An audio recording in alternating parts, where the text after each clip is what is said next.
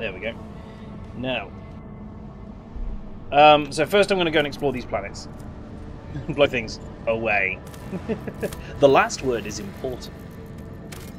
What have we got here? Just some free fuel. It's a gas giant. I think most of the gas giants we've visited, you've been able to just pull fuel from the gas.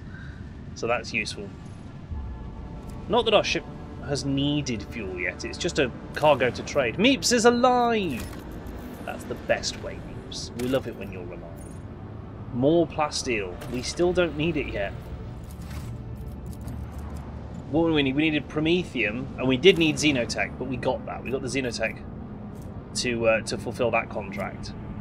So what we need now is some promethium, and we can fulfill another contract. That'll be good. Severin is also alive. Even just counts, Severin. Even only just being alive counts as alive. You know, it's all good. We're glad to hear it. Meeps is not at work as well. I'm going to scan my own planet. Yeah. Let's go to Governor Viat and let him know that we're in charge now, because these guys don't really know that yet, I don't think. I'm not sure if we've been able to actually send astropathic messages. So these guys may not even know that Theodora's dead yet, so minor detail, you know, as you do. That said, Footfall had an astropathic choir, didn't they? So it's possible that they've been able to send messages now that they know that Theodora's dead.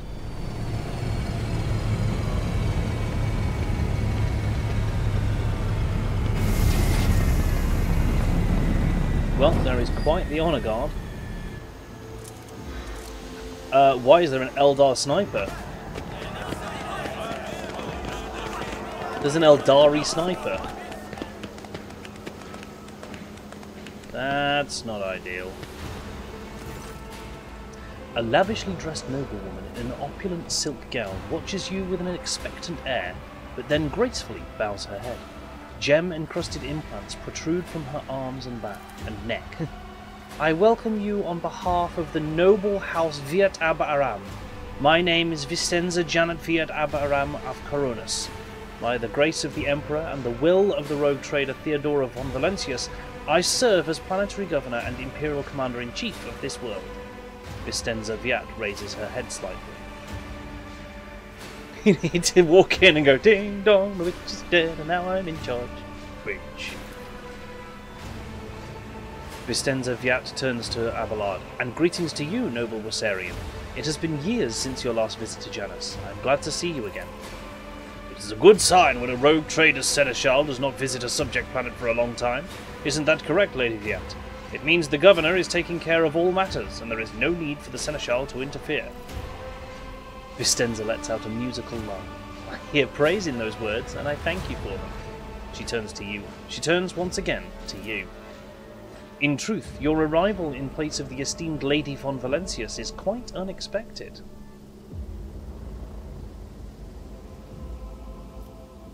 I mean, do we bluntly tell her?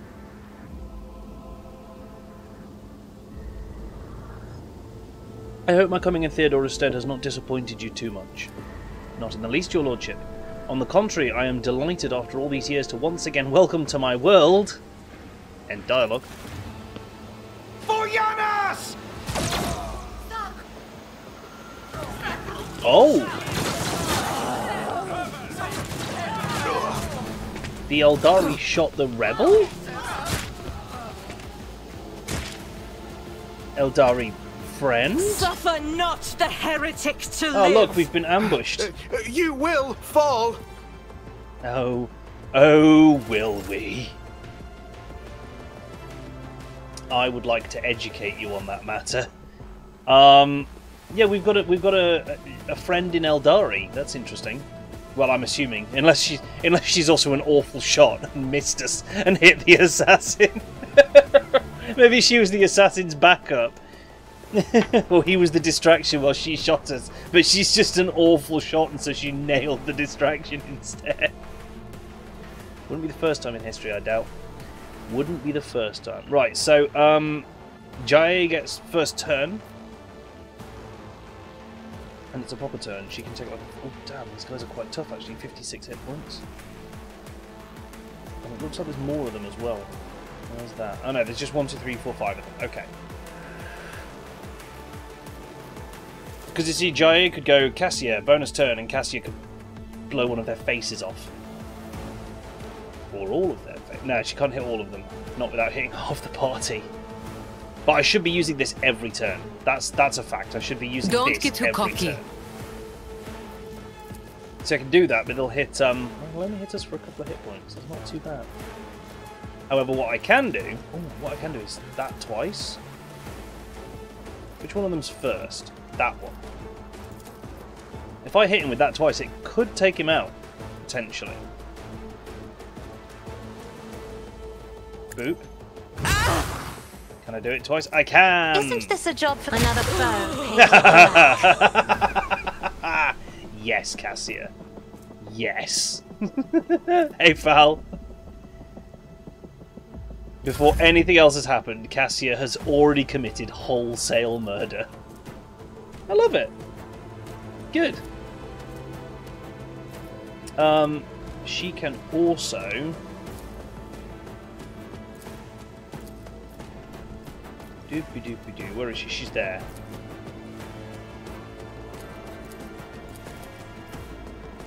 Can't quite get a shot that doesn't hit Abelard, can I? Maybe just open up on that guy. I can do that with the right incentive. Quite a few dodges there. Okay, we need to do these frontline zones now, so we'll pop one. We should have really popped one on these guys first, shouldn't we? Got frontline there. Don't Midline get too there. cocky. And let's declare the rear as back here, which is where we'll get Am I getting paid for this? Pascal to run to. How you doing tonight, Fel? Have you been playing as much Pal World as we have? Because Hugh Fun and I have been playing a huge amount of it off stream because it's really good. Like, it has no right being even remotely as good as it is, but it is. So I've done Activate calculated fury algorithm. Pascal gets in the zone. He's already injured and going next, so we might as well make an example out of him. The Omnissiah Technically in knows cover, all, so you can use that. comprehends all. You can mark him. Just look how much he can do in one turn. You can do this. Running binary Use your override. next attack will deal bonus damage. And then you shoot him in the My face. vow Oh my is god, to he's dead. serve. He's so dead. He's not? Interesting. Has reduced his armor though. Dang it. I really thought that was going to just take him out. Okay, now I'm This is very really cool, shiny riled up. in your face colours, yeah. That's fair. Just I can a minor understand that. Suffering is part of the trial. Now, you're done messed up when you pissed off Argenta though, didn't you? The enemies of the Emperor will be undone. None can escape the Emperor's judgment. Nice. Oh, did we give her... We didn't give her a plasma gun, did we? I thought we were going to give her a plasma gun. Oh well. We'll live, I suppose. I'll do it. Big barrage going out. Oh, it's going to hit Abelard again. No, it's not. Abelard auto dodges. Ha. But then I don't get to take the shot. Stupid. As the Emperor my Emperor! I'll take the overpen. Honestly, I'll take the overpenetration.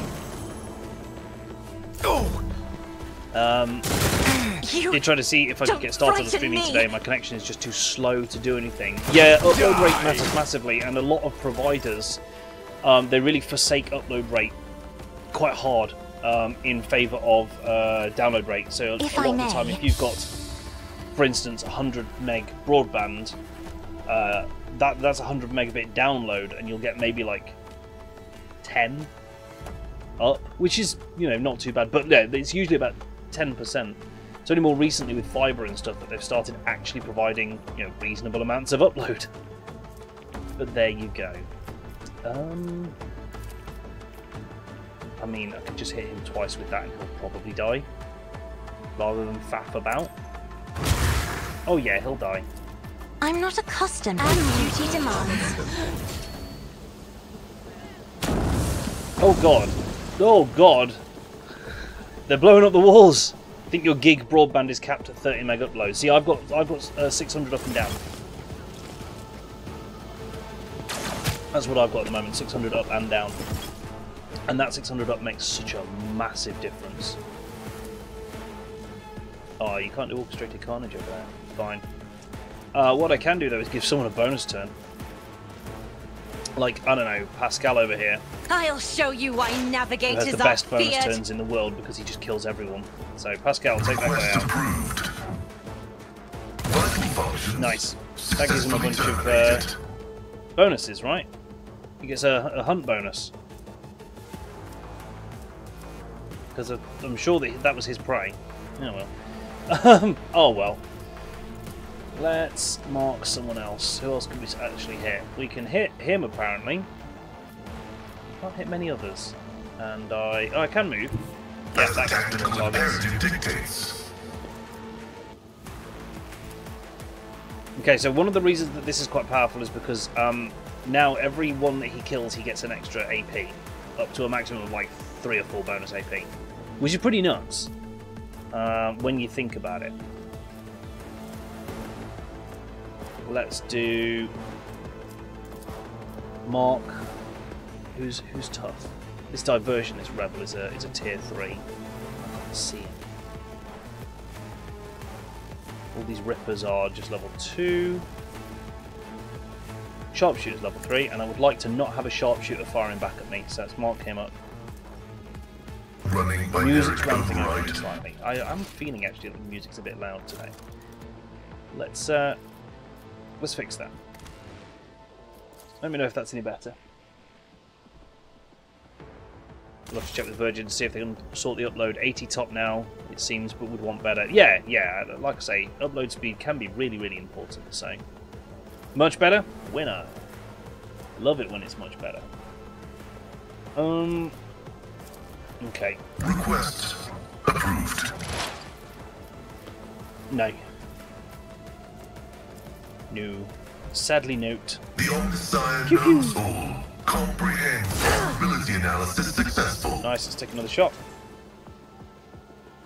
Why hit once when you can hit more? Good job, Pascal. That was Pascal's free turn. I don't... Hang on. Cassia wasn't finished. I was not done talking. My faith shields me! Ow! Brace yourself, Abelard. Oh good, toxin grenade. Get out of that.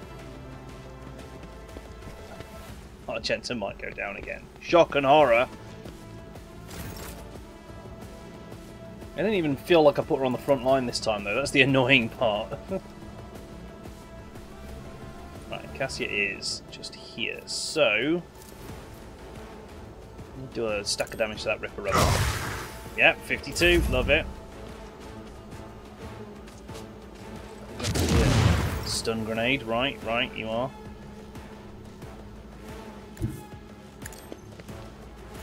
Bonks. Yeah, good, we can apply the bonks.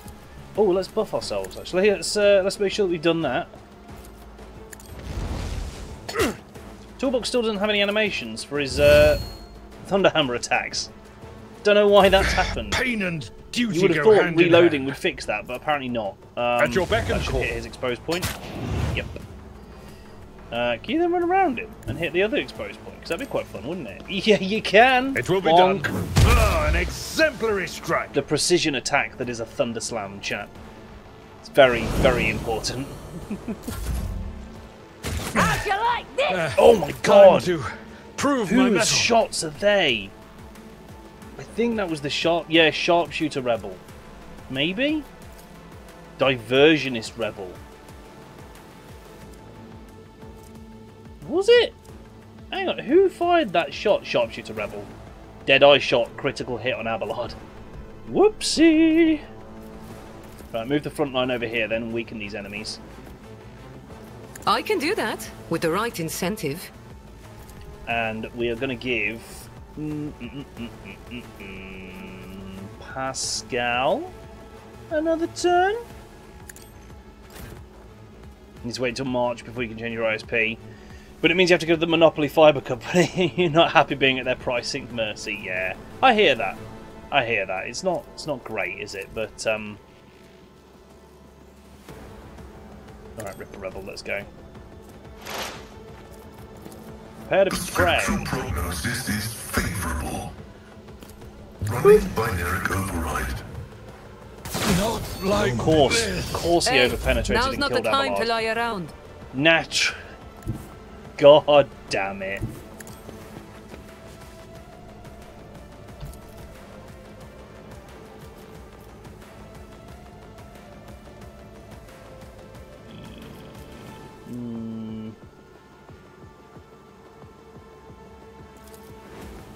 Don't get too cocky.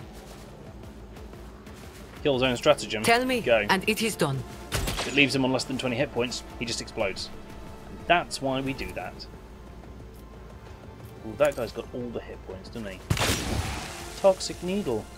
What do you actually do? You just apply toxin. Cool. And that's what her offhand weapon does. Free toxins. Living in the sticks problems. Foul, yeah.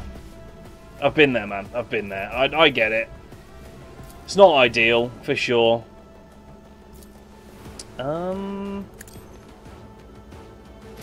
Stack some exploits on there. My vow is to serve. Oh no, he's not. Damn it. Didn't think that through.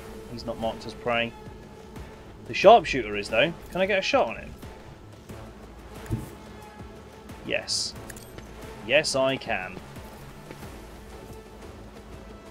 Reapply that. And nail Running it, by Nerek please. override. Oh, come off it with the 3 hit points left. How's he going to do that, chat? How's he going to do that? Dang it.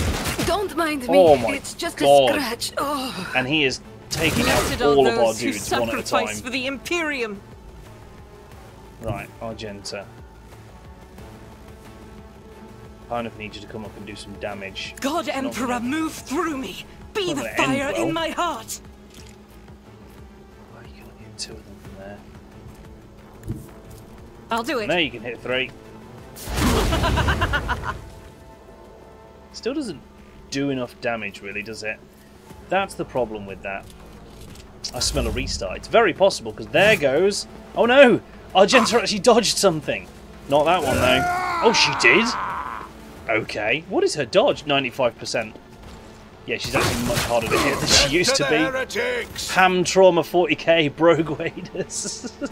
The title of the game, according to Josephson, gets stranger and stranger every time we play, doesn't it?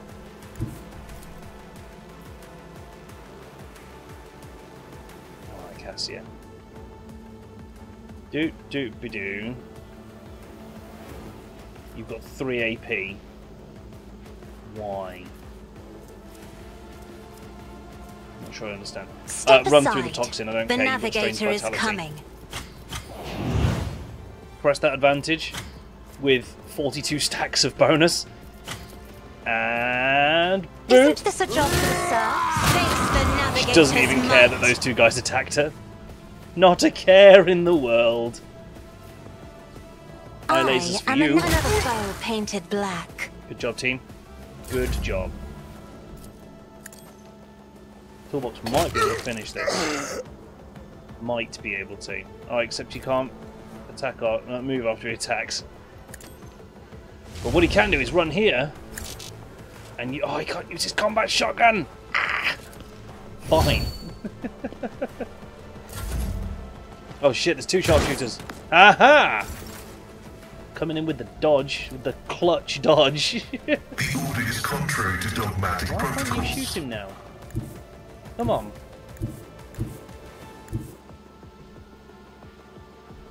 You've lost the ability to shoot that guy, and I'm not sure why. You could definitely hit him before. Explorers Alright. know one route. Forward. We're in a one direction. Here we go. Here we go. Rejoice in Argenta's got battle. this. Folks, Argenta's got this. Flammen Werfer, 10%. She might not got this. She does not got this. That's fine. That's fine. Doubt is Because for what the we'll do weak. is we'll use rapid fire to just through saturation of shots.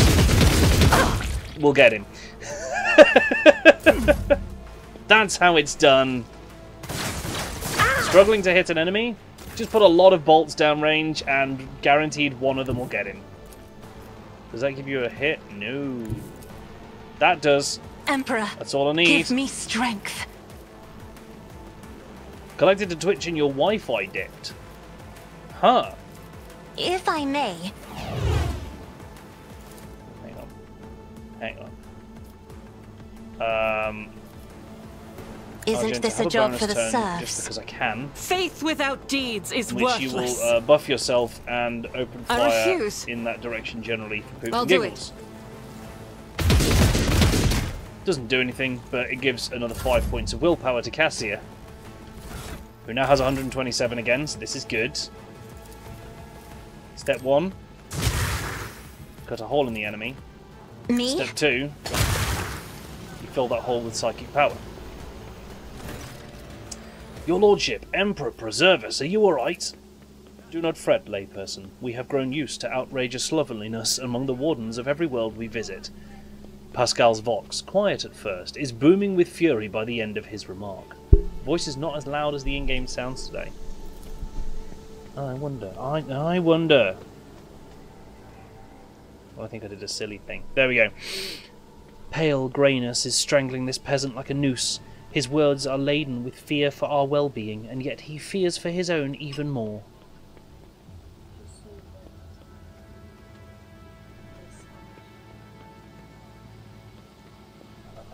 Thank you. I am fine. I can't say the same for the attackers. Praise the throne. If you would please follow me, I will personally escort you to the governor, where you will have the protection of walls and wardens. I like the fact you can just execute him on the spot. We should do a full commissar run of this at some point, where we take any option to execute incompetent people. Lead on. Oh, I didn't get a loot. Dang it. Should have said I'd make my own way. Upon seeing you, the guard at the door lets out a frightened yelp and doubles over into a low bow. Your lordship, the most honourable in the Toolbox von Valentius. The governor is awaiting you in her office, where she is protected by walls and guards. A lot of mention of walls and guards. Would you prefer to meet her alone or with your entourage? Entourage is coming with me. Bring the team, bring the squad. Rogue waders sounds like a terrible idea. The holes to let the water out are going to let the water in. Yeah, right. Raven Guard always go in as a group, right? A, because the group might have important opinions on what happens, and we need to listen to our Seneschal and teammates for any ideas, but also because the person we're meeting with might be an armed bastard.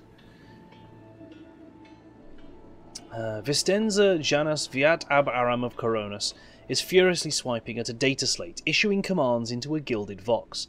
Upon seeing you, she hurriedly puts away her devices, smooths her skirt, and drops into a deep curtsy. Your lordship, accept my abject apologies for the reprehensible stunt that spoiled the reception. Even in my worst nightmares, I could never have imagined. You can stop apologising, I'm not offended. Yeah, see, this is the thing. I'm not offended that other people tried to kill me. Her wardens tried to defend me. She ran very fast. I noticed that. She ran very fast, which we might talk about later. Thank you, your lordship. Believe me, I am infinitely sorry that the troubles of Janus have reached us even here, the most protected place on Janus. The companion standing next to Vistenza respectfully bows her head. She is doggedly trying not to turn her head towards you, but it is obvious she is watching you through lowered lashes. One of your wardens helped us in battle, a superb shot. Who was it? You must be referring to... Sorry, Rillier. Rilliet. Rilliet. Rilliet? Irilliet. How the hell do I pronounce this, chat? You must be referring to Uriet. Just call them Bob. You must be referring to Bob, our chief ally in the struggle against the rebels. I have turned a blind eye to her horrific mutations, given the undoubted advantages she brings. You see, Uriet, Bob, comes from the local degenerate stock of this world and knows Janus like the back of her hand, so she has provided several leads as to where we can find bases and secret storehouses. She ain't no mutant, Vistenza. She's an Eldari. Like, you can literally see it. She uses nothing but Eldari equipment. Anyway, although I admit that at times I am tempted to send her away from the estate, her unnaturalness means that speaking with her always leaves me feeling uneasy. Such a gaunt, unfeminine figure, and so tall. Jae leans forward curiously. Gauntness of frame and tall stature are features common even among Voidborn, my dear Governor. That does not make them mutants. Then, pray, whatever do you find so disagreeable about this Bob's appearance? It'll be the knife ears, won't it? But, you know, if she's got pointy ears, she's an Eldari. Vistenza cringes from the memories. The strange movements, the strange looks, the abnormally large eyes on an unnaturally distorted face, the pointed ears! Do I have news for you, Shireen? But it is for your ears only. I will tell you when we meet our mysterious new ally. Jae knows. If you wish to speak to Bob, you will find her outside in the orangery, most likely by the gazebo. She prefers to keep her distance from others. What's happening on the planet?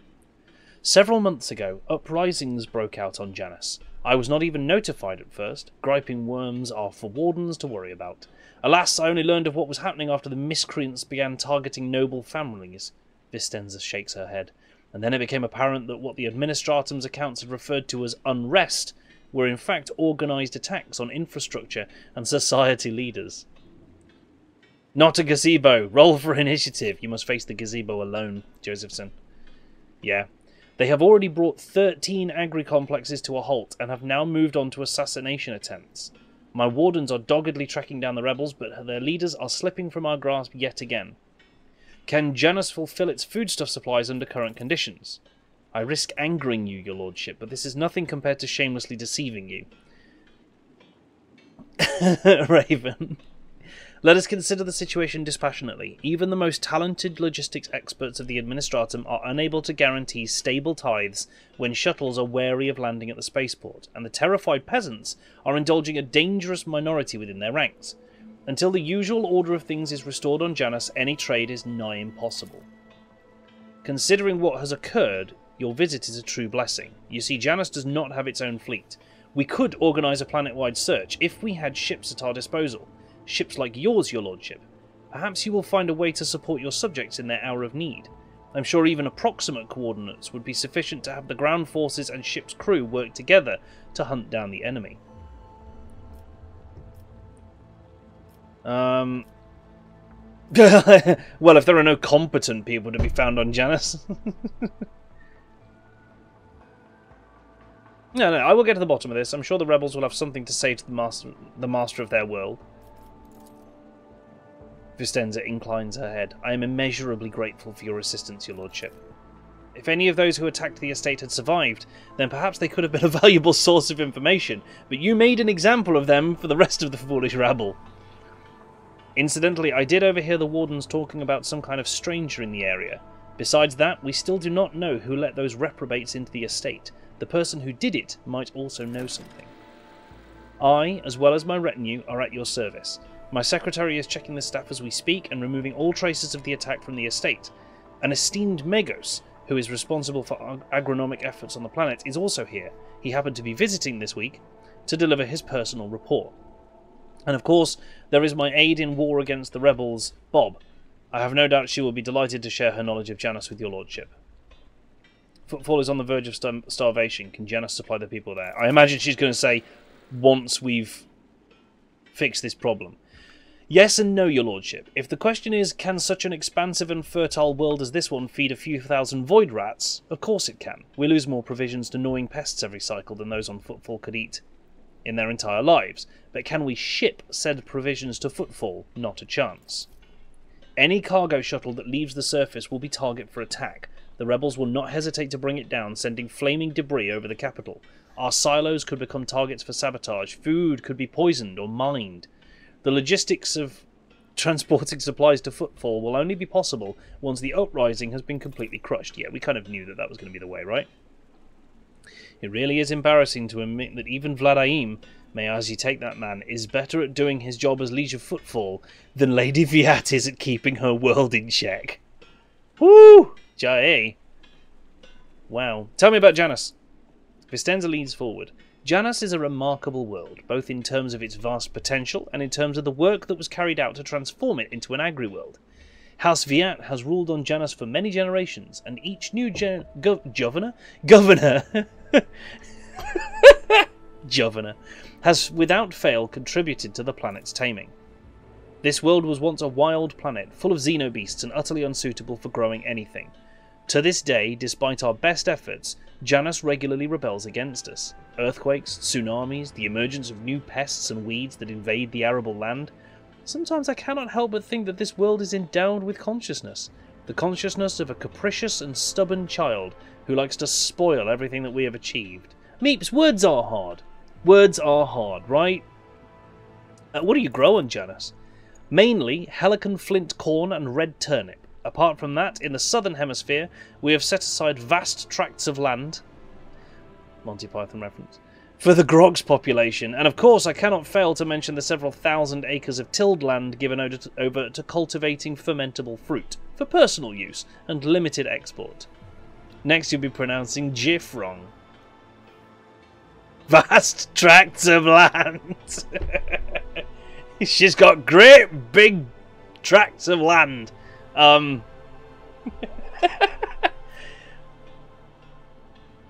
Who is this person standing next to you? One of my ladies in waiting, Amelia. Amelia performs secretarial duties and helps me to remain in constant contact with those families. Amelia did it. It's always the butler. Who are most responsible for the productivity and prosperity of Janus. I trust my advisors implicitly, and over time Amelia has become not merely a faithful companion, but almost my shadow. Losing her would be like losing my right hand. Vistenza laughs and gives Amelia an encouraging nod. Right, Ravengard, just on principle. Preemptive dropkick.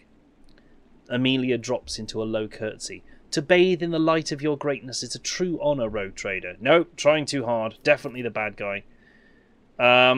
Even for an agri-world, this place is a real dump. What do you all do here for fun when you have free time? Wow.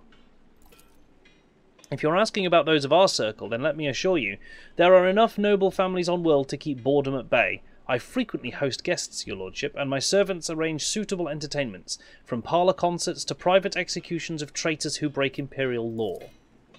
I have never enjoyed such entertainments before. Cassia gives you a hopeful look, then casts her eyes down bashfully. It is a terrible shame we do not have time for parlour concerts. I grow tired of displays of bloodshed. It is the same scene practically every time we set down somewhere. Every planet we land on, we murder everything. Can we do something different? When we are back on footfall, remind me, my crown-bearing and pallid-featured beauty, to take you to a concert of sorts at a certain parlour with private dancers and heady wines. Did Jai just offer to take Cassia to a strip club? I'm pretty sure that that's what just happened. I mean, hey, if you want to get the noble to open up to life's experiences, I wouldn't trust any of these people who say private executions. Yeah, life's tough when you're surrounded by heretics. Exactly. Every time we land on a planet, there's just so much heresy to deal with. You know, what can I do? Except deal with it. So that's Vistenza's room. Kind of done talking with her. Onward. Looks like we can only really go this way. The future you see could be the whispers of the arch Regular enemy. civilians How who can won't you do trust anything. your visions, Adira? Nothing over here. This is kind of a bit of an interior that is just for having that conversation in, The really, light isn't of it? terror shines for us. Yeah. Okay. Let's go talk to this mutant, Bob. Time to meet the space elf. That's right, Josephson. That's more like what's actually happening here, isn't it? Let's all be honest with ourselves.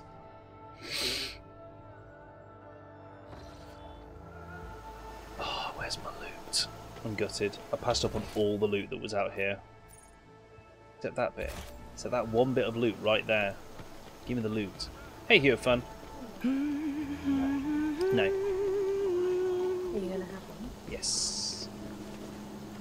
Why?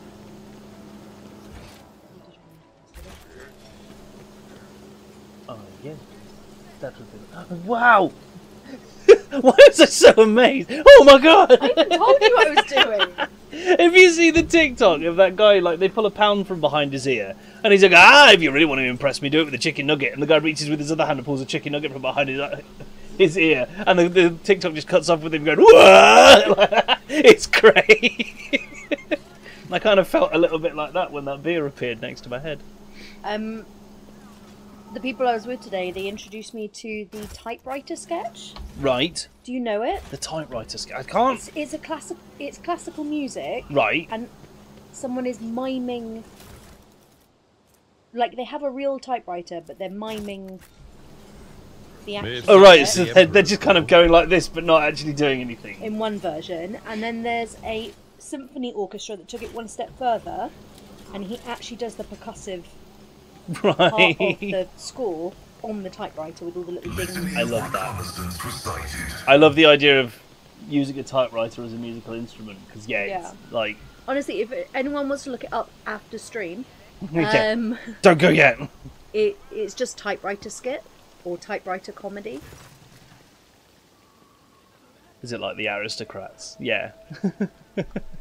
Falgod says, I would have given up talking to people by now and just open every potential dialogue with bolt gunfire. That's fair. Morning. Yeah. Morning. Doof doof. Just one bolt for every syllable. That's the cost of conversation.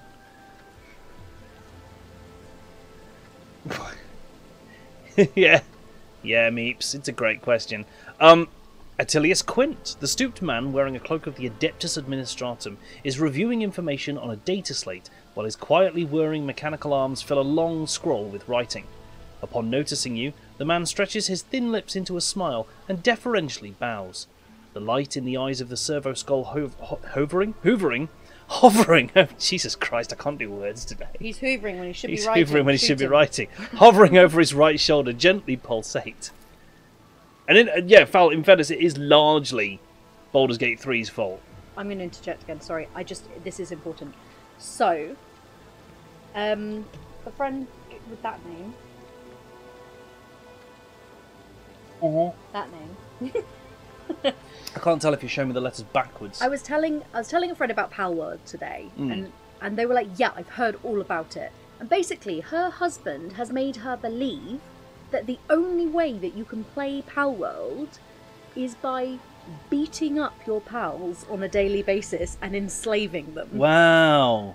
And I was like, that's not how... I mean, you can do that in the game, but that is not the, like... The beatings absolutely can continue until morale improves, but they don't have to. Like... And actually, you're supposed to kind of keep them well, like, fed, loved, and happy. Like, not to be animal welfare. Not to get all animal welfare about it, but And she was like, he's tricked me, because, like, I wasn't going to play it, because I thought it was all about abusing the poor little Pokemon. You can butcher them, but you don't have to. Right. The killing to eat them thing, that's just farming. That's It's ranching. just farming. Every other game where you go and kill wolves and get wolf meat and eat it. Literally, that's every ranching. other game. Yeah. You can also take their souls, and yes, we have found them, haven't we? The people again. Yeah. You don't need to take their souls. They leave them on the floor all the time. Yeah, they just keep dropping their souls everywhere. It's really weird. A load of careless pals keep just dropping their souls in fields. It's very strange how easily you can take them. What I want to know is if we get at some point some sort of big pal blender that we can use to get the souls out of them manually. Toolbox and I have different priorities with this game. More of which you can see on Friday. Yeah, boy! Let's use some of the same pals in the essence extractor. There we go. There is a pal blender that blends them all into one, doesn't it? Anyway, on to this conversation. Your Lordship, what an honour it is to address you in person. Allow me to introduce myself. Attilius Quint, Prefectus of the Officio Agricultae. I will preserve the record of our conversation forever. What record of our conversation? Your Lordship, I painstakingly record every conversation with high-ranking personages, and afterward I fill out all 7 accompanying forms personally. Attilius rolls up his completed stroll in a practice gesture, stows it away, and pulls out a new one. Your words and judgments are in good hands. Then there's Love Dear. Yeah, that's a weird one. I mean, yeah, basically, Tomo, when you look at Pokemon itself, it is a game about beating small animals to within an inch of their life, trapping them in airtight balls, and then only letting them out to fight each other for your amusement. You're absolutely right. Like, this has been Pokemon all along. I think Pal World just does that kind of creature collection game without the thin veneer of everything being happy and clappy, right? Attilius's mechanical fingers fly over the scroll as he fills in another line. And of course, what great fortune it is to see, for the very first time in all my years of service, an emissary of the Navis Nobilite here on Janus. I humbly welcome the esteemed Cassia Tisiphia. Oh, why are these names so hard to say? Cassia Tisiphia Evriala, Lady Navigator. Cassia Tisiphia Evriala. I hate this. Cassia Tisiphia Evriala, Lady Navigator of House Orselio. Everything from her condescending gaze and confident bearing to her calm, commanding voice marks Cassia as the heiress of a great bloodline. Awestruck, the secretary writes down each letter of her name with particular fastidiousness. See, I can do fastidiousness! I can say that! That's not a bloody issue!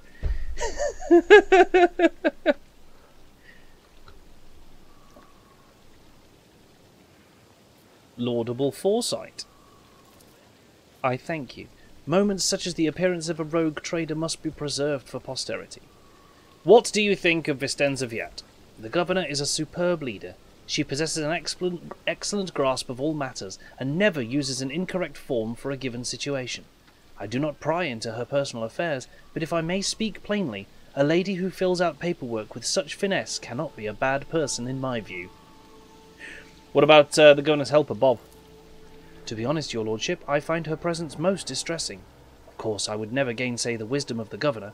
Who, if not she, could perceive the true worth of a person, even if that person is a mutant?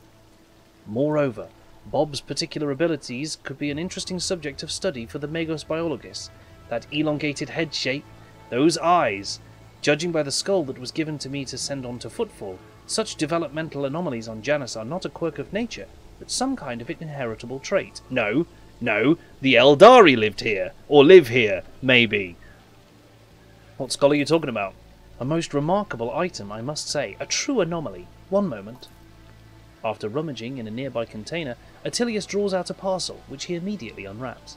Here it is. I believe the finished piece was intended to be given as a gift to the governor, but under the current circumstances, I doubt I will be able to send it to Footfall anytime soon. Pascal's mechadendrites reach towards Attilius with interest, seeming to unnerve him a little. Adequately preserved. It is a pity that it is empty inside. It could have become a proper servo-skull herald for the rogue trader. Unorthodox. A curiosity like this would look nice on my desk. I mean, yes, of course, undoubtedly. Whatever you wish, your lordship, if that will raise your spirits after the recent incident. Strange skull. We've got a skull. So much like RimWorld, this is now one skull. How many was it we needed, Raven? Another 199 and we can turn someone into a demon prince? Nice. What are your duties here? By the grace of the God Emperor, I oversee the administrative apparatus on the planet and serve as secretary. I am also responsible for the logistics related to supplying the planets of the Von Valencius dynasty and the timely payment of tithes to the Imperium's official collectors. Speaking of the dynasty, when were the last shipments sent?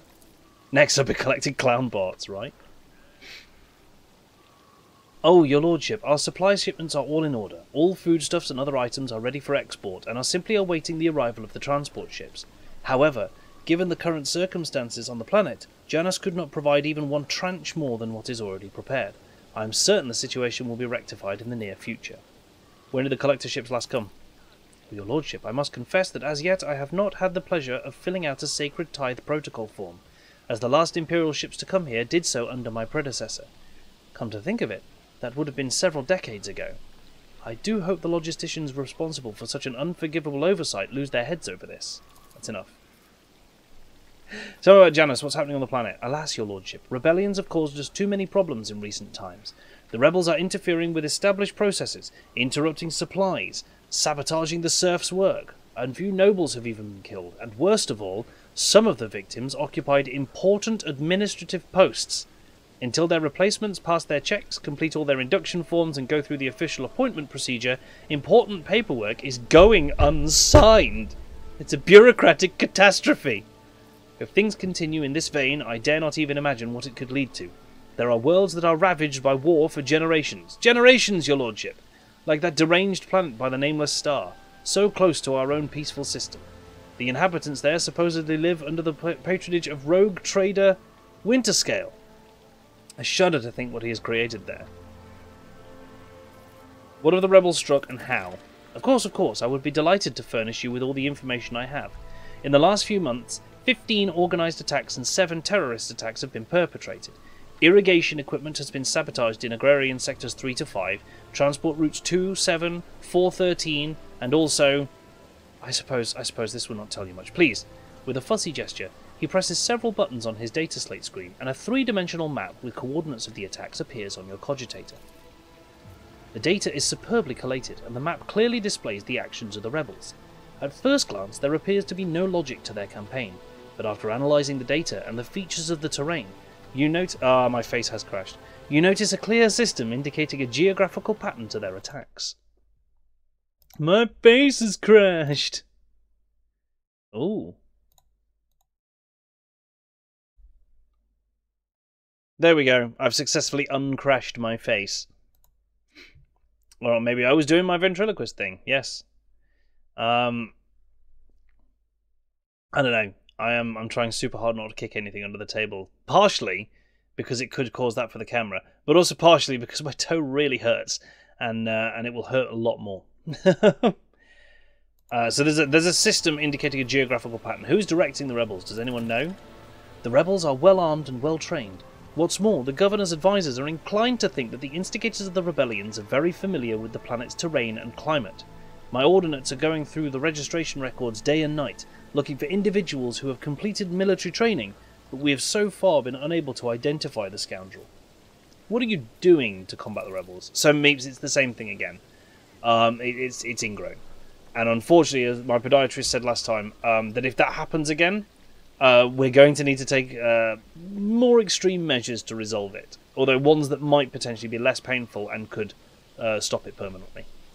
Not chopping it off. Is this a desert world? Are they Fremen? No, it's an agri-world. It's not. Our security services are tracking those who support the rebels, and our regular wardens are wiping out these saboteurs without the slightest mercy, but they keep on appearing. My scribes have been run off their feet, keeping records of all the public hearings and executions, but I am confident that the governor will find a solution soon. What do you know about the attack on the estate? A disgraceful incident, simply disgraceful. I cannot believe these scoundrels would dare to come so close, and to drag the nobility into this as well. If they penetrated the estate, that means that they had help from some worthless servant or other. Security is currently questioning the survivors, but the culprit has not been found yet. I must take my leave. I look forward to meeting you again, your lordship. Okay, so we got some useful info out of that. Tomo says Eldar Exodites arming the rebels. I actually doubt that that's the case. I'm going to nip back to the ship and land again, actually, because we fix these injuries. I actually doubt that any Eldar are arming the rebels, because then the Eldari who helped us wouldn't be helping us. I really don't think that there's any... A self-respecting Eldari would be helping against their kind in favour of humans. Yeah, and if that were the case, the rebels would be using shuriken launchers or something like that. They'd have obvious xenotech. I think we have a world on which there was previously an Eldari presence, maybe, and one particular nice Eldari who's decided that they want to help for whatever reason. Goodness knows why. The Imperium is famously unwelcoming to Eldari and anything Xenos. My pleasure. Commerce 81%. The fountain is an expensive toy for the nobility. Pure water is currently bubbling from it, but additional pipes on it indicate the presence of several siphons for sparkling wine and other beverages. The sooner we start. Nice.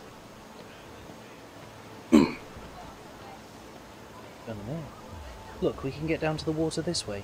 Could we perhaps take a brief detour for a closer look? Oh, Cassie wants to go take a look at the water.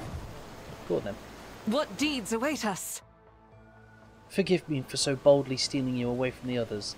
It's just, I simply wish to spend just a brief moment admiring the breathtaking nature of this place. Reflected in Cassia's eyes, the bright blue sky looks as though it is engulfed in a blazing sunset. It's a gravy fountain, Josephson! Yes. Because the Sister of Battle is getting better, Tomo. We got her dodge percentage up to 95. So though she didn't dodge the sniper shot that took most of her health in that last battle, she did then dodge several melee attacks. She's getting better, basically. She's getting better. Alliances are formed in times of need. Fair foul. Within the station's walls, I could never hope to see anything like this. A sky, or a sea, or green leaves. I only knew them from meagre memories of my childhood. Or perhaps my mind simply made those up. Even my books, my heart and mind's blissful escape, could do little to help me. When a scribe grows so used to what surrounds them each and every day, they begin to take it for granted, and they never think to write just a few lines about it.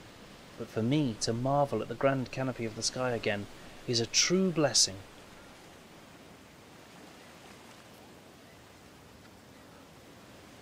Here is your chance to take a small piece of this place with you. Pick the flower.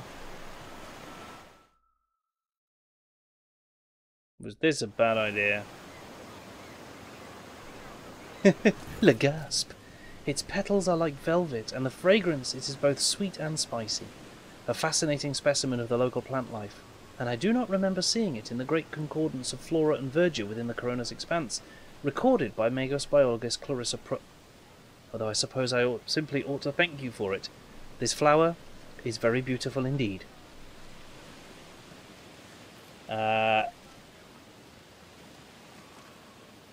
Imagine you never set foot in sea waters before. Would you like to try? Step into the sea? Me? There's nothing to fear. Mischievous dashes of yellow and lilac are fluttering in the wind like bands all around you. I have never seen you exude such colours before. How unexpected.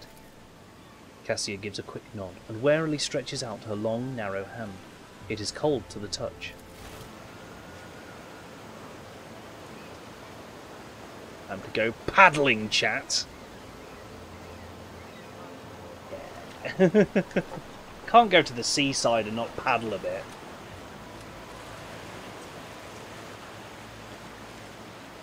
And their jaws. Yeah, right.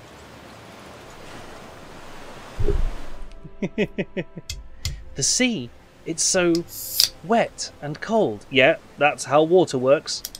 I never thought it would be so agreeable and a little startling. Thank you for encouraging me. Thank you, Vortan, as well, for the 44-month sub. Cheers to you, you amazing bean. Yes. 44 months, Vortan. What a lengthy time. Move closer and silently take in the view. Cassia relishes every breath of fresh air, her eyes half closed, listening to the sounds of birds hidden from view by the treetops. When the tips of your fingers touch lightly, Cassia starts, but does not remove her hand. Several minutes pass in timid silence, like mere moments, and eventually she pulls away. This place eases the soul, wouldn't you agree? I love the fact that this is like love and romance in the grim darkness of the far future. In the grim dark of the far future, there is only war and flirting.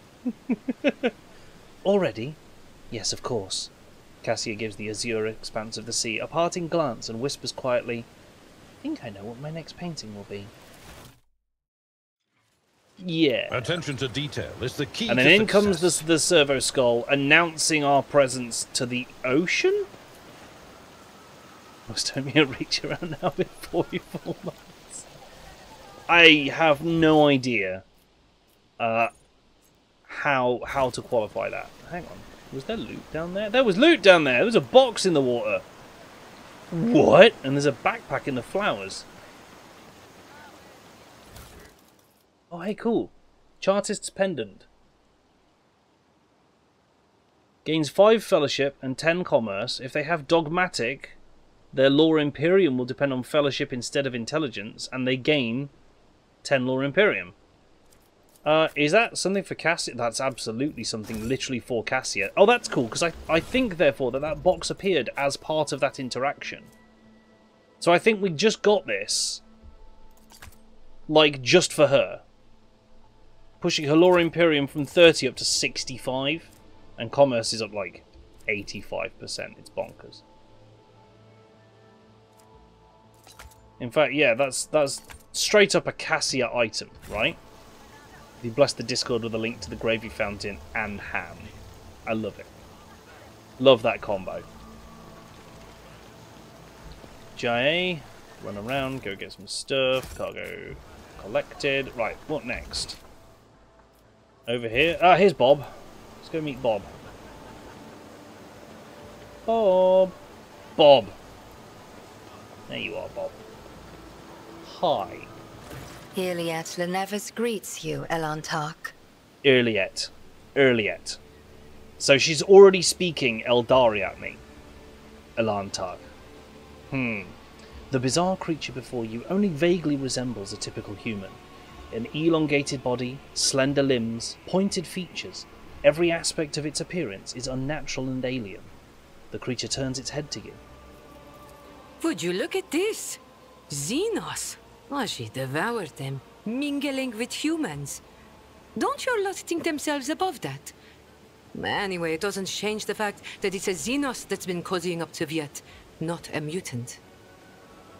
Okay, I am going to say, chat, in general, there's a lot of focus on bang this, bang that, sleep with this, sleep with that. Let's not. Okay? Yes, we can date characters in this game, in several games that we play. But let's, I know we had a lot of fun with it during BG3, but let's maybe just ease back on it at this stage, because it's becoming all of chat at this point. There is fear in your words. You know what I am, and so I may no longer follow the shadowed path and must be direct. Ooh. My soul is nothing kin to yours. Your kind call us Xenos, as if we are all as one. I came here to protect the Lilithon by assisting the governor against her enemies. Will you hear me, or be blinded to sense by your precepts? The only part I understood was that you have no desire to fight. That's one thing we have in common. I have banished the shadow of doubt from your thoughts regarding my nature. Now you will answer my question. Why have you sought me out? We have, Josephson. Yurliet. Yurliet. It's a yur. That YRL, yurl. Yurliet. Like... you're the governor's mysterious helper. I am, Elantark. My hand parried the death promised to the ruler of these people, and I aided you in battle against the Lost Ones.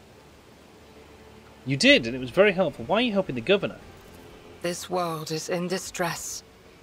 I wish to protect it from unnecessary suffering. Okay. What do you know about the rank and file rebels? Only that they threaten the established order. There is much risk to this world should the ruler die. Awareness test succeeded. Yurliet's face is unreadable, but you do detect a strange tension in her voice, as though she is choosing her words carefully. Do you know who's behind the uprisings? There is a malevolence here that drives your kin down the path of violence. Rutting chaos again, isn't it? Your answers aren't particularly helpful. But you are not asking for help, Elantark.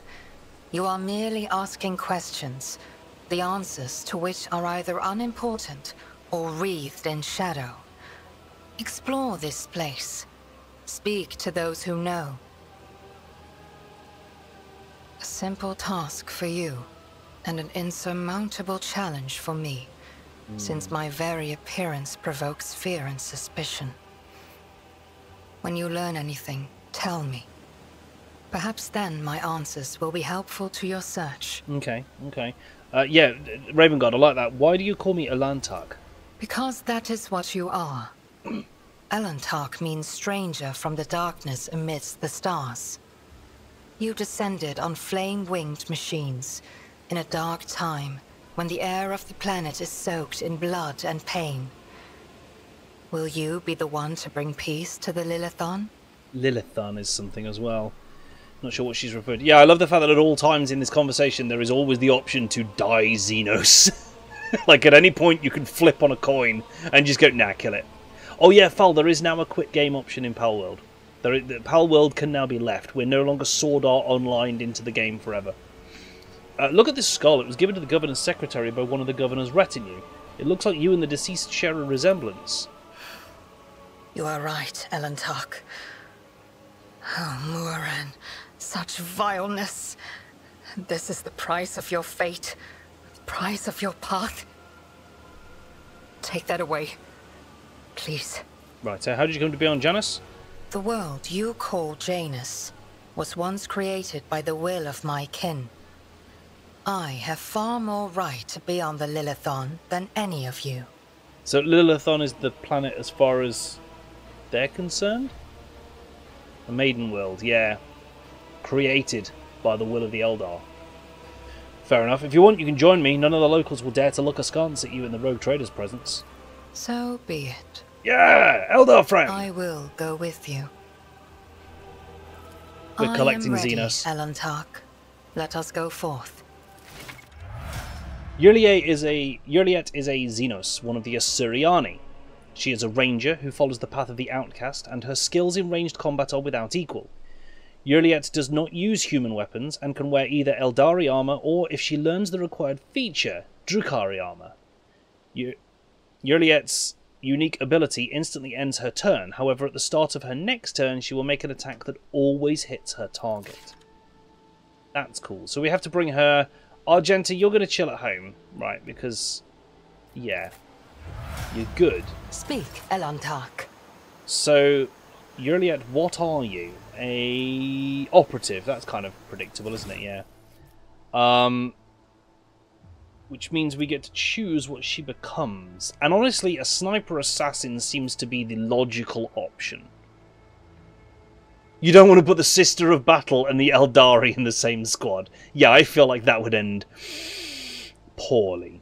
I don't know yet, Tomo, but I have a feeling that it won't be long until Sister Argenta tells us at length what she thinks of our new companion. just a guess, just a wild guess. You know, I think she's probably going to make it very clear how she feels about the whole situation.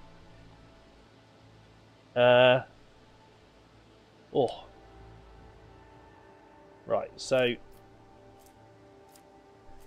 I need to figure out which of these is most useful. She's not got bad agility already, so that's good.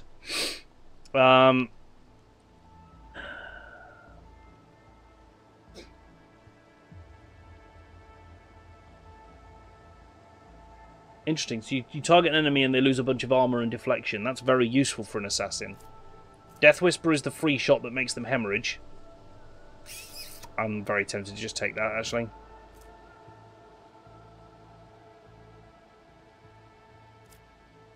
Yeah. Death Whisper for the bonus shot. Right, then. If any ally crits, she gets a free opening. Each use of aim for the opening. What's the...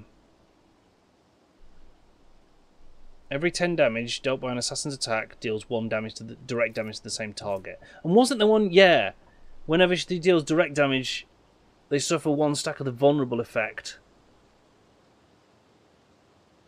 Interesting. Poised to strike is a bit useless if you're going snipers, you want them at long range. Yes, but... it's one enemy creature within a 10 cell radius, so that's not too bad. That's a bit of range, but yeah, not all the range for sniper. That's fair.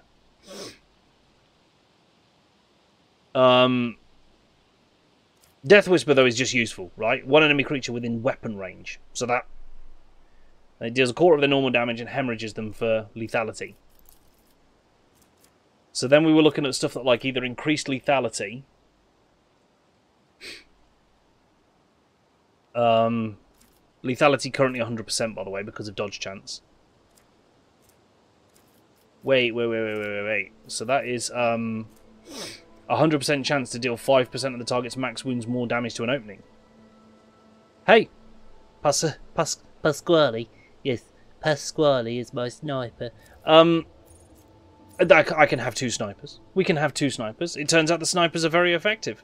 More snipers, more gooder. More gooder? More snipers, more cheese? Seems an appropriate way of describing it, doesn't it? Anyway,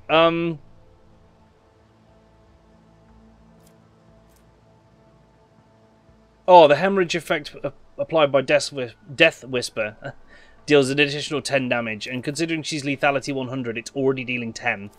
So it means it'll do 20 direct damage. Right, we can do this. So we're going to get this.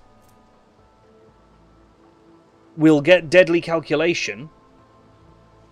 So she deals more direct damage. And then we'll also pick up the one that... where's it gone? The one that stacks direct damage up to... yeah, that one, to add vulnerability. I think that's a big play. Because keep in mind, one of our snipers is a bounty hunter, and one of them is going to be an assassin. And she's just going to pick targets and hurt them as hard as she can, I think. And there's Dispatch. Cannot miss, deals 50% more damage. Additional damage equal to 25% of the missing wounds. Yes. Let's do this. Juliet. Looks kind of badass. Wearing that Eldari Ranger armor. 30% and bonus dodge if she's in cover, which again adds to lethality. So that's good.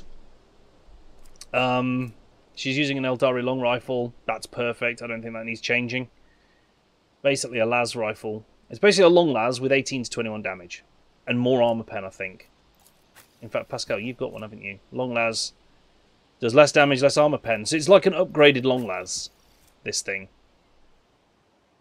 18, 10. I think this is the same. Yeah, it's an upgraded long las, basically. So that's pretty cool. Can you use med packs? Yes, you can.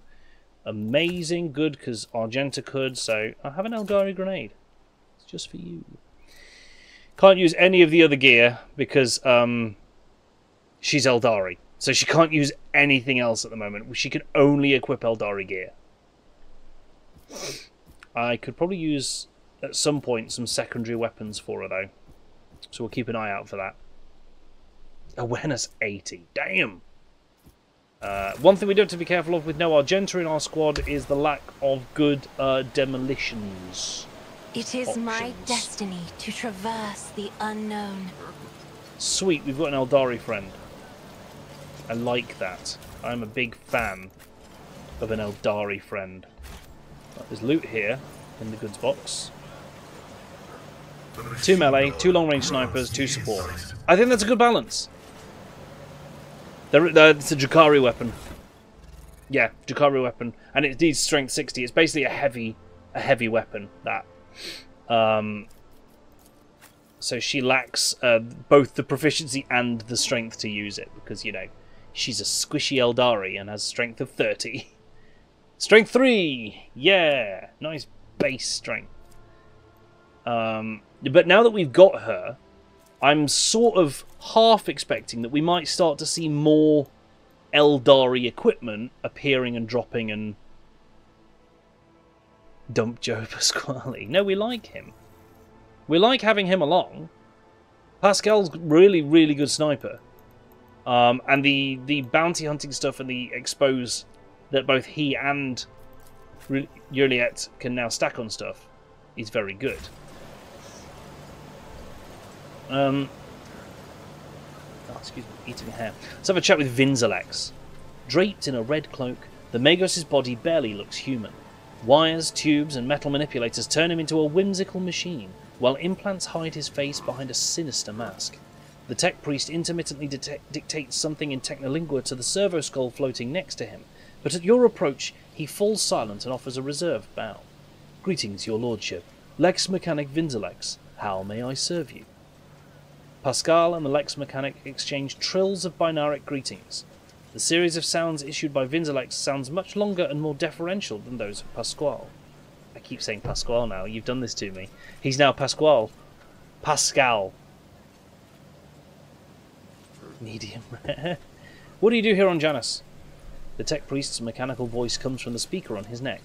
By the order of the Adeptus Mechanicus, I have been entrusted with the management of the Adeptus Administratum in order to catalogue agronomic data and analyse information about the planet during the process of subjugating it to the will of the Imperium. Be blessed, Tech Brother. Your diligence and the diligence of those like you turns anarchy into order and bestows classification to knowledge. One of Pascal's mechadendrites lightly touches the Lex Mechanic's body. The tech priest bows respectfully in return, clearly a little startled. Elcubs, you're absolutely correct. A balanced party's got nothing on 6 navigators. If I was able to create like mercenary characters who were navigators and just bring 6 Cassias with me, I would. Believe me. And someone will mod it in. Someone will absolutely mod it in. You know? Found this on the body of a dead rebel. Can you tell me anything about these specimens? Your blessing for the examination, Magos? The Lex Mechanic waits respectfully until Pascal nods.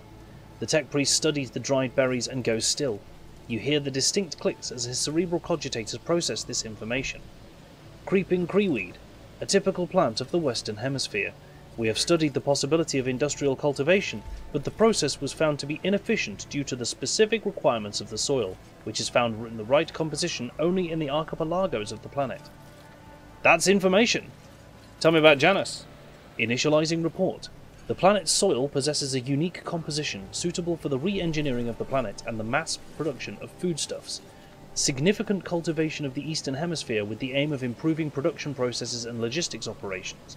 Traces of xenoactivity that do not pose an immediate threat to ongoing operations.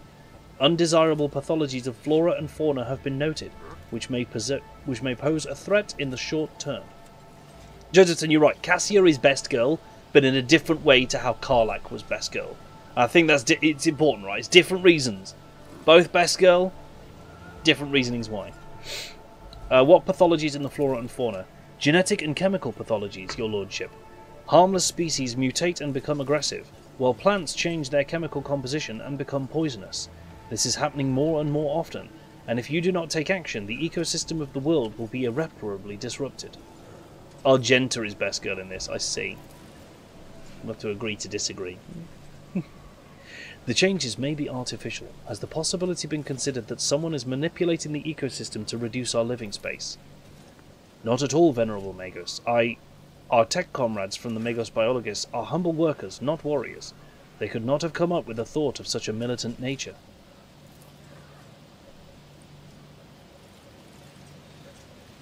Yeah, 6 navigators would never run out of eye lasers. It would be amazing.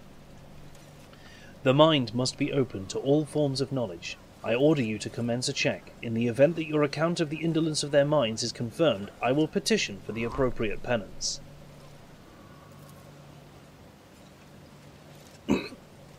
It is the Leleathan's wrath that is becoming manifest in nature itself, in the workings of this world. May the gods preserve us. How did we not notice this sooner? Juliet glances at you, before immediately looking away. How is the governor dealing with undesirable pathologies? I have analysed the genome of the affected species, and I am currently developing suppressor genes to make the planet's organisms resistant to pathology. But so far, I have not been able to solve the problem.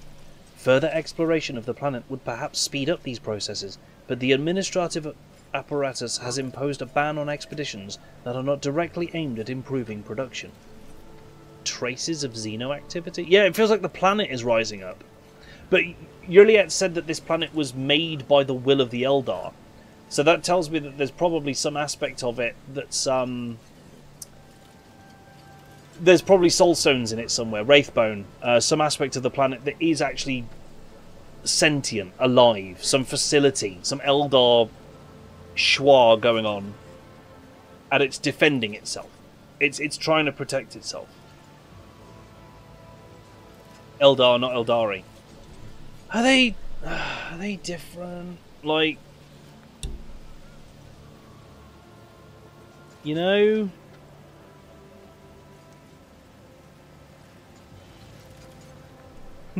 Anyway, traces of xenoactivity?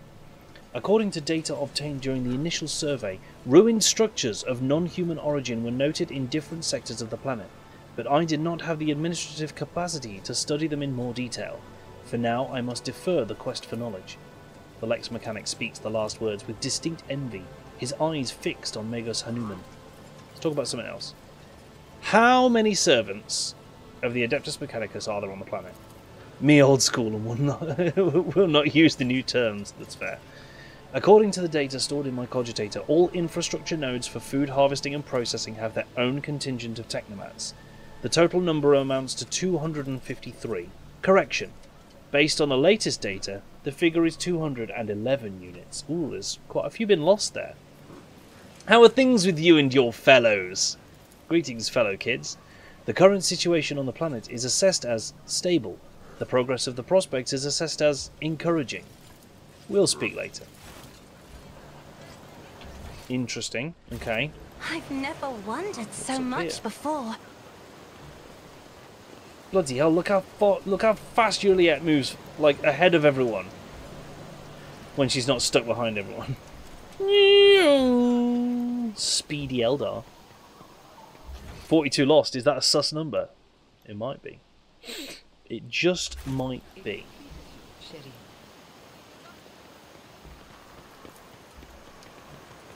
Goods. Give me the stuff. I'm gonna take all your cargo. I wander through the stars.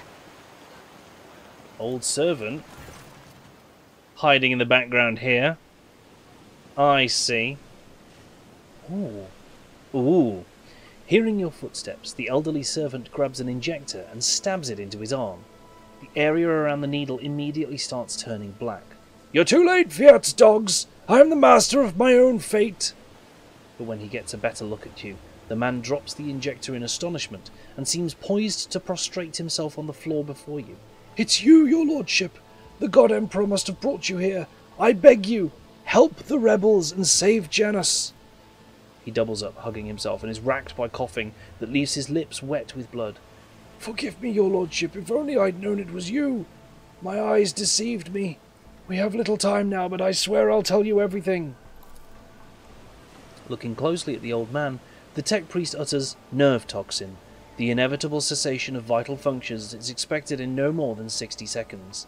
Silent clicks emitted by the visor indicate an ongoing picked recording. Throne, damn you, old man, where did you get this stuff? Poison capsules of this sort are a popular choice among desperate ashmags who are done with being tortured by mad fanatics or worse. Here on Janus, though, there's no antidote. I guess you have 3 questions. Say whatever it is you want to say and be quick about it. In the name of the Golden Throne, your lordship, show mercy on the humble workers, the salt of Janus. Save them! Vistenza Viat, the untouchable governor and leader of the nobility, is creating something monstrous behind closed doors. She uses the Imperium's interests as a smokescreen and purports to be a scholar, but her actions are poisoning our planet. Yeah, you have 3 questions. What is your name? What is your quest? Did you know that the settlements that fail to pay their due tithes on time have been allowed to pay with people instead? They even deliver them to order. Sometimes old folks, sometimes children. I've seen those people. I've seen them being delivered to the estate, and they're never seen or heard from again. They go into the secret rooms and they don't come out again, your lordship. Ever. Peasants who were taken to Urak 5 to serve House Orselia were never seen or heard from again either. They became loyal servants and toiled for the good of a great dynasty. Why should they ever return to their filthy, squalid abodes? The old servant lets out a moan. The dark stain on his arm seems to creep through his veins until his arms and neck are a latticework of black. The servant's breath quickens and becomes irregular. What secret rooms? Hidden chambers deep within the palace. I've never been inside, thankfully. The servants who are allowed in, the ones who the governor trusts, they change. She changes them, pretties them up, defiles them. I see no shadows of deceit behind your words, and even so, I would have noticed. I know I would have noticed the signs of which you... Juliet's face tenses like a taut string, and doubt creeps into her expression. Except, whenever Vistenza hosts one of her dances at the palace, she sends me away to search for the rebels. into the forests far from human settlements.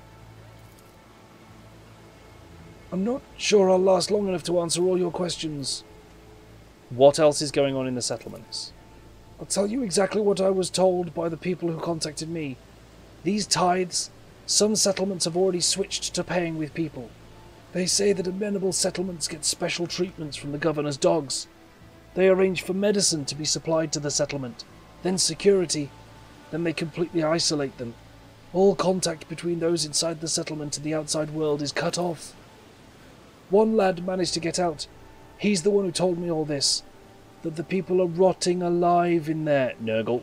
Strange growths. Nurgle. Yellow eyes. Nurgle. Stinking like dead bodies. Nurgle. The worst ones are rounded up and taken away. The fellow who escaped, he seemed fine. But within a couple of days of the rebels picking him up, he started seeing monsters instead of people. They had to lock him up away from other folks, the poor sod. And then his wrists. The old man starts to convulse, indicating that he is close to death. He raises his already unseeing eyes to you. Your lordship, if you'll permit a dying man to make one last request, don't tell anyone I was the one who unlocked the doors. If you do, they'll go after my family. My home. No, I've not asked all my questions. Save us. Save Janus. The whole torture and trading with people sounds more like Slanesh. But yeah, the sores and the illnesses, they feel very, very Nurgle. This master-crafted patellar augment is not fit You know? for a servitor.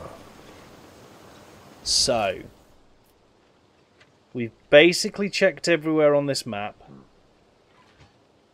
Nurgle and Slanesh. Which would be more likely to work together than a lot of the other combinations of the Chaos Gods, in fairness. As a rule, Nurgle hates Khorne. Well, they hate each other.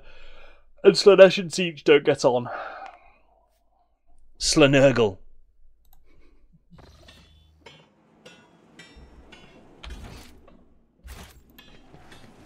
Executing request. So I'm looking for secret tunnels. Lord von Valentius, we are most delighted to welcome you as our guest. Would your lordship prefer to speak to the governor alone or with your entourage? With my friends. Secret tunnel. One step away from Snuggle. Yeah? Greetings, your lordship. How may I be of assistance? You neglected to mention the strange changes in the planet's flora and fauna. Magos Vinzelex is a very wise man, but his fixation on evolutionary processes seems a little extreme to me. Janus was heavily cultivated. Forests were cleared and mountains raised across half the planet. It's no surprise we're still noticing the consequences of those changes. It's possible that the plant mutations are connected to waste runoff from the harvesting equipment, and the changes in wildlife behaviour could be a reaction to the expansion of the cultivated area. Are you surprised by my knowledge of the topic? Our whole dynasty has dedicated itself to taming Janus, this plentiful yet stubborn planet.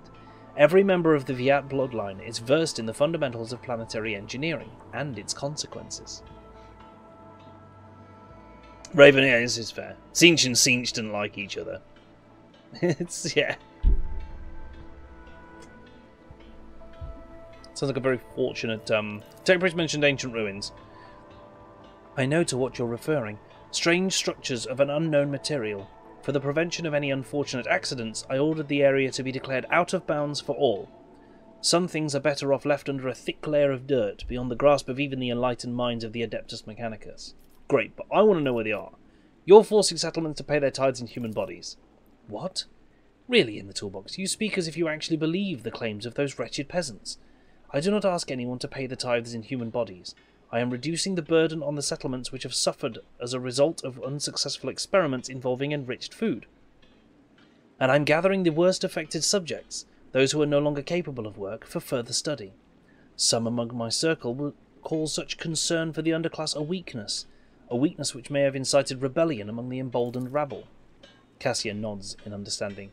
Theobald and Felek tried to limit the effect of my powers on the lowborn servants of Urak V, The station's laboratoriums ran experiments on those who had the misfortune of losing their minds because of my gift. These tests increased our servant's lifespan. Then they joined Felek's side. I must take my leave. So still not. Whatever you wish. Okay, I wonder if there's anywhere else on the planet we can visit. At this point. Now that we know about like the ruins and stuff like that, I wonder if we've got more flight points. So let's go find out. Because I don't think there's anything else I can see out here in the estate grounds. Particularly.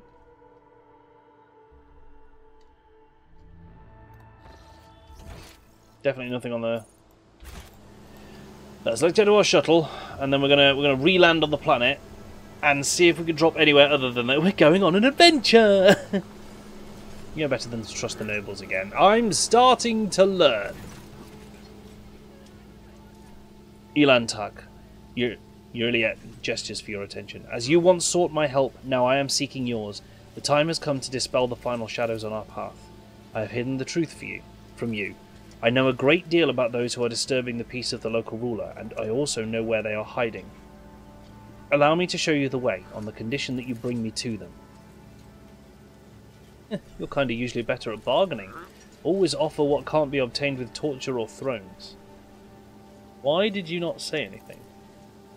No other path was open to me, but now our paths are aligned, and my decision was motivated not by caprice, but by reason, which compels me now to be honest with the person who can fix all of this. Everything you have discovered, everything you've learned from your kind, they are all traces of the same calamity. A calamity that will eclipse all the strife and wars on the face of this world. All the signs were plain to see, but I was here and the Mon Cave failed to recognise the coming storm. Please follow me in the toolbox. You must if this world truly matters to you. What calamity are you talking about? Going on a trip in our Imperial ship. Yeah, Raven, right? I will reveal the truth very soon, but not here. Not in the place where it seems evil has made its nest. Have patience, Elantak, and trust me. One of the Imperium's worlds is in danger, so be it. I will follow you. I pray to the gods we're not too late. Forests of Janus! Doodly-doodly-doo! Off we go to the Giant's Castle, right? That's how this goes. Ooh. Looking for a hidden cache? Nice little foresty map. Love it.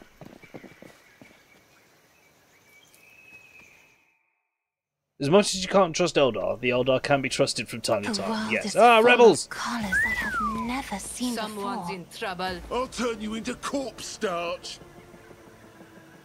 Very well. Now it's fighty time.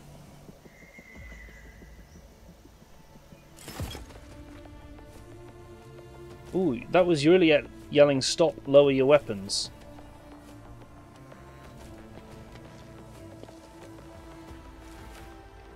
Your character's in place. I mean, we are wide in the open here. This is not a good starting place for a battle at all.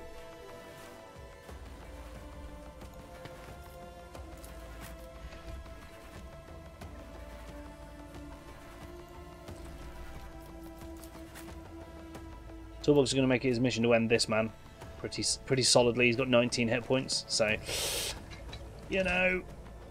Would Eldar corpse starch taste different? Probably. Really anybody's guess, isn't it? But I'm going to go with probably yes. The ramp down there. Abelard. Yeah, get ready to go running down there as well. Cassia. Get your eye lasers ready. And Jai, just go there. Right, Jai, first turn.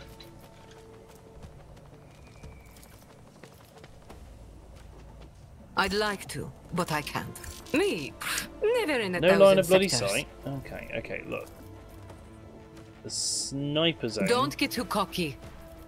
is there. Can't place any of the other bloody zones. Dang it.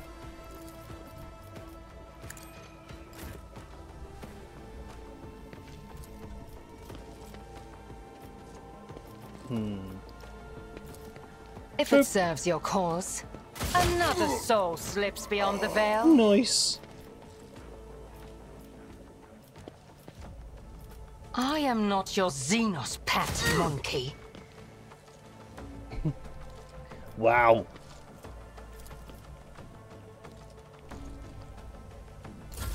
I am not your Xenos pet, monkey.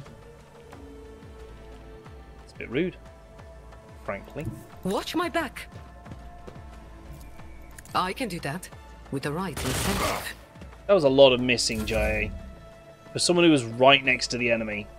She really just called us a monkey, didn't she? Rude. Can't just call someone that. It's not on. Alright, Pascal, what shots have you got? Oh, you got a few. Let's do the cover thing. What light from yonder lasgun breaks? 'Tis the dawn, and Juliet is the sun. Yeah, that scans. The spiritual prognosis is beyond desire. Oh, the impact that had was a bit nuts.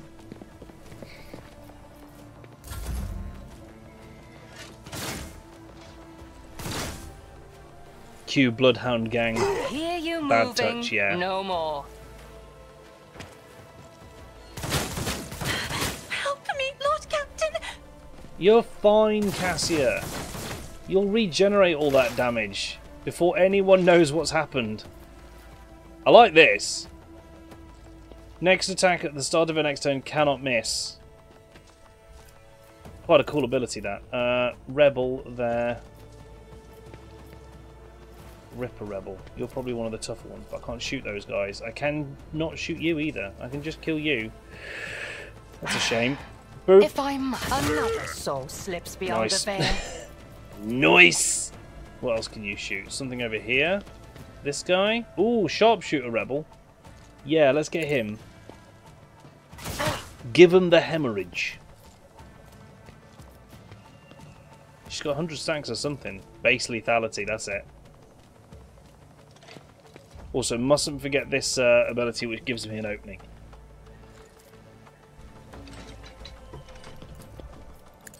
Let's do that a bit more.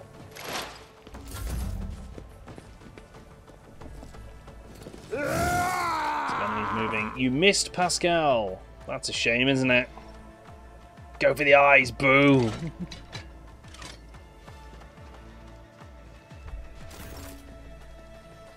Hemorrhage his eyes? Don't know how to feel about that notion.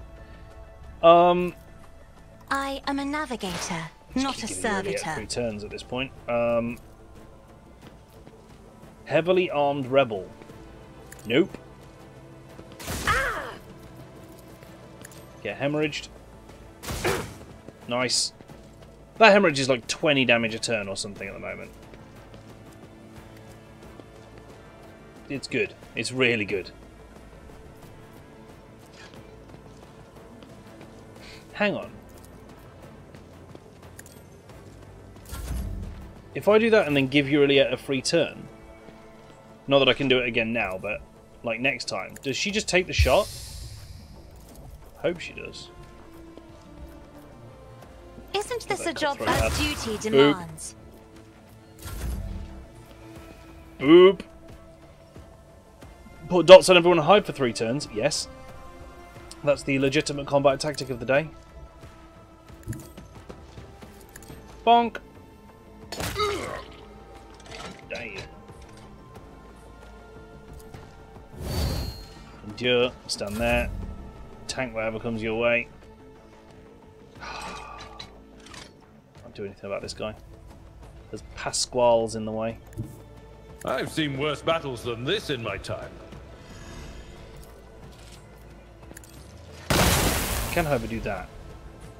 Indeed. For that little bit of orc flavoured At your cork beck and starch. call. It's just mushroom stroganoff, really, isn't it? It's just mushroom stroganoff.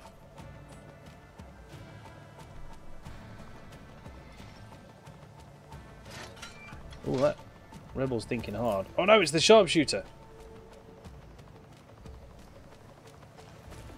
How much hemorrhage damage did he take? 18 rending damage from that hemorrhage. No, ow! That was over penetration through the cover. Damn. So now if I make it her turn again. You've got a problem, I've got a prize. Boop. No. So it's only at the start of her actual next turn, I think, that this works. So that's a real shame. This tedium is Boop him beneath back. me. Yeah, for 50, that's nice. It's good, that is. It's nice. Got any other targets you can hit? Yep, someone over here. This guy. I am not your Xenos pet monkey. How long does hemorrhage last? Is it permanent? It's permanent, so they will bleed until they die. Ooh, that's quite fun. Do dismantling attack and dispatch. Nice.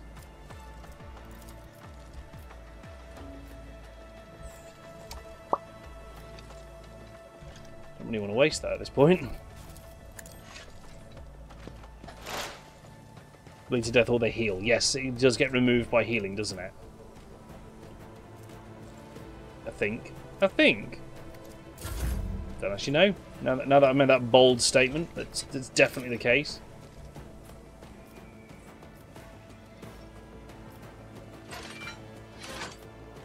Not in our sight. I Okay. hold all the cards. If you make it Uriel's turn, then she can probably do some more shooting, really. Not you. Yes, you. If it serves Boop. your cause, I deal death with my hands. Boop. I'm glad that If we've got I the must. unlimited shot side of this, because it's I will not. devastating. Oh, not enough ammo. Dang. Yeah, that's If a it serves consideration your that I forgot cause. about. We'd discourage them from healing. Yeah. I don't want you to heal enemies. Please don't do it. It's not nice. Wastes everybody's time and ammunition. I know what I'm doing, usually. Do you though? Do you though? Sit a front line Tell down me on top of and it those is guys done. because it makes them take more damage, I think. Yep. Plus 19% damage from any source. Then give them the poisonous dagger. Oh no, that's awful chance to hit. Okay, do it. Am I getting paid for this? I'm going somewhere. Nice! Good toxic burst. Do that. And just get him below 20 hit points. I can and do he should. that with the right incentive. Never fight Die. fair. Nice! Spammed so hard at the first round I ran out of bullets. I know!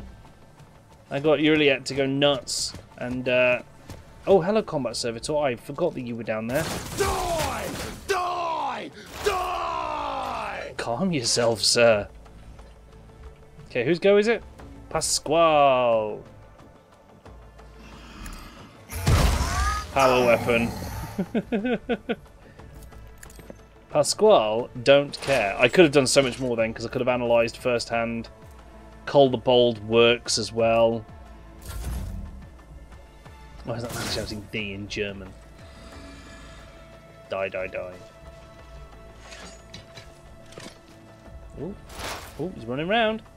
Alright, I Uriel, understand reload. your intent. And that was all her AP. But she's still got her free hemorrhage shot. You're still hemorrhaged.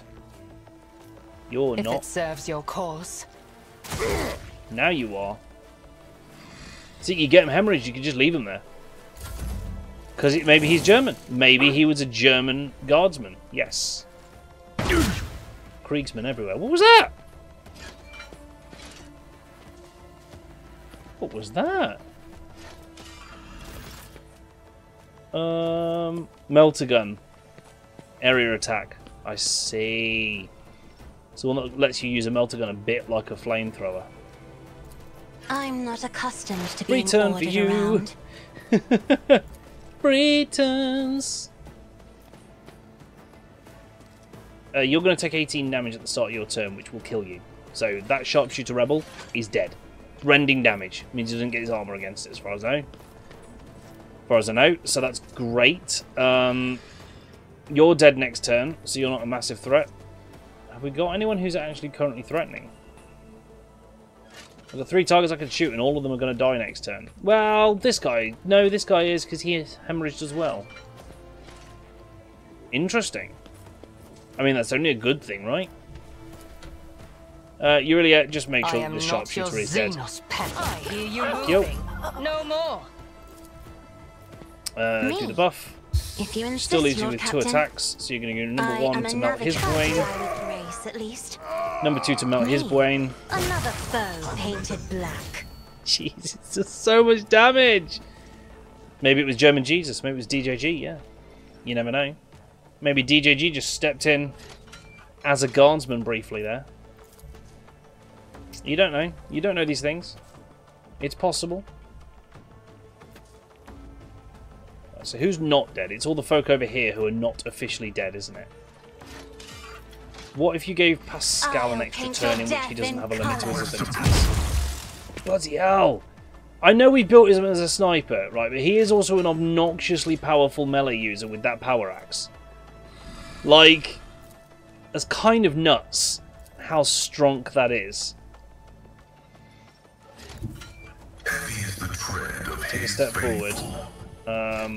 Mark him up. And just quickly, are there any other targets you can definitely kill? Him. That's a free AP. Value. Why not, eh? Binary override. We're going to do that. We're going to do My that. vow is Because to this, I serve. think, reduces his armor until the end of combat. So, let's go.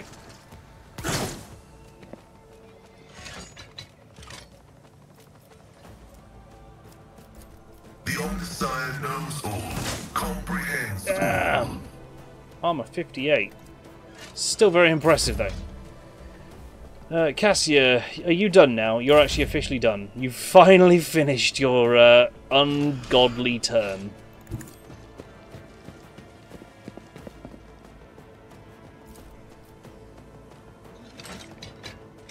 Right, I've got to make sure to add some exposed stacks to... oh yeah, let's increase the... To Servitor and Protector. Yes. Might as well buff the strength on Pascal then if he's going to hit like a truck. Seems rude not to, doesn't it? Tried and tested tactics are the best ones. Oh, what are we being force shown? Hello, stealthy boys. Friendly Eldari? Stop, my kin, it is me! Friendly Eldari? No, they are not friendly Eldari. They are unfriendly Eldari. Shitebag. Yurliet. Kill your friends. It's a melee one. So we've got Guardians here. Hang on. She's already got that on. This one? She's got no exploits. No. But we can give them some exploits, so let's do that. They're loot bags. They can be friendly, apparently. Well, they're not. If I must. Ancestors So- guide me. That means they have to be taken care of. Okay, take out this I ranged one before he understand does your anything. intent. Alright. That was a fairly extreme death noise, wasn't it? Right, 5. Hit him with some toxins. You've got a problem. I've got a problem. He took no toxins because he took 0 damage because his deflection is 12.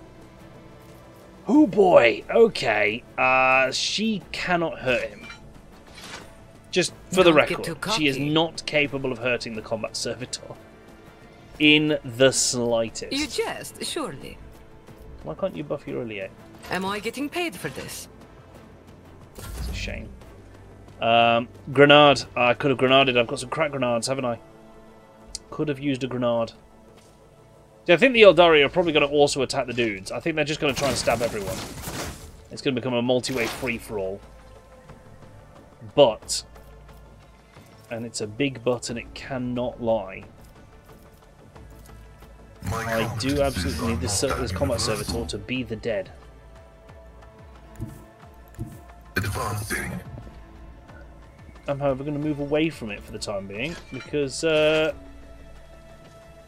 again, I'm not in a very good position to kill it.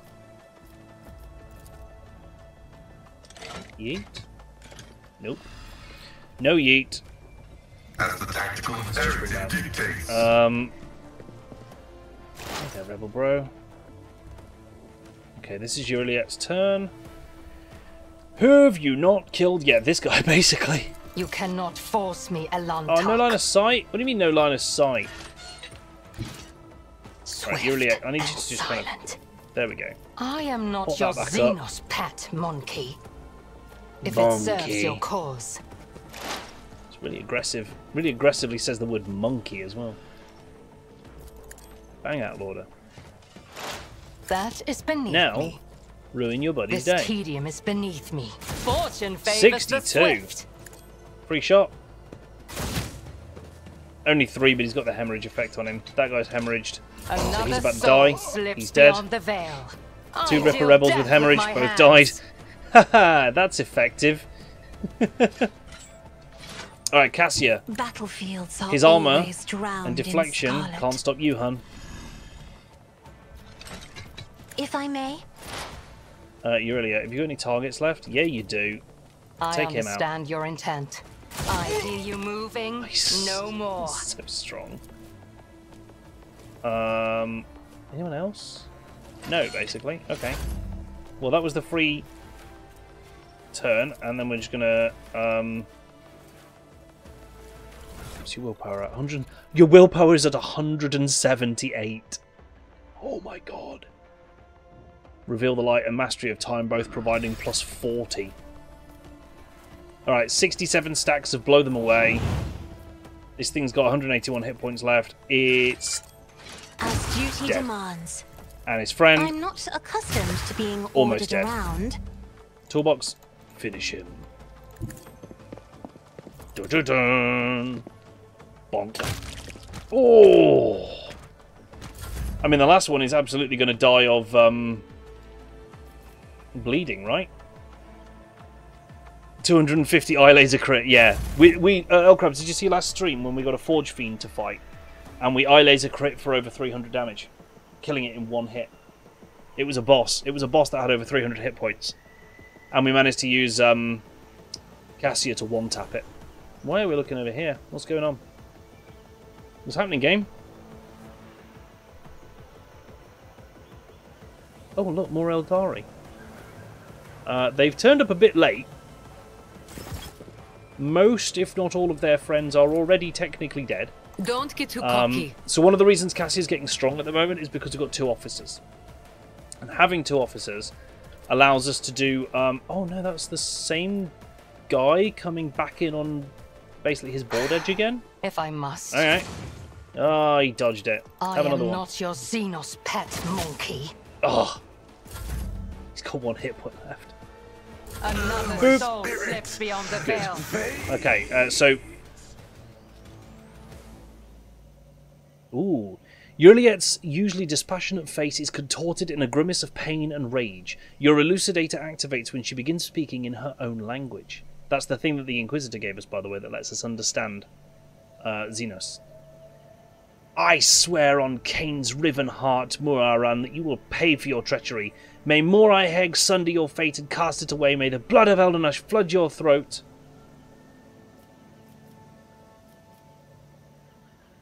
I don't know who you're talking about, but I'll gladly help you pour the cup of suffering down their throat. Juliet closes her eyes, sucks in a breath through her teeth, and quickly murmurs something. When she opens her eyes, her face is once again a mask of cool serenity. She looks at you and begins to speak, this time in Low Gothic. Please excuse me, Owlcat. I allowed the turmoil in my soul to win out over my reason. A slip like that could cost me even more than you can cost me more than you can even imagine. My very soul. I must be more careful, even in the face of treachery. Who is Muaran? What treachery are you talking about? Muaran is the one responsible for the rebellions against the ruler of Janus, but allow me to tell you everything from the beginning. We call ourselves the children of Assyrian. Hey. Ooh. Okay, Right, yeah, regularly safe. We've just been informed, chat, that the winds here are up to 45 miles an hour. Was that? Kilometres. Okay, the winds here are up to 45 kilometres an hour, and an official statement has gone out stating that we may have power cuts. So it is possible that power cuts could happen. You know, high winds and power lines being those two things that get along famously. We're going to save regularly. If I disappear very suddenly, that'll be why. And it's nothing to worry about. It's quite common here in the UK. It gets a bit windy. Yeah. Also, bearing in mind that, like, for instance, tornado weather doesn't start until, like, 120 kilometres, right? There is a lot of scaremongering on the British news today. It's not that bad. Doom and gloom! Be careful when you're out and about. Hold on to small children. Well, Fal, when we had, like, 35-degree winds last time, we had a power cut, so... Yeah, you know. Don't dress your children in squirrel suits. Yes. And it's a bad day for it. If you've got anything outside of your property that might fly around and hit someone in the head, maybe go secure it. Like, I don't know, freezer drawers that we were cleaning. Don't even, I'm aware. And have a torch to hand just in case. But it is an absolute just in case. Nobody's saying there's going to be power cuts. We're just being mindful. We've been warned. Oh yeah, trampolines. Migratory trampolines. At this time of year, don't we? And the trampolines are migrating. Look, it's so majestic. Well, I was because like people on the street have like gazebo things. Oh and yeah. And stuff. So did I ever tell you? Oh no, this is a good story for chat as well. Did I ever tell you about my trained attack gazebo? I went to Sonisphere Music Festival one year with some friends, and we decided it'd be a great idea. We all went separately. Well, we all camped in our own tents, is what I mean. So we set all our tents up in a big circle with one entrance, and we set up a gazebo in the middle, so that we could all have room to sit down under the gazebo, chat together, like all our tents kind of opened up onto the gazebo, so even if it rained, we could all just be dry, right? And under them. It didn't rain much, but what it did do was blew an absolute gale on one of the days. And during the high winds, our gazebo basically broke all of its guide ropes. It snapped all the guide ropes, and it went... Pretty bad guide ropes. It went straight up in the air. Literally, it launched like a ballistic missile about 30 foot straight up, and then flipped on itself in the air, and came crashing down on the neighbouring camp, who were also all sat outside. And so we had to go over and apologise for letting our trained attack gazebo get loose. Needless to say, the jokes for the rest of the festival were all pretty much to do with trained attack gazebos, and how we half expected whilst going to see Metallica to see James Hetfield just get taken out by a gazebo across the stage. Thank God that never happened. Yeah, right? Thank God that didn't happen. Yeah, we're on a yellow warning for wind from 12 today until 1500 tomorrow, so yeah. Heatwave this year in the high 20s when previously high 30s were concerned, yeah. When we talk about it on stream, it's not to... in a way to say, oh, you should be worried. It's kind of the opposite. It's in to say it's not as bad as people are telling you. Attack gazebos off the shoals of Orion. But I will say this, in the Midlands here, like when I first moved up here, Toolbox was like, we don't get power cuts. We don't need to prep for that. They don't happen very often. Cue us having a power cut. Yeah, right. But from where I am from, down south, they are absolutely a regular occurrence. Rolling brownouts, yeah. Yeah. So it's just because you're being prepared, that does not mean you're panic or worrying. It's just making sure you know where your torch is. Data Swami, I can't help but notice that the common factor in both of these things was VC. I do not cause power outages. I mean, that's not what my magic is for. The evidence suggests otherwise. You know? Empirical evidence. Rolling brownout is not a euphemism. No. Look, I can't produce glitter and brownouts, okay? That's like... I get that. It's just getting silly with how things are getting driven, if that makes sense. Yes, it absolutely does. Yes. Gazebo story in Discord. Yeah, I agree, Fal. Nice. I would say that about news in general at the moment. It's out of control. They need to be stopped. Stop the news. Just stop the news. Stop the press. No more news, please. No more news. Well... We don't want any more news. Only good news.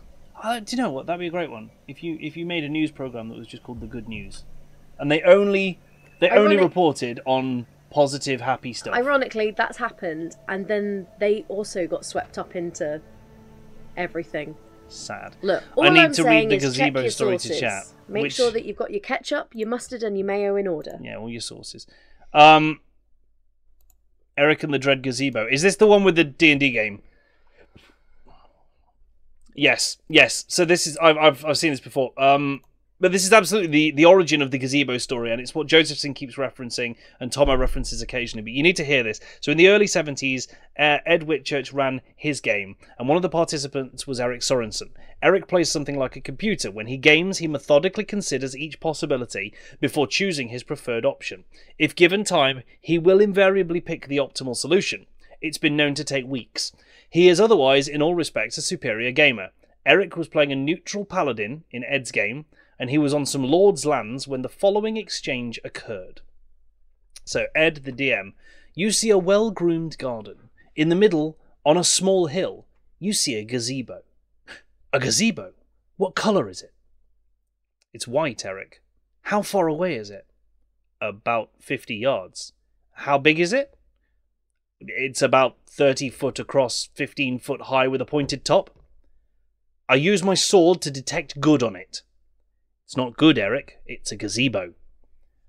I call out to it. It won't answer. It's a gazebo. I sheath my sword and draw my bow and arrows. Does it respond in any way? No, Eric. It's a gazebo. I shoot it with my bow. Rolls to hit. What happened? There is now a gazebo with an arrow sticking out of it. Wasn't it wounded? Of course not, Eric. It's a gazebo. Huh? But it was a +3 arrow. And it's a gazebo, Eric. A gazebo. If you really want to try to destroy it, you could try to chop it with an axe, I suppose. Or you could try to burn it. But I don't know why anybody would even try. It's a king gazebo. Eric, after a long pause, because he has no axe or fire spells, I run away. The thoroughly frustrated DM, it's too late. You've awakened the gazebo. It catches you and eats you.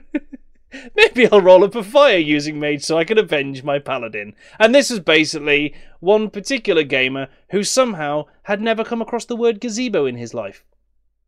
And didn't know what one was. So when the DM described the gazebo in the garden, his gamer analytical brain assumed that must be something from the bestiary that I've not encountered yet. I will ask questions about it and attack it. So it was a mimic after all. Yeah, technically. It does kind of sound like it might be some kind of antelope. In fairness, says Josephson, and I can see it. Yeah. Oh.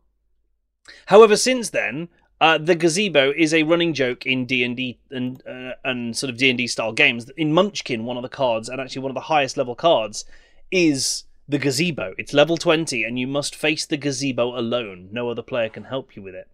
I think it's in there. So yeah, there's gazebos all over the place throughout D&D lore and comedy stories, and it's a great one. Yeah. Anyway, Yurliet was trying to talk to us, and we so rudely interrupted her. We call ourselves the Children of Assyrian. Eldari is another name of ours. We're the echoes of the great empire that once ruled the galaxy and created new worlds.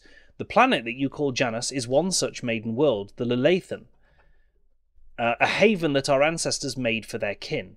For many millennia, only the shadows of our predecessors lived among the ruins, until you humans came here. We are the heirs, and we are entirely within our rights to call the maiden world our own. However, our arrival is a tragedy, not a homecoming. Sorrow seeps into Yurliet's voice. We belonged to Craftworld Krudarak, which fell on the border of this star region. Only the providence of the merciful gods allowed us to escape the fate that befell those whose souls perished amidst the stardust along with our abode. Destroying an Eldari craftworld is a serious achievement. I'd like to shake the hand of whoever did it. Abelard, insensitive. There it is. This one's level 8. Also, that's a different sort of gazebo. The level 8 gazebo, there you go. That's like a bandstand kind of gazebo, isn't it? Even they've not got it right. Yeah. No one can help you. You must face the gazebo alone. You're at +1 to run away, because it's a gazebo. You know. So there you go. My mortal enemy, the potted plant. No! No! I just love how this Eldari has literally just said, my world was destroyed. The craft world that I am from, that I live on, was destroyed. And Abelard stood next to them, goes, serious achievement. I'd like to shake the hand of whoever did that. How insensitive is that? Something similar is said in Star Wars, though, to Princess Leia. Yeah. Right. A destroyed craft. Jae breaks off and then hurriedly whispers to you, hey, in the toolbox, if we get a chance, we should check this place out. Even if the craft world was blasted to bits, anyone who finds a piece of it will make a fortune. Oh. Yeah, Felgard. Basically, Abelard went, womp womp. And Jay's like... starts playing a tiny violin like that, yeah. Whereas Jay's like, yeah... Jae's like, let's loot the place. Literally. Let's go loot it. An angry vox crackle interrupts Jae. However, Pascal confines himself to this threatening gesture, obviously not wanting to bitter in front of the Eldari about who has the right to plunder the world of her kin. Yes, Pascal, playing it with a little bit more tact. His green visor flashing with interest, Pascal carefully clarifies, which border exactly? Pascal! You were so close to tact and then you just threw it away. You don't need to know that, Iron Monkey. I am aware of your looting practices. After the calamity, the Leleathan offered my kin a sanctuary, a place of respite in the ruins of our ancestors, under the canopy of the forests created by the wisdom of our world singers, living alongside your kind, who reap the fruits of our labour with such vulgarity. You came with the rest of the Eldari? No. My path brought me to the Leleathan later, by another route. The Webway. It was Muaran who welcomed me here. He was one of the surviving Farseers of Krudarak. He was with a handful of Asuryani who had escaped death and found the path here, to the destroyed cradle of our kind. They were outraged when they saw how the Monkey had ravaged our flourishing garden. How were your kin connected to the uprising? The Asuryani do not enter battles they cannot win. However, it is in our power to direct the currents so that the elements themselves wash obstacles and enemies from our path. And so it was in this case. Muaran, the Farseer from Krudarak, saw a future without the Monkey, and we followed his lead. They simply used the Monkey's passions against them. You guys heard that one, huh? Their love of freedom and anarchy, their love of domination and violence. Stoking enmity between servants and rulers is easier when your targets are governed by emotion rather than reason. My kin became military advisors to the Monkey, who rose up against the ruler of this world. I had a different mission, to become Vistenza's handler, since the rebels would be unable to get to her until both sides were sufficiently weakened. The ruler of the humans had never seen a child of Asurian before, and so she accepted the lie about a degenerate branch of Monkey dwelling far from their own kind. So why did your own kind attack you? I know not the answer to that question. Juliet lowers her head. Many cycles have passed since I departed these forests and my kin. They cannot have forgotten me, can they? 217 times in 23 days. Yeah, we never reset it at the start of the year, did we? Why would a handful of Xenos go to war against a whole planet? You can't kill everyone. You struggle to understand the children of Asurian, and I do not blame you for that. We are too different. Juliet says nothing for a few moments, choosing her words. Monkey walk blindly into the future. We choose the path, guided by our Farseers. Krudarak was the birthplace of the powerful watchers of things to come. Our leaders were selected from among their ranks, and their word was set in stone, unshakable like the universe itself. Muaran, our leader here, is one of that group. The children of Asurian are subject to his will, and he is subject to the will of his visions. Muaran saw the Leleathan in a vision, suffering and crying out to be cleansed, and we did everything we could to rid the maiden world of the Monkey. Our lives, our desires, all that is dust compared to the light of the path Muaran has chosen for us. At least that is what my kin believe. I used to believe it too, until recently. Yeah, Raven, right? Ilantak, your arrival has thrown my paths into disarray and lifted the veil on the truth that had been hidden from me. While I was shadowing the humans' ruler, I failed to see the signs. Signs that there was another threat looming over the Leleathan besides the Monkey's deeds.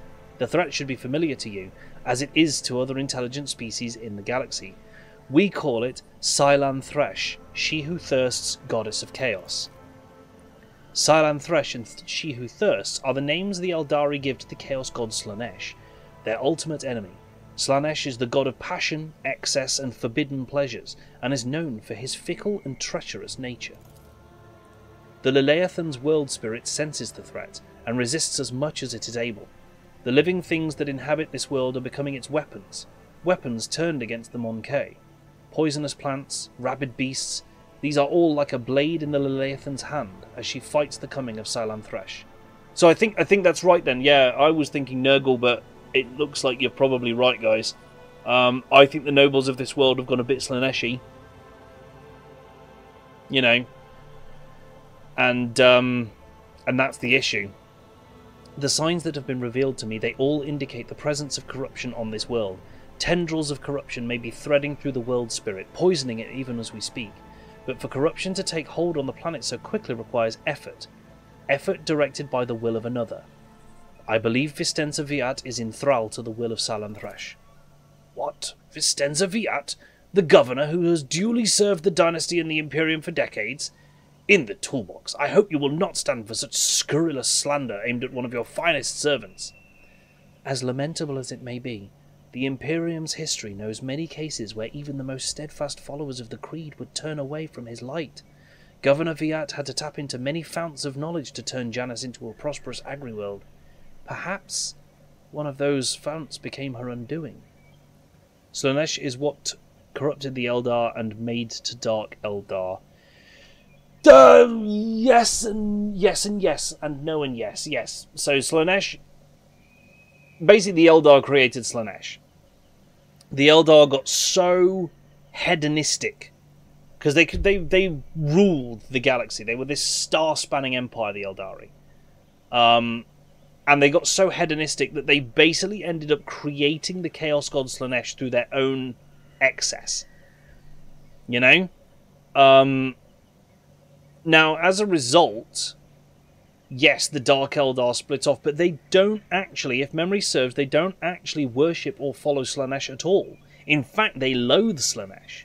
And all the Chaos Gods. They renounce them vehemently. Insisting instead that all of their torturous, kind of hedonistic ways are their own.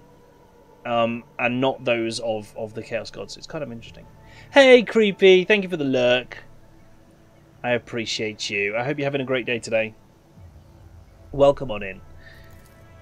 Ah, Xenos. Such wonderful creatures, Shireen. Just before we came, Pointy Ears spent her days serving the governor. But the moment the wind changed, she started regaling us with tragic tales about her people's dismal fate and the world's plights. And we humans are to blame for everything, naturally. Jae clicks her tongue and glances at Juliet with suspicion. Although there is a grain of sense to her words, I will give her that.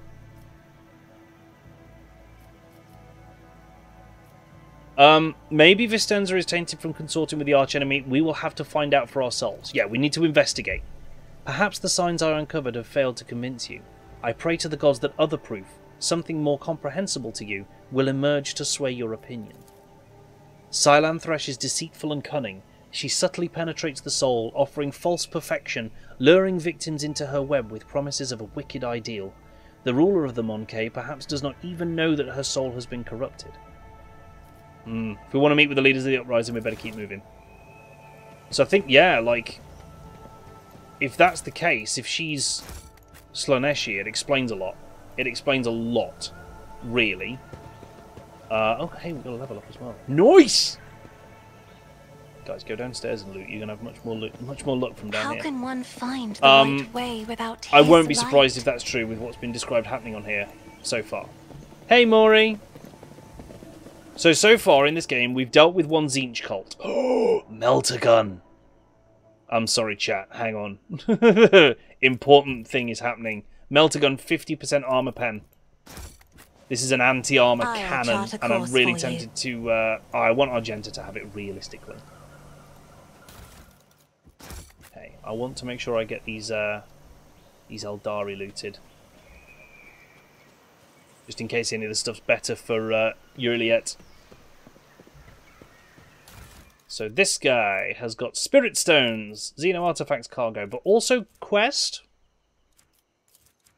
Yeah, I can't currently put that in there. So that is Ranger Armor, which is what she's wearing already. So I don't think we need that. That is a Shuriken Catapult, which is very fast firing. 8-shot burst fire.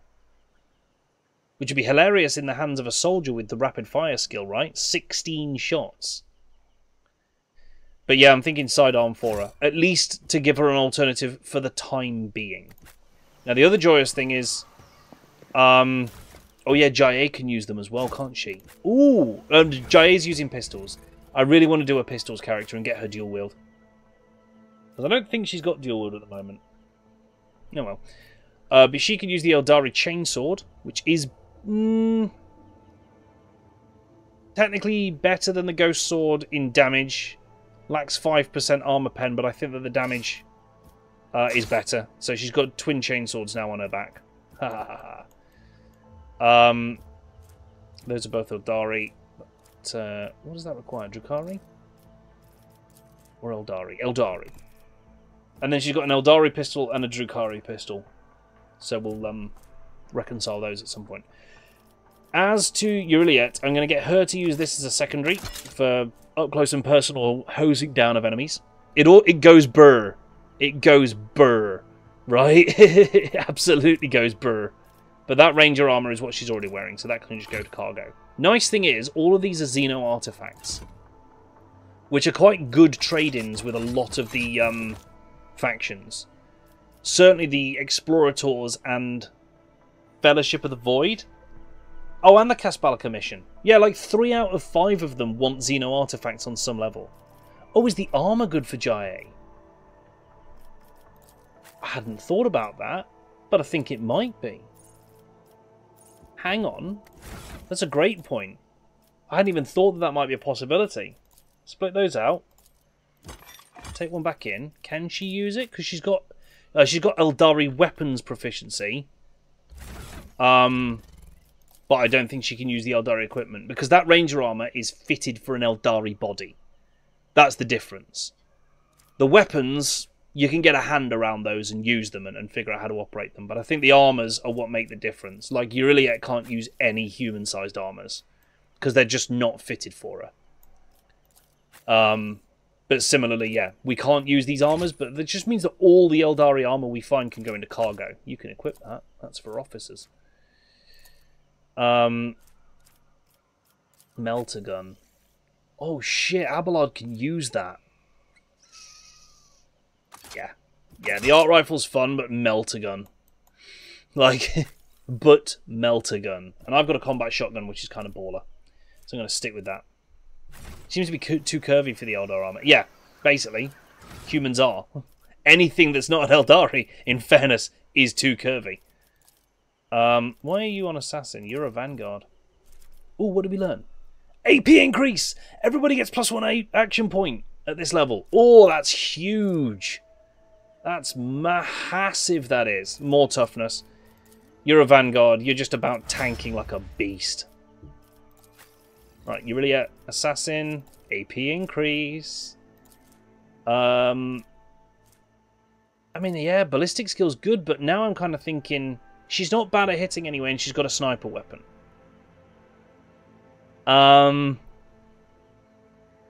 We might as well stack up agility and stuff with her, because it makes her even better at dodging, which increases her lethality, and I know that a lot of the abilities go off straight up agility and stuff, and the talents as well. Yeah. We're going to buff up agility and perception with her. Make a true assassin sniper. You, on the other hand, are a bounty hunter. You get ballistic skill. And possibly perception, actually, this level, because it puts perception to 50. Then we've got a common talent.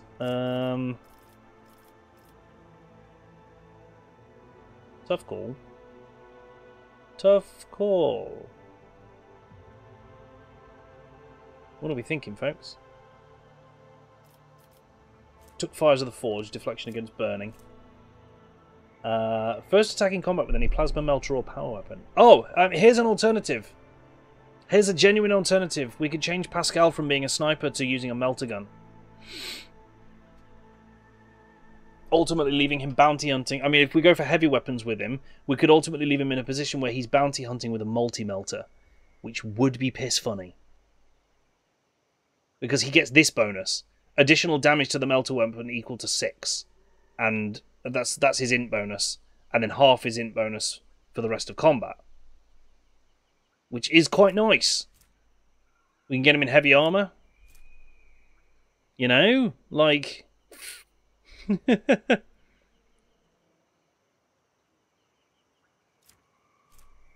a stacking bonus against the same target if he keeps hitting the same target. You know? That's... I kind of feel like that could be worth it. What would he lose out on, like, compared to what he's currently got? Obviously, all the bounty hunter abilities would keep working. Yeah, close that. We'll come back. Operative stuff that he's currently got. This one that allows him to hide in cover and get cover efficiency, perception, and ballistic skill. That'd be useful. That one lets him ignore cover efficiency and gain hit chance, which is useful. Exploits are always useful for more damage. The ones that wouldn't be as effective are the ones that make him more dangerous at long range. That's what we would lose out on, I think, because he's got what did he get? Like where did we start doing it? Not fresh target. Dismantling attack logic. Perception logic. Sharpshooter is where we started doing it. Look, so gains bonus ballistic skill and damage for every 5 cells between them and the target. So that starts to be a bit of a... That said, we could still do it by getting Jai to use take aim on him,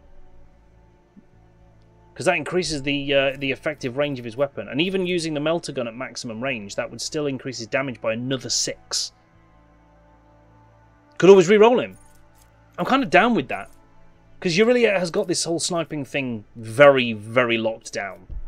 I will say that she's a good sniper. So maybe we get Pascal the melter gun and go a bit ham with it. I'm up for it. I really am. Get him the ballistic skill. Because we can then also take... I'm guessing there's a melter weapon expert. Yeah, which gives it +4 max damage. So we can really, really go into melter weapons. Use a melter gun for now. Then get him a multi-melter when we can. Laugh all the way to the bank, right? Abelard, Assassin. You need agility, I think. Or just stacks of weapon skill.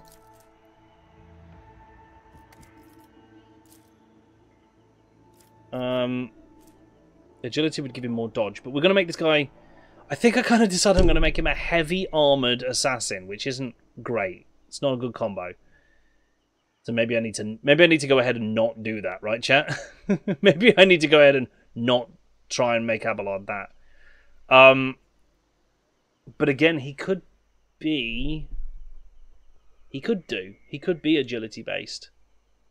Get loads of dodge on him, tons of lethality, and make some changes. Because there's certain aspects of the party that currently work really well, Cassia.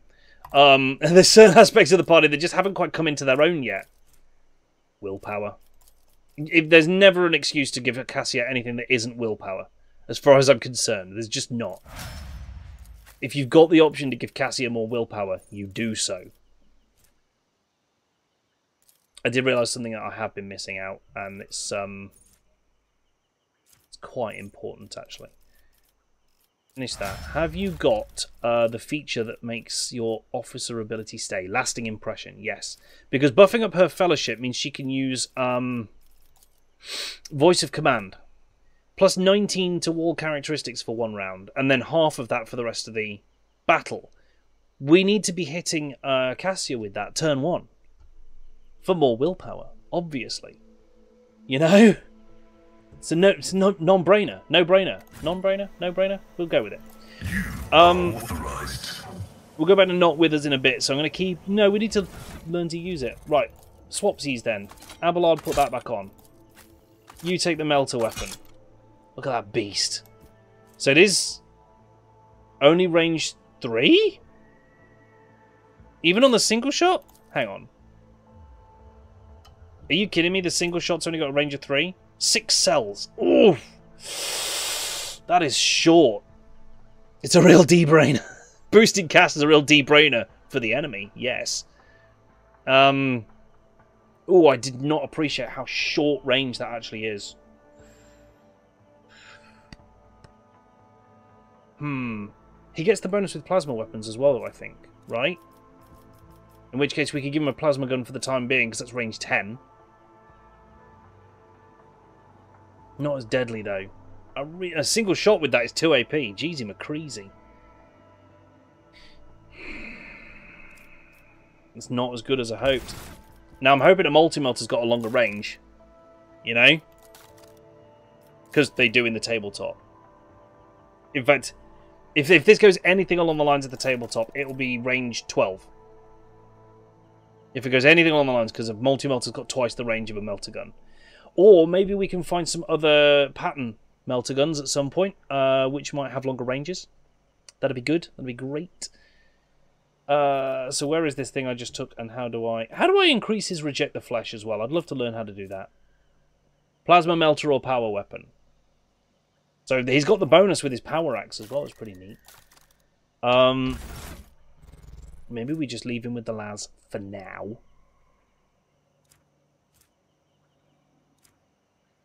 Until we can get a multi-melter. Okay, but we've got the ability. It's affecting his power axe, so his power axe now hits like a truck.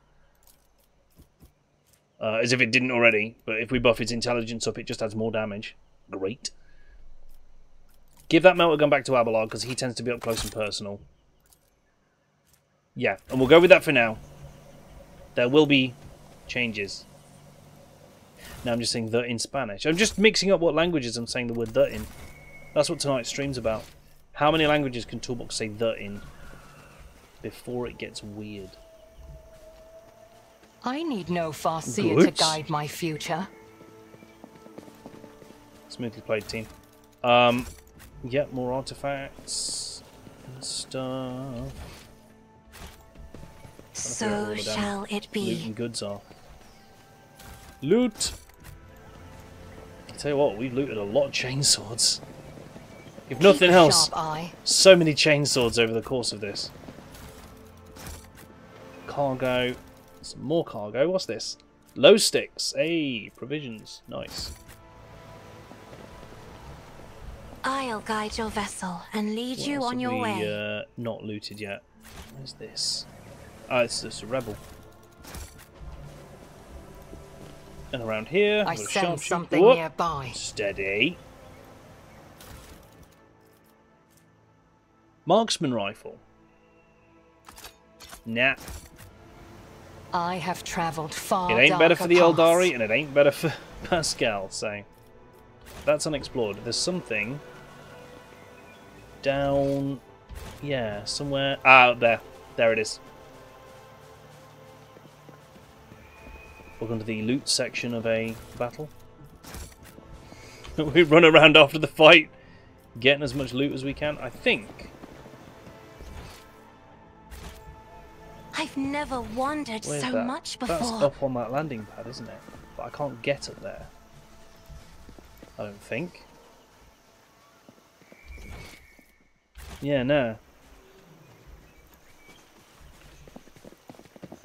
So this is definitely something I can do later. Skill issue. It is my destiny Gotcha, to Raven. traverse the Gotcha. unknown.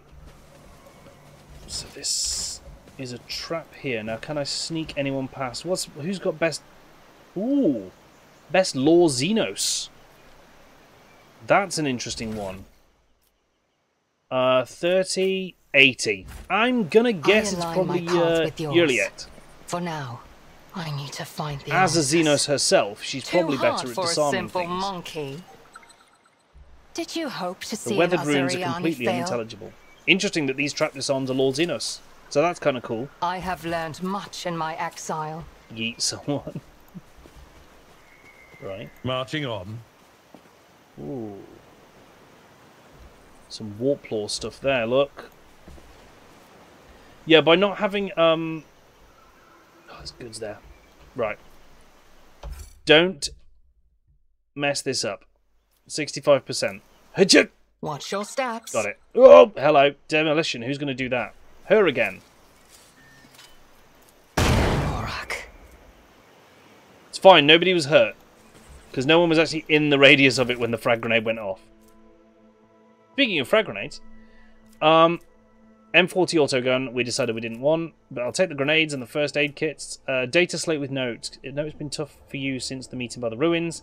First contact leaves an impression on everyone, but when I recommended you to the commander, I never thought you wouldn't have the stomach to process the truth. Think what you want, but I'm still your friend.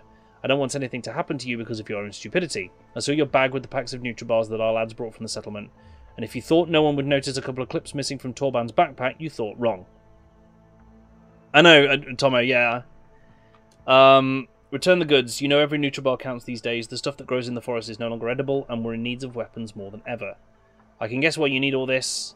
You want to split, abandon our cause, go back home and pretend nothing happened, but I'm not writing this to appeal to your conscience. I just want to say that you're a marked man now, Kurt. After meeting the higher-ups, cutting and running is the worst thing you can try to do. They are watching those who've seen them. They won't let you leave. Okay, so one of the rebels decided to try and leave. That was a shitload of low sticks as well. I follow my own path.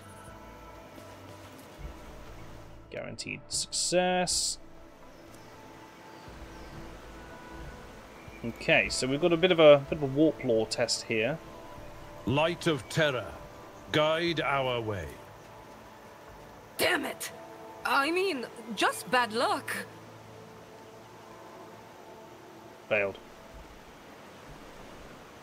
Oh well. I'm not going to save scum every single test. A little bit of Eldari stuff here, look. Oh, what the shit are you? Do you dare to look me in the eye? Creatures were once so timid, so reticent. Could the seed of evil truly have taken root in them as well? I mean, look at them! Tame one. Tame one? Want a weird fact? Creepy McCreepster, I always want a weird fact. If I ever say no to that question, I've been replaced with a clone. Hit me with your weird stuff. No, that's a strange way to say that sentence, isn't it?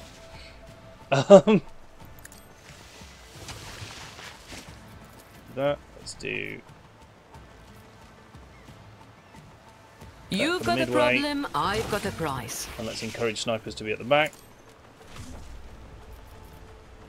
Let's buff Cassia. Tell me, and it is done.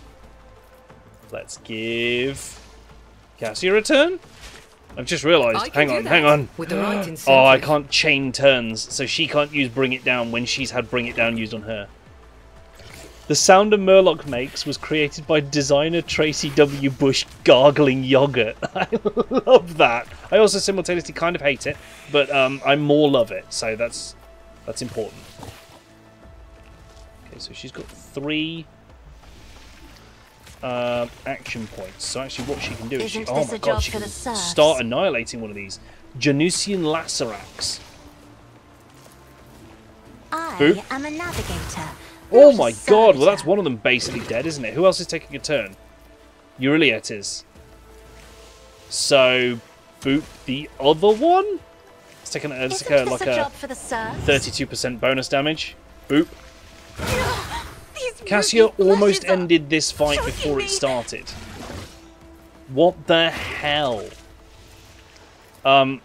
Do that, and then shoot this one. In fact, deal any damage to this one and it dies. Or you could miss. Good talk. Great work, team. Well, that one's dead. This tedium is. I hear you moving. And that one's dead. Good work, team. Cassia just invalidated that whole fight. None are better at searching. Demolition, this one.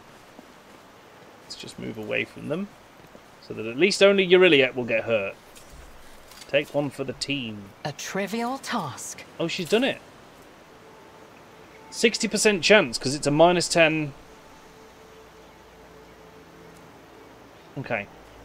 Also, Murloc could be a race for Horde, as Blizzard gave them their own language and are fully characteristically customizable. Secretly wants to start gargling yogurt. I mean, I feel like everybody kind of does the Coronis await. just to see what it sounds like, just to see if it sounds like a murder. One and it's done. It's one of the gods of the Eldari, an ancient Xenos race that once inhabited vast regions of the galaxy.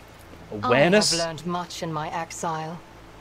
The skin around the growth is in flames as the protuberances have appeared recently, causing the creature pain. Oh, hey there, rebels. Hey there, buddies. Okay, so there's a rebel base over here. What was down this way? That's the question, because this was another direction we could have gone. It's got a very short end to it. I wonder if... Keep a sharp eye. Yes, awareness test succeeded. Oh, in the back of the corpse's head, there is a strange narrow hole that does not look like it came from any conventional Imperial weapon. A hole like that could have been left by a thin blade piercing the skull. I mean, Wraithbone necklace, agility and perception. Hello. You interrupted Hello. my thoughts. Those are two skills that are very useful. Oh my god, 115% dodge chance. Let's go!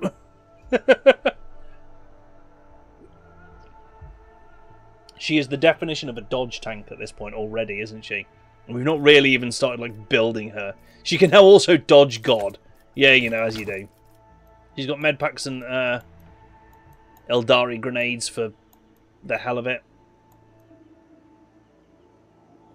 Mechanicus Mechadendrite? Mechanicus Mechadendrite? What, where? Oh, you mean for the piercing thing? No, I think it's going to be an Eldari blade. I think it's going to be some sort of Eldari blade. It could have been a Mechadendrite. Could have. Can't wait for lunch, making beef stroganoff, but with kangaroo meat. Oh my god, creepy, that sounds amazing. That genuinely sounds incredible. I've had kangaroo curry before, I've had kangaroo burger, but I've not had kangaroo stroganoff. And it does sound like it would work really well. Could be shuriken launcher, but you'd expect the shuriken to still be in there, the projectile, or it come out the front. I think this was a melee kill. What do they have that uses thin blades? I'm trying to, like a monofilament blades almost, right? Harlequins? I want to eat an emu. Ostrich is really good. I guess it's probably fairly similar. Some sort of needle gun? Yeah. Yeah, right? Ostrich is pretty good. Ostrich is a good lean meat as well. Fact. Actually relatively healthy. Emu is good, but it has to be cooked really well. You're also slow cooking the kangaroo. Creepy, can you go ahead and fax some of that over when it's ready? Because I feel like I need it in my life. I keep looking at it, but I've still got no idea what it's made of. Wraithbone. Looks like some kind of bone. Can't even imagine a living thing that size, let alone believe it exists. It doesn't, strictly, unless you count a craft world as a living thing, in which case, yes, absolutely. Try sawing it open, see if there's something real valuable inside. No. Goods. Claim these. Hello. Right, so that's the Farseer, bro. Imagine the drumsticks on an emu. Yeah, ostrich drumsticks are probably quite impressive as well. That is a webway portal. Why are you faffing about with that? Eldar like playing music to make houses. Yes, bone singers. I used to love the Eldari in, the Eldar in Dawn of War. Excellent race to play as. Take a trip here to Australia. I'll make you 3-course meals for a whole week. You won't want to leave. I ate insanely well the last time I came over to Oz. Creepy. Back in 2012, we came over there for the second leg of my sister's wedding. Because, you know, when you can, you do, don't you? And the food we had over there was nothing short of incredible, just every single time. There was one absolutely memorable experience. There was a restaurant sort of behind, you know, I don't know how to describe this, and I'll never know the name of it, but I'm going to find it. Do you know what? Because I keep trying to describe this to people, I'm going to find the place.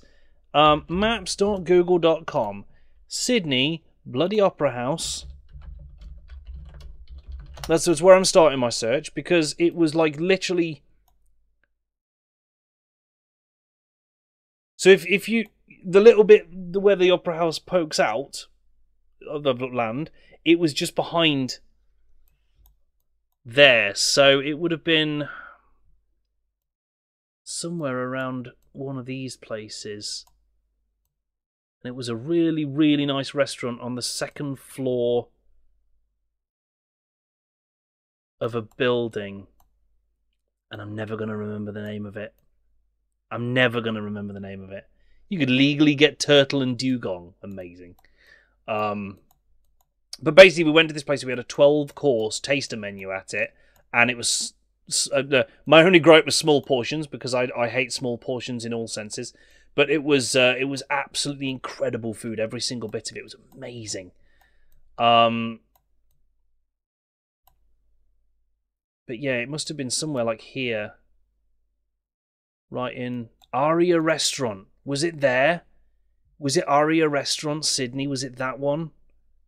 Glass-walled dining room. Show me some photos. Give me some images of inside, please, not just the food. A restaurant from 12 years ago. Hey, it might still be this one. I like that it's like dine-in only. We don't do takeaway or delivery. It's like, no. Was it this place? Yeah, it was here. It was Aria. Because it still looks exactly the same in all the photos and everything. I'm pretty sure that this was it. Yeah, tasting menu, and that's what we had. I have just learned how much that cost. Oh boy! Oh my god! Yeah, my like the Australian side of the family apparently paid for it, and I have just learned what that tasting menu likely cost. And oh boy! Anyway, yes. So back to the game. But, yeah. But no, the whole time we were over there, the food is incredible. Like, one thing I will absolutely say about Australia as a culture is you guys take food very seriously. You respect it. It's not sort of the good food, the good tasty food doesn't also have to be heavy and unhealthy. Like, a lot of the stuff over there combines. Yeah, the phrase tasting menu is usually a bad point to start if you're looking for reasonably priced. It's fair. That's fair. Anyway, Muaran. The tall being in a fine long garment turns to you, their face hidden behind the blank visor of their helmet. When they begin to speak, even from a distance, you feel the air around the figure grow cold. So this guy is a Farseer, which means he is a Psyker. Probably quite a powerful one. Monkai, you should not be here. Euriliet strides forward, her eyes flashing. Muaran! I am calling you to account. You said that the great danger threatening the Lelathan lurked in the hearts of the Monkai, in their greed and ignorance. And all the while another enemy was looming over this world. An enemy whose tracks you should have seen in things to come. Sylan Thresh, she who thirsts, is threatening this world, and you hid it from us. Answer me. Did you or did you not behold our greatest foe in the Lelathan's future? Did you lie to me? Oh, hell, I will absolutely go to different countries for food. Like, I was umming and ahhing about whether we should go to Disney World for our honeymoon because of price and things like that. And Hugh of Fun showed me the food that was available there and immediately convinced me. I am not afraid to say that I am absolutely led on my adventure around the world by the stomach. Like, I love good food. It's why half my bloody, like, throne list and Amazon wish list are kinds of food that you can send me. It's why I have Treat Stream down below, because one of the coolest things that I personally believe that that someone who could do is buy me food. I will love anyone forever if they buy me delicious food, genuinely. And that's the Toolbox promise. After Euriliet's words, the two tall Eldari behind Muaran start moving. One looks around at the leader, while the other lets out a cry, muffled under his visor. The rebel beside you cringes, as though the Eldari speech causes him pain. He strains to say something, but Muaran makes an imperious gesture, and the soldier meekly straightens up and salutes, staring at the Xenos with slavish devotion. In the snack box! Honestly, I am. I am absolutely in the snack box. 100%. Like... The robed figure inclines their head, and then they begin to speak. Euriliet the outcast, you left the path that was set out for you. You brought unknown Monkay to our refuge, and now you speak to me with unseemly anger. Your long wanderings far from Kruderak have altered your mind and tainted your sight.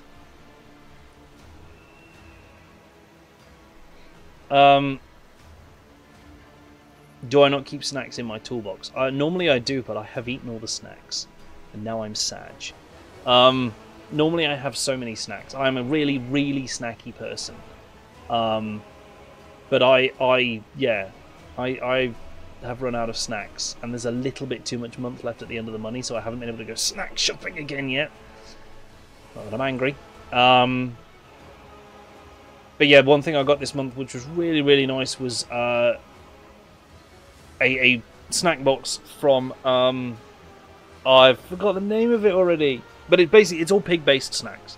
It's all pig-based snacks. So I had some sort of all kinds of cured meats in there. I had sausage-flavoured crisps, which were amazing. I had baked cheddar, which was good. In fact, no, it wasn't cheddar. It was baked Italian cheese bites. They were amazing. I had snacking pickles. Like, this is the kind of thing. Charcuterie, honestly, I would eat that forever if my heart wouldn't explode. I'm going to say nothing. My wanderings are the path I have chosen for myself. Far from the walls of Kruderak, I have seen and come to know things that no other Eldari could, hidden away in a craft world their entire life. Why do you deny my words about Silan Thresh? Is it because you were lying to me and my kin when you showed us the true path? It's going for the only eats, yeah. All pickles are snacking pickles. Correct answer, Josephson. This Ilantak was the first person to discover the coming of Silan Thresh, one of those whom the Monkai called Chaos Gods. Without him, I would still be deceived by your words about destiny and the true future. You have an order of licorice on the way. It's your one big non-chocolate weakness. Oddly, right, the one thing I don't snack after, I don't have the snack lust for, usually, is things like sweets and chocolate. I'll have a little bit of chocolate now and then, and I prefer like a little bit of dark chocolate to like lots of milk chocolate. But sweets are something I've never really been able to get on board with. I much prefer savoury snacks. And I will eat savoury snacks until the cows come home, at which point the cows will promptly be turned into additional savoury snacks.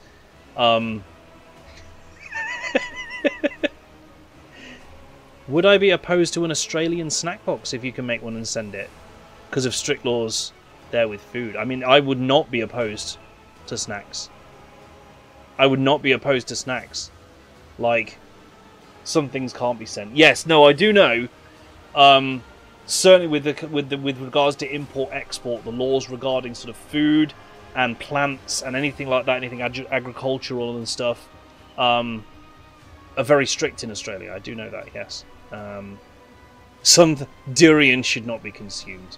Durian should never be opened on the bus. That's cruel. Monkai revealing paths. It's ludicrous. Monkai bring pain and strife, in our time and for all time.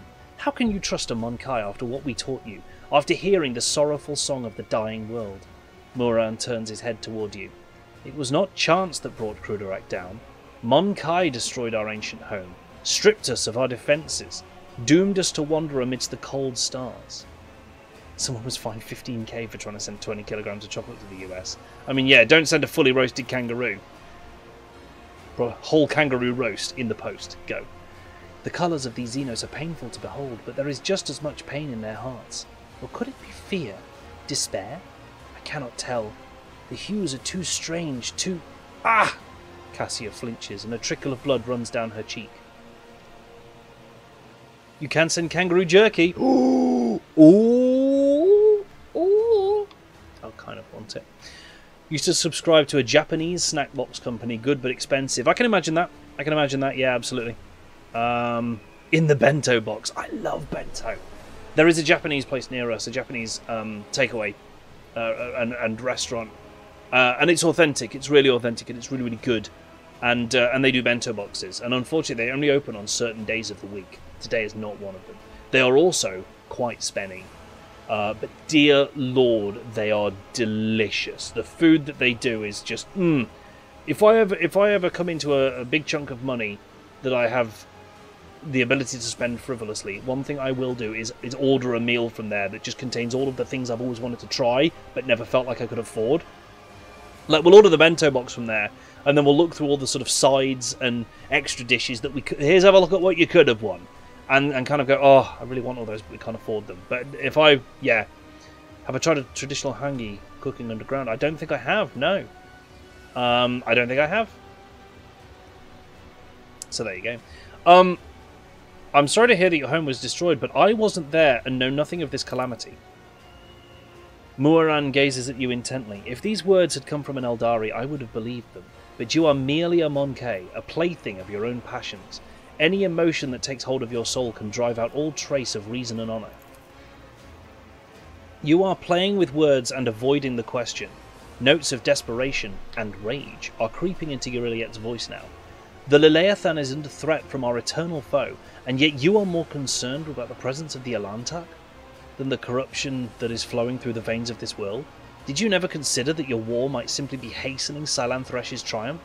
Perhaps the ruler's servants, in their efforts to protect her, will resort to more and more instruments of corruption.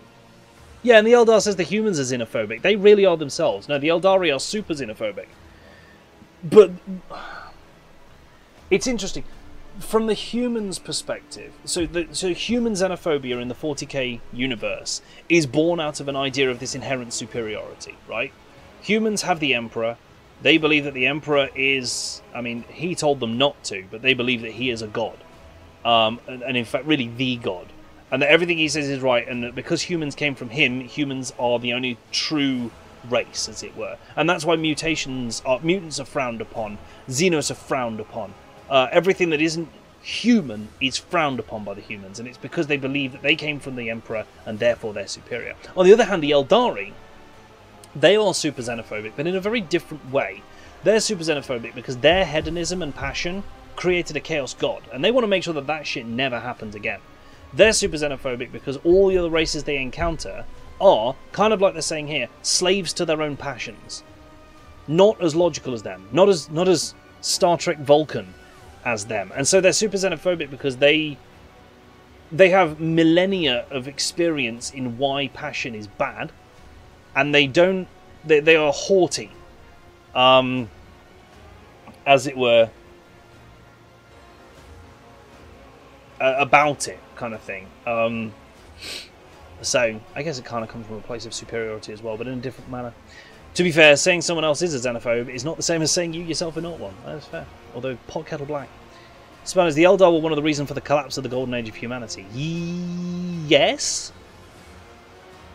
Although arguably, if the rumours are true, there was a point at which the Emperor probably believed that humans and the Eldar could get along. And to a point that there is belief that the Emperor was working to try and gain humans access to the Eldar webway, thereby meaning they would no longer need to use the warp for faster-than-light travel, and helping to shield them from chaos. So there you go. Anyway, we keep interrupting this conversation to discuss things, and hey, it's not bad. The lore of the 40k universe, as we're discovering the more we play this game, and discussing, is deep. It's huge. After the Manavarian Rebellion, the Eldar broke the truce the humans and the Eldari many other Xenos races had during the Dark Age of technology. Yes, no, that is true. That is, yeah, that's fair. But yeah, you know, had the Horus Heresy not happened, mankind's golden age could have become even more golden as the Emperor gained access to the webway, meant that they didn't have to travel through the warp anymore, massively reducing or even eliminating the influence of chaos. Like, it could have been amazing. But it wasn't, because Horus had to be a dick. Muran leans down over Euriliet, his tone menacing. You left Krudarak in our darkest hour to gratify your ego. You came to us on the Leleathan, and I accepted you as one of our own. I even gave you a real purpose, Euriliet the Outcast, and you dare to insult me, a Farseer? It was a mistake to let you into our circle.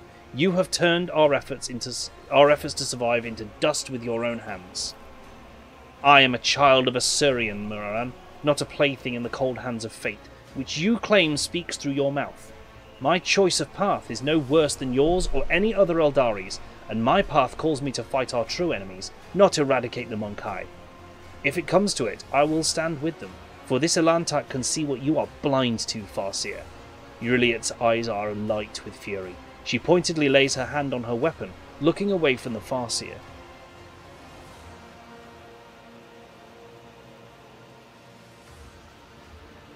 I love the fact... I love that the answers here are reasonable, reasonable, reasonable. Pull your head out your arse. Perhaps Muran would see a little more if he bothered to pull his head out of his arse. I love that that's an option. I'm willing to help the Eldari defeat the archenemy, but first we must deal with the rebellions that you've been orchestrating. So Eurelia the Outcast has revealed our secret to you. I'm sure you have something to say in regard to that, Monkey.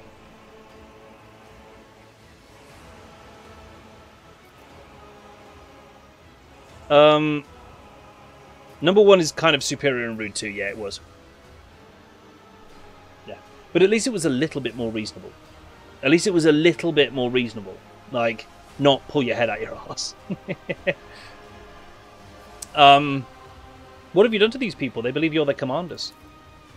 The Monkai believe they are serving fellow members of their tribe. They're wise and noble chiefs. My gift is potent enough to ensure that the Monkai hiding in these forests see us as humans rather than children of Assyrian, and see your primitive structures rather than the traces of our kind. To be honest, if the Eldar weren't idiots before the start of the heresy, they went to Fulgrim to tell him how Horus will turn traitor and then attacked Fulgrim because he had the demon blade. They were also the ones who thought it was a good idea to attack the Child Angron, which led to Child Angron killing an Eldar away party and getting captured due to the Eldar tearing him out. Yeah, fair.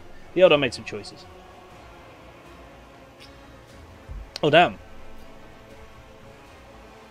No, I don't want to fight if I can help it. I'd love to make a team effort. I'd like to stop the violence on the planet once and for all. Perhaps the Monkai sense their impending inevitable end and are ready to surrender. Well, if so, the hour of retribution is closer than I gleaned in the weavings of fate. Perhaps we can come to an agreement, make mutual concessions? A deal with the Monkai is like a dying star. Its time will inevitably run out. Then again, there is one way to prove to me that you really, truly do care about the well-being of your captured world. Eliminate the ruler of the Monkai sojourning on the Liliathan and relinquish the governing of this world to me and my kin. That's not going to go well. The Liliathan herself will stand as surety for our agreement, as will your compatriots who live on it, and the profit that you will gain by tilling the maiden world. Muran tilts his head to one side. Our human helpers will replace the leaders of the Monkai. You will be the ones who will govern. We will be the ones who govern the Liliathan from the shadows. Where's my guarantee that the planet and its inhabitants will be safe? You have the word of a child of Assyrian, who venerates life far more than any of you. What is more, Monkai, I have not the slightest desire to inflict harm upon the Liliathan, the land of the Eldari ancestors. Muran says nothing for a few moments, then adds mockingly, I suppose my demands can be considered a gift for the likes of you. You could not wish for anything better than Eldari stewards to rule over Monkai without bloodshed.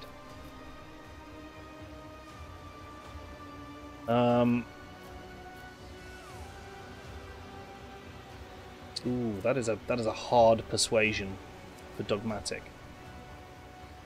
Hang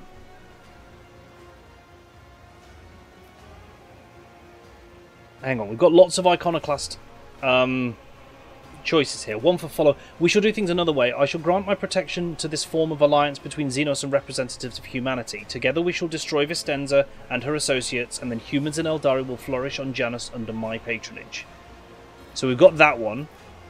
We could address Eurelia and say, I can't convince your kinsman, but I know you're on my side. Will you help me save Liliathan from the true enemy? Or we can address the rebel and attack the Eldar. 5. Don't want any more blood, neither yours or ours. You have my permission to take Janus and its inhabitants into your charge. So that one is to gain more iconoclast. Well, I reckon 6. Ha! Great joke, Shireen. Just fancy that, an alliance of humans and Xenos. That's a joke, right? The statement predicting future success is fallacious. Security dogmas are based on extensive statistical data on confrontations with xenoraces, and there have been 0 cases of successful coexistence. An alliance? That is how you interpreted what I said. And again, if you prefer that word, let us call it an alliance. We will protect the Liliathan, but we will do so without violence. We will work for the interests of our race and our world through trusted Monkai, while we will remain in the shadows of the forests. This will be safer for everyone. If the Liliathan remains in our charge, I am willing to come to an agreement. We will not lose another kinsman, and we will be able to tend this world, which has suffered so many years under humanity's yoke. As regards the ruling Monkai, Moran makes a strange gesture, and the Eldari behind him take off running into the forest. We will help you. That's good, that's good. Our commanders should stay in charge. They'll know what to do. They'll know what's best, what pleases the God Emperor. He speaks the last words in a barely audible whisper, wincing as if in pain from a splitting headache. Before the numbers, let the Eldar be like, we see the future and act unlike you humans who go blindly into yours. And then they'd be like, oh, Angron will turn into a bloodthirsty warrior, but no idea how, so let's kill him. Which then leads to him becoming what they try to stop. Yeah, so sometimes the Eldar don't... Sometimes they try and prevent the futures that they see and end up causing them. Wait, Ilantuk. Before you leave these forests forever, take me with you to the distant suns. The tale of the children of Assyrian on the Leleathan is coming to an end, but somewhere out there, among the cold stars of the cosmos that your kind calls the Expanse, there are others, deprived of home, lost, suffering. Euryliet shuts her eyes, and grief twists her finely sculpted features. Yeah, sometimes they work, sometimes they do dumb shit. We can help one another, Ilantuk. You will be my wings, and I your wounding spear, and your voice of reason should you encounter my kin. If that is still not enough... Euryliet thinks for a moment and continues carefully. I promise you a wondrous reward, Ilantuk. The treasures of my world hidden in the vastness of space, in exchange for the rescue of my kin. If you remain true to your word and do not go back on our covenant. I like the sound of this!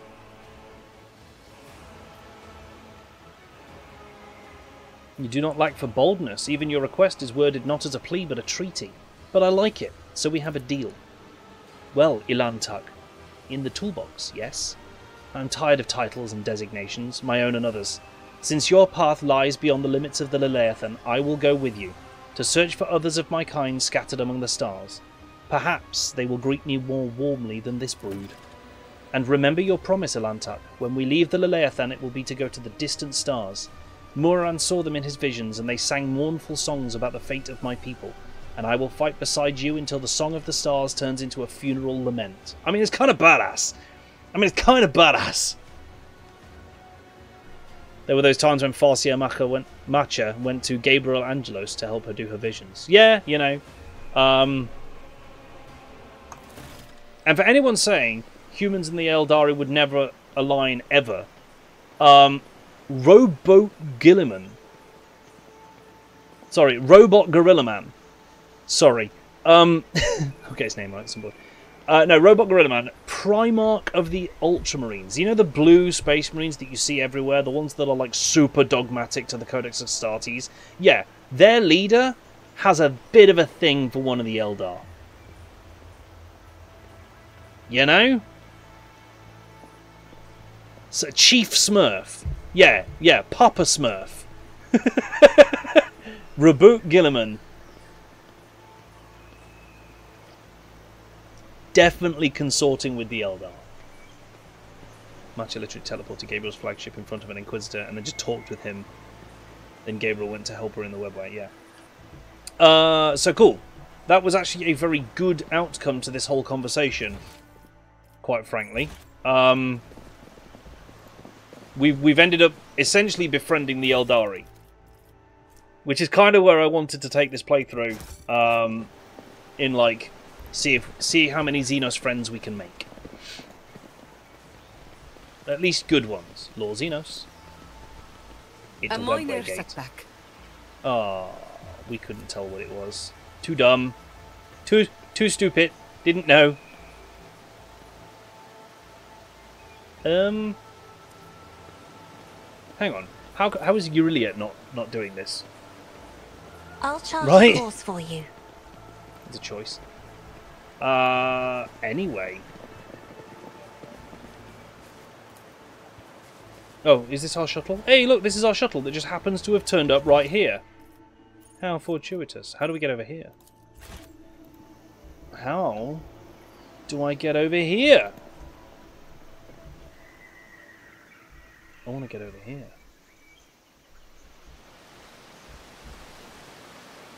Perhaps up there? Yeah, perhaps up there. Why is Jai rolling that and not Euryliet? Sorry, Bob. It's okay, we've learned how to pronounce her name now. All characters in this game shall be Bob until such time as we figure out how to actually pronounce their names. Because Warhammer 40,000 has some fun names in it. My warp sight reveals hello! something. Oh, it's a demolition one again, folks. Stand back. Have you got this, Aurelia? A trivial task. There's 9 experience for that as well. That's quite nice, that is. She's great at awareness. Like, she spots the traps a bloody mile away. Did you hope to see an Azuriani fail? And you did. Too hard for a simple monkey? You know? I think there's a climb. I'm willing to bet that there's a climb track. Such is the Emperor's will. Well, there's goods here. So this isn't the way up there, but... I have failed my kin. That's okay, because you didn't take any damage. It was just a crack grenade. They have a really small blast radius, don't you know? Oh, damn. This one's 82% even for Pascal. What? No. Absolutely not. Everyone else try first. Yeah, we're in. Done. Rude. Agility 5 and Athletics 10? I bet she can't use them though, can The she? songs of my ancestors speak of stars long forgotten and worlds long gone. What a shame that you lack the capacity to understand even a single note. But agility by 5 would be a good one for him, I think. Yes. Because we've not got... Let's see, that's not bad. The bladed boots. Yeah, agility 5 itself isn't going to do anything. Never mind. Plus awareness divided by 10 dodge, so it's plus 3% dodge, whereas that is... Oh no. That is better for the time being, a headhunter like carapace. So we are trying to get this guy's dodge up a little bit more if we can. Just if we can. But this was not the way up to here.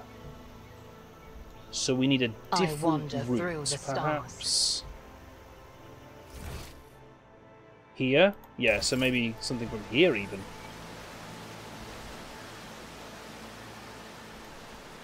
A big old vine there. Can I climb that? Oh look, a bridge. A bridge that comes from over here.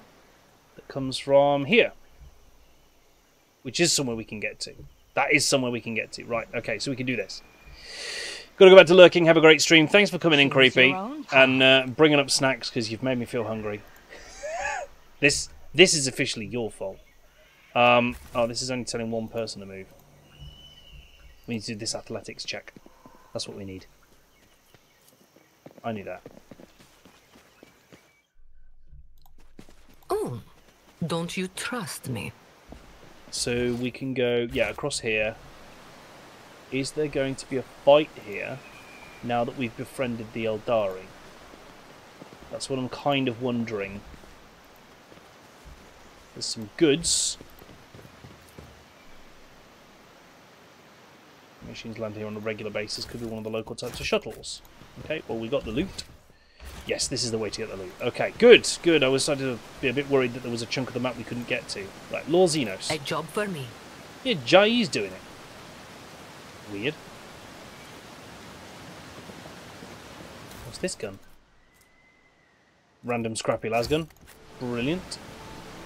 We can go up there or we can go across here. Let's go across here first. Is dealing with my kin not considered treason among the monks? So blinded you that you do not fear retribution.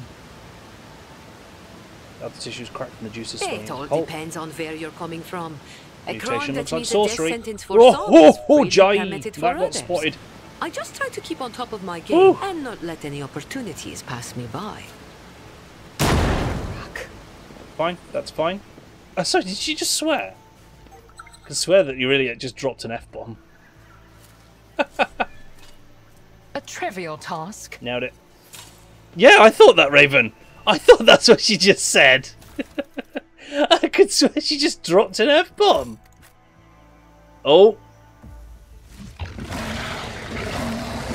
Ooh, there's 3 of them this time. 4 of them? The Emperor offers no quarter to his enemies. Neither do I. Yeah, but it's okay because Jai's going first, so... Oh, there's an alpha one. Ooh, hello. Eldar do be talking high gothic, just say. right? Okay, so let's start by putting a front line on these Don't get two. too cocky. A mid line on us. And a sniper line on I'd us. like to, but I Can't can't. overlap them. I it can there, do that put it there. with the right incentive. Because you've got 5 AP. So, with your 5 AP, you are going to buff Cassia. Don't get too cocky. You are going to set this zone You've got a as problem? the kill zone. I've got a prize. How long does that last? For 1 round. Brilliant. That's all it needs. Am I getting paid All for I this? need. Buff. If I may. And let's open up with a big lick on the alpha. Around. I'll just double laser to hopefully immobilize like you say, Krabs. Not Oh, a no, but it's servitor. nearly dead. That's the key, isn't it? It's nearly dead. How about no? Get some toxin damage on that bad boy. Oh, dodge. Rude. Right, you really this might be trouble. Just saying. I understand your intent. Dead is best immobilized. It is. You know, that's very accurate. The one behind us is going first. Of course it bloody is. But it's Cassia's actual turn before then, so hopefully she can blow its fucking nuts off. I am not your Xenos pet monkey. You know? Oh yeah, everyone's got 5 AP now. I forgot about that. It's crazy. Okay, If we're going to it give him an serves your exposure. cause. And now we're going to shoot him. Ah, he This could die. tedium is beneath me. Another soul 84, slips beyond lovely. the veil. Right, so pop a... Oh, we leveled up again. If it Amazing. serves your cause. Pop a wee little hemorrhage on him. And then at the end of... I am not Right, at your the start of your next Xenos turn, you're going to pet shoot that monkey. guy if he's still alive. Oh, he did get a turn first. Oh, feral bite hurts. Okay, Cassia. Give your idiot a turn. Your idiot. Shoot him If in I his must. stupid face. Hang on, has anyone got an exposed facing us? No. I am Interesting, not no your exposes in a Xenos free pet turn. monkey. That's a shame. Oh, let's hemorrhage him as well. It's free. I did get like 1,000 XP from the Eldar negotiations. Yeah, so I'm guessing that's the replacement XP for all of what you would have got had you taken the fight. That's like my guess. Had we done the fight there and defeated everyone, we would probably have got a chunk of XP. So that's that plus probably a little healthy negotiation bonus for tackling it in a different way. Who's next? It's this guy. It's time to blow his nuts off. Me. If you insist, Lord Captain. Big hit. If Boop. I may. Dead. Next one. Isn't this a job for the serfs? Cassia's too strong. Cassia's too strong. She's out of control. In the name Yulia of gets a House whole free Orselio, turn. I shall understand your prevail. intent. I hear you moving. No more. Fortune favors the swift. Cassia, too strong. Too This strong. tedium is beneath me. It's going to empty this. If I must. She's absolutely just emptied that ranger rifle. Abelard, I guess hit this thing with 6 hit points I left. will do my duty. Oh, it parried. Of course it parried. Pascal, shoot it. There we go. Taken care of. What? That's ridiculous. It's absolutely ridiculous. Okay, I got some loot from that, didn't I? These gloves reduce recoil of automatic weapons. We're not actually using any automatic weapons at the moment. So there's no recoil. Everything we're using is single shot. So there you go. Characteristics for me is gonna be a little touch of toughness. Nah, weapon skill. Weapon skill, we might as well keep that ticking up. And resilient beacon, so you take less damage from crits. I was looking at that before and that seems really good. You're idiot. Talents. So hang on. We took Calming Whisper. Death Whisper deals an additional 10 damage. So We want next the one that does every direct damage. Right? Whisper. Death Whisper. Does Death Whisper do direct damage? It's rending damage. Right, so that's not quite the same.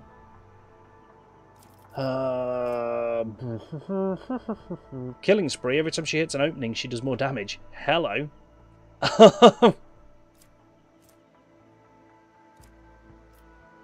Lethality heightens. Oh, that's it. Yeah, she deals 5 or more direct damage. Hmm.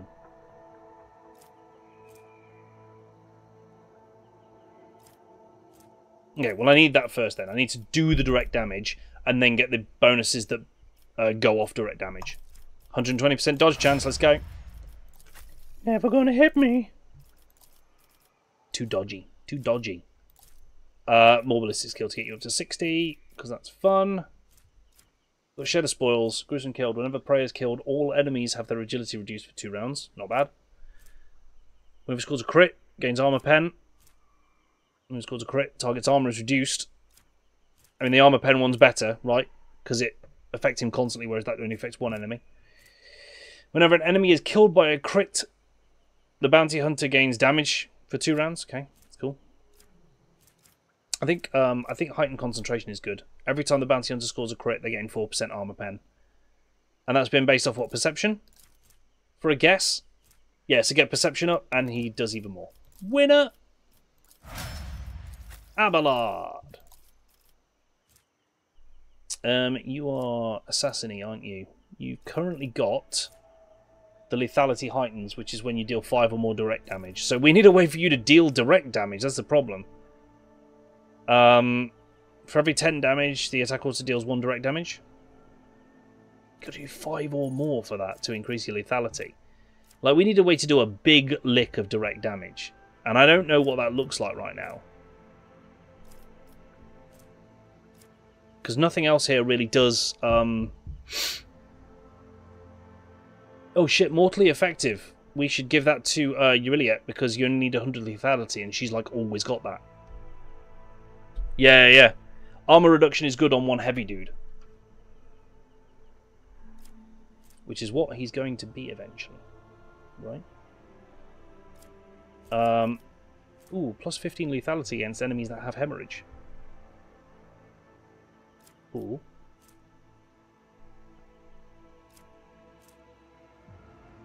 Each successful dodge grants the assassin lethality divided by 5% damage for the next successful attack. Okay. Don't need to keep your distance. Okay. Dance Macabre deals additional plus 4 direct damage. I think I want to get Dance Macabre with him. That's going to be massive. So we will get the direct damage deadly calculation. Because then we'll unlock Dance Macabre and we will get you some agility. Have more dodge, please. Cassia! Bay! Willpower. It's just always willpower. All the abilities work as though she has 5 more stacks of attack advantage. That's another 20% damage straight up every time we use that.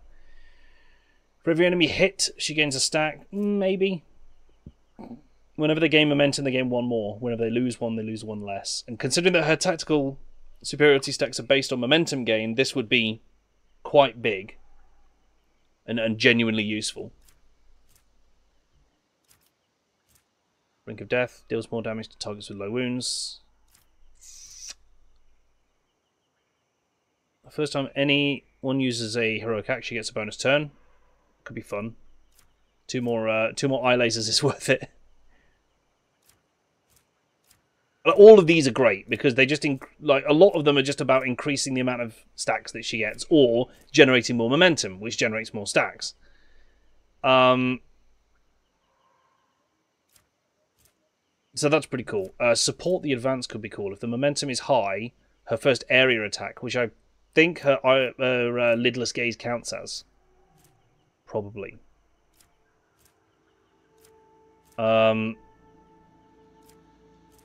That's pretty cool. Yeah, see, that's a really strong ability. Every time someone grants her stacks, they heal. So basically, every time someone generates momentum, they heal an equal amount. Which is actually quite good. Let's do that, I think.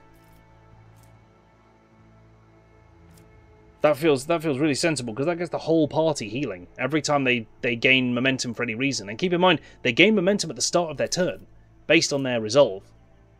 I know what the patch was for Power World. What was the patch? There's a quit button now. Oh yeah, no, we saw it. Yeah, Falgard found there's a quit button now. You can now leave Pal World. It's possible. They've also changed some things in the tech tree. They've moved some stuff around. Statue of Power isn't an ancient technology anymore. Oh, I thought that was just because I was in single player. No, Statue of Power is not ancient technology anymore. I get that. Some it's of not the hardest build. It's not the hardest build. Some of the requirements for base leveling up have changed as well. So, yeah, things have shifted. The pattern has shifted. Now, which one was it that increased momentum? I've just realised. Because actually, again, that would be huge. Energy drinks. They increase momentum. Yeah, arguably, I can't say she's wrong, chat. I mean, I can say it until I'm blue in the face, but then I would be wrong. Or do we just... Every enemy hit, she gains a stack. Whenever anyone gains momentum, they gain one more. That's going to give me more, isn't it? Nerves of Steel for now. And then... Yeah. So Nerves of Steel is... Whenever anyone gains momentum, they gain more. Do that next time. So for this one, we'll do Comfort and Conformity, so they get the heal. And then next time, we'll get that one that makes them heal more. Because that's even bigger. I love it. Right, Grand Strategist. I don't know how I feel about all the stratagem stuff. I really don't. Like... You're an Imperial Wielder.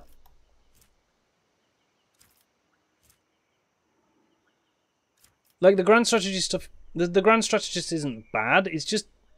It's difficult to get them to really work. You know? Oh, unless... Hang on, I have just had a thought. Unless... Do any of these... deflection against that. Gain an MP. Personal zone. What do we get? We got adjusting front line, so...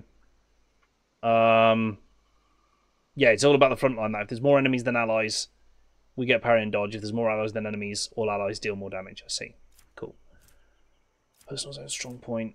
I'm wondering if there's any of them that increase resolve, generate more momentum. Because if we're going to lean into this, we might as well lean into this, you know?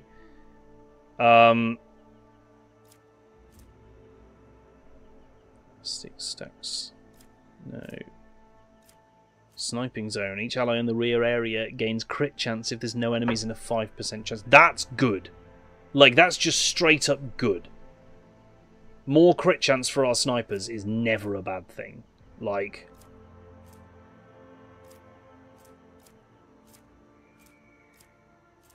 Defensive bonuses, temporary wounds, inescapable zone. There's so many of these, like...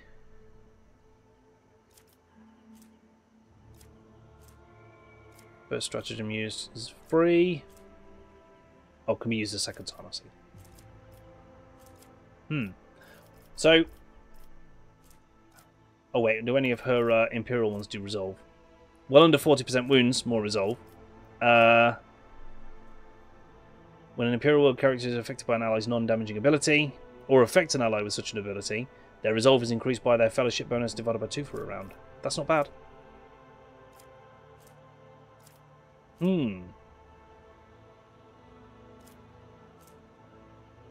Yeah, that's her humanity's finest, so everyone would get 5 points of... Okay, so... like that. If you don't move the bone... If you don't move... Yeah, no, just go with that for now. If you don't move the zones, they get stronger. We were on about getting that one last time, I think, and we just didn't yet, so... What skill second? Ballistic skill, I guess? Get her able to actually hit things with her pistols. Currently, her pistols aren't impressing me. But that's because she's spending so much AP on officer abilities. She's not really getting to flex the two of them, you know? Like, we may have to look at a two-handed weapon for her. Although having the two options, I guess that helps. Just get her that. Get her 60 points of strength and equip the piercing splinter cannon. Laugh all the way to the bank. Why not? Right, moving on. Is that everything from here? Yes, it technically is. Turn the void shit. Let's just run over here. Ba-da-da-da. Ba-da-da. Did anyone see the Indiana Jones game that Bethesda have announced? How do we feel about that? Yeah, with all the armor and deflection in this game, you need big booms. So the pistols are just, yeah, they don't damage. The toxin one, not awful. The toxin one, not awful, because you. But the thing is, the toxin doesn't stack. If the toxin stacked, it would be really good, because you could just lay loads and loads and loads of toxin into a target, and watch it suffer.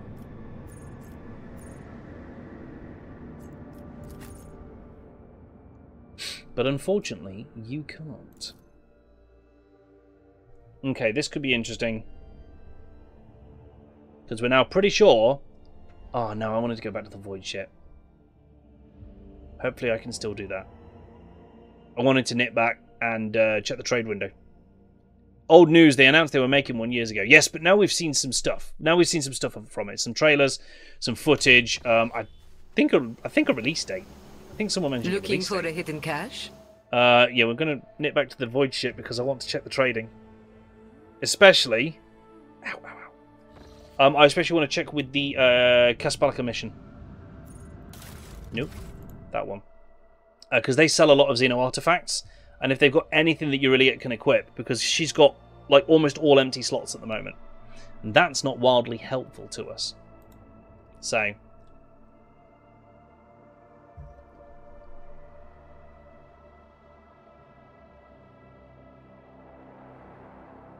And I mean, yes, don't get me wrong.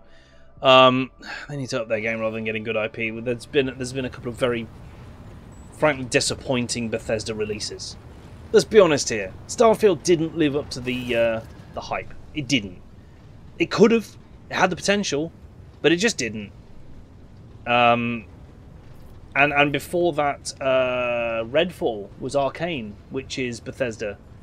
And Redfall was bad. I'm sorry, it just was. We tried so hard to enjoy it. We were really, really trying to put the effort in to enjoy Redfall, but it was challenging. So there's a Mazoa pattern hex rifle, which is Drakari weapons. That is essentially a Drakari sniper, so it's not bad. Oh, good, heretical stuff. Forgot about all this. Fusion gun, which might be a good secondary weapon for her. Short ranged at range 8, but it's basically a long ranged, harder hitting melter gun. Nice.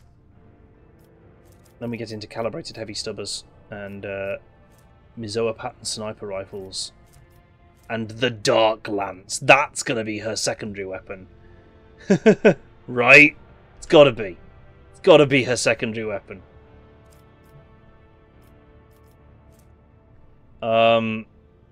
Bethesda need a new engine, but while the Howard is still in charge, they won't. I mean, yeah.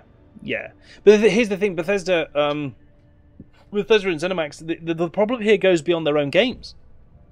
Because if it was just Starfield, that'd be one thing, but Redfall was Arcane, and it's a different set of developers to the ones that create. You know, and keep in mind, Arcane. These are the guys that gave us Prey, and Prey was an incredible game.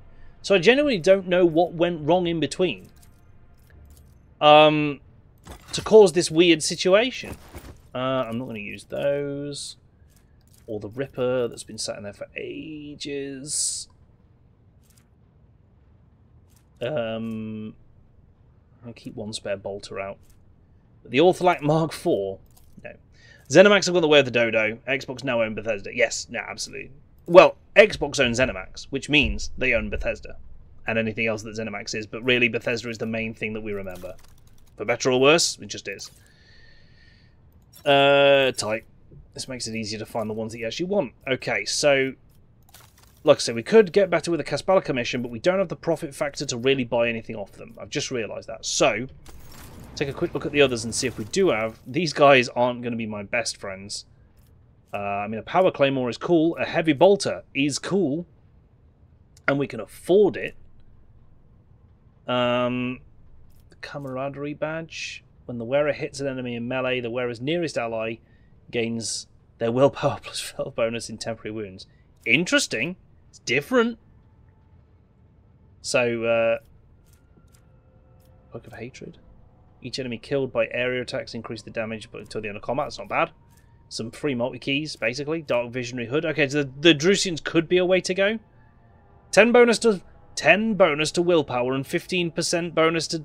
Oh, yes, we need that. So we need to get these guys up to level 7. That's our whole mission right now. Starting with Holy Gifts, please. Holy Gifts. Holy Gifts, Batman. Wink. We have gained not one full level yet. Jewellery. We got one of. Pop that in. Ship components. So I've just learned that they've got an item that's going to make Arcasia waste. Oh, do you know what? Just everything. Level 4. It's not high enough. Get the power claymore, get the heavy bolter, so that we've got them. I mean, heavy bolter. Bevy halter, you know? Does Pascal have the strength for the heavy bolter? I don't think he does. I don't think it... Honestly, I don't even think our melee bros have got the strength for the heavy bolter yet, so... Okay, so that's all that we can do with them. The explorators. Oh, we can get the mobile extractums now because we've got the points for it. That's lovely.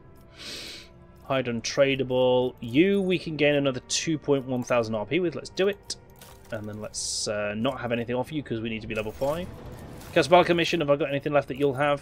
Nope. Fellowship of the Void? Same question. Nope. And can I afford anything I couldn't previously? That's the other question. I don't think I can, but I've just realised I should be checking. And finally, these guys, show tradable? A little bit. We're edging closer to some stuff. Scrap boxes, though, all 7. Just take them. Because I think that's just given us a load of scrap for our ship. 369. Now, increases ram damage and reduces damage suffered when ramming another ship. So I guess enough levels in this starts to make ram very useful because you start hurting the enemy ship more and taking less in retaliation yourself. But, like, at what point do we know... Oh, there you go. Reduction of damage and damage bonus. 50 scrap. 4 and 5. Oh, hello. So let's try and keep these roughly even level then. I guess if RAM is going to be a useful thing when upgraded. There you go. We take 12 reduced damage when ramming an enemy ship, but deal 15 more. I don't know what RAM does normally, but that feels worth it. You know? Oh, I'm fine. Hey, Euriliet. We can allow Euriliet to be one of the key facets of piloting an Imperial warship. What could go wrong? Oh, Adira, get back in there. And finally, I will just check on Pascal's strength. But I don't think it's... Yeah, he's strength 30. It needs 60. So, Abelard can't do it. And Toolbox can do it, but only when he buffs himself with the old strength bonus. Power Claymore? It's just not as good. It's just not as good as the Thunder Hammer. Crowd Controller doing Pal World? Oh my god, that's going to be bonkers. They've literally just said... That's going to be insane. It's coming, bear with us, we're cooking as fast as we can. Do they need more fire-type pals to help them with that cooking? Yeah, they're cooking a giant chiquito. It's like the size of a house. I love it. So, yeah. Sounds good to me. So whilst we're here as well, is it worth re-rolling Pascal? Do we think? Because I've just realised as well, actually, if I... What's the button for cargo? Enough questions, hang on. B. B for cargo. Did I end up giving away those gloves, or have I still got them? No, they've gone. Okay, that's fine. I'm all right with that. Kind of not, but okay. Not yet. Yeah, I think we want the multi-melter really. Some sort of multi-melter is going to be needed for this to happen. Now, just quickly, are any of these guys, any of them, selling a multi-melter? Heavy flamer, focused melter gun, roaring thunder. That just might be the best thunder hammer ever. Oh look, its ground slam is like a line attack, like a line shockwave instead of anything else. Condensed carapace, 42% armor with no dodge penalty, and plus dodge against human enemies. Nice. Explorators, multi-melter please. Heavy plasma, improved injector, deadly repeater, nope. Reroll off stream where I can take my time. Maybe worth it. Yeah. That's a good point actually. Oh, these guys sell quite a few Xeno weapons. Nothing there. Okay, so no multi-melters for sale at all. I will need to locate them elsewhere. Okay. Yeah, because I'm trying to think if I can find a way to make Pascal an effective sort of melter gun user with the power axe as well. Actually, the combo there could be pretty good. And that would make him much better as an arch militant. But I don't know if operatives can do that, can they? Can operatives become an arch militant? I guess the real question, just quickly, no, actually, because if I do the reroll, I'm going to have to do the whole thing. Oh, my other question is, if... okay, range 4, in which case the single shot will be range 8. Because don't forget, the melter gun says range 3, but the single shot is range 6, so... So we're looking at a short-range multi-melter. Needs 55 strength. Okay, we can do that. We can make that happen. What I'm thinking, bear with me, is that if we can change his fundamental type, if we're allowed to change his starting archetype as part of the reroll, I don't know, we'll find out. Then I could change him to either a soldier or a warrior and make him into an arch militant so that he uses the power axe and a multi-melter to get a bunch of different types of damage attack. He'll operate quite close range in heavy armor, or maybe even power armor, who knows, if he can equip that. It's got legs, chat, it's got legs. It's got potential. Because we've already got an operative assassin, and she's quite good at being an operative assassin. Her name's Bob. But we've now not got an arch militant in the party because Argenta had to go away because she's useless at surviving. So, we need 55 strength and more than 2 arms. Well, what I'm wondering is, does his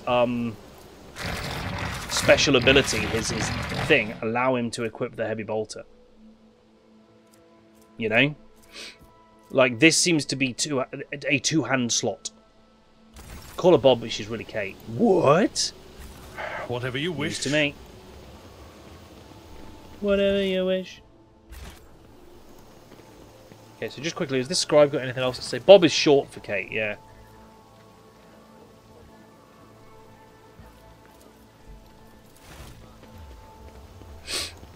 I'll guide your vessel. More than and 2 lead arms you are coming on on. your It's way. got legs. Ah, right. It's got legs and more than 2 arms. Yeah, that's fair.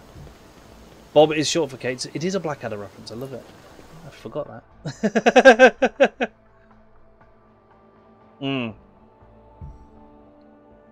Yeah, I'm getting it now, Krabs. I understand. It took me a hot minute, but... Quickly, press the any key. Right, we're going to go and confront the Governator. No, my entourage will be accompanying me. You really got to pronounce that B, Bob. Bob. Hello there, Governor. Greetings, your lordship. How may I be of assistance? I found the rebels' nest, Vistenza. Have you really, your lordship? And what have you learned? Everything. Let's not waste time on meaningless chatter, Vistenza. You're a servant of the archenemy.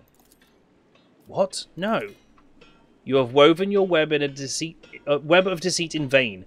You can no longer hide behind the veil of ignorance. In the Toolbox has seen the evidence of your deeds, heard the cries of the tormented Leviathan, walked amidst the decay that you brought to the maiden world. Enough of your lies, Chaos Wretch. You really it, Vistenza exclaims breathlessly. How dare you, you filthy vermin! I will have you flayed for that outburst. Your lordship, what is going on? The colours are darting to and fro like startled shadows. The colours know that they are the veil that stands between the soul and the truth. If the veil falls, all will turn red and purple. Even now, I can already see the muted purple seeping through.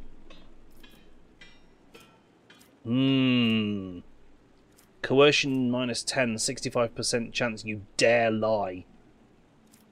Beneath the dignity of a governor to squirm so pathetically, Vistenza. 80% chance.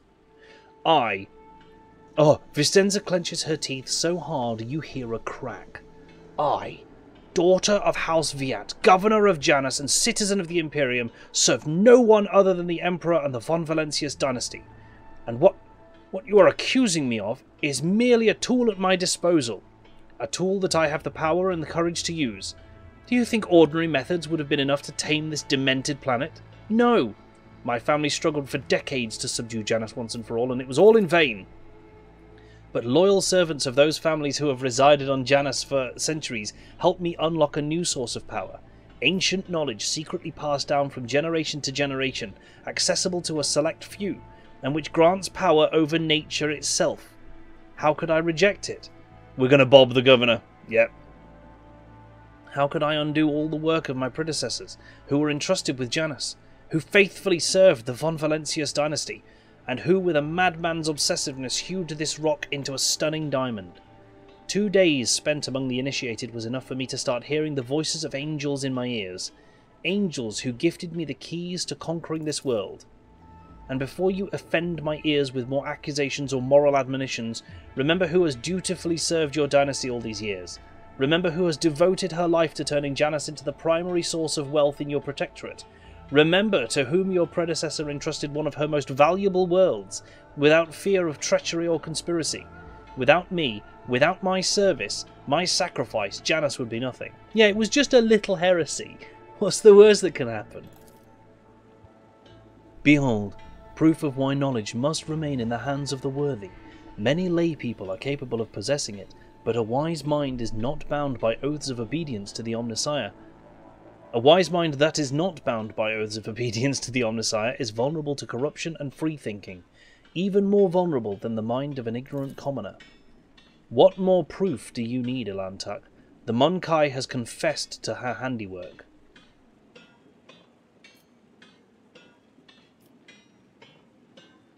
I will not allow a miscreant like you to continue wreaking evil. Iconoclast.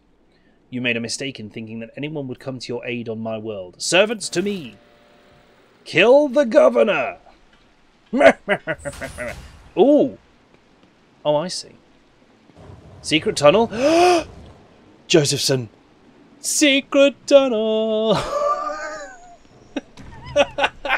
Does it go through the mountain, though? That's the real question. Damn, I've got no way into that box.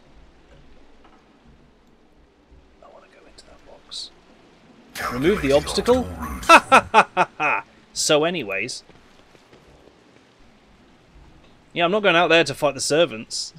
Secret tunnel!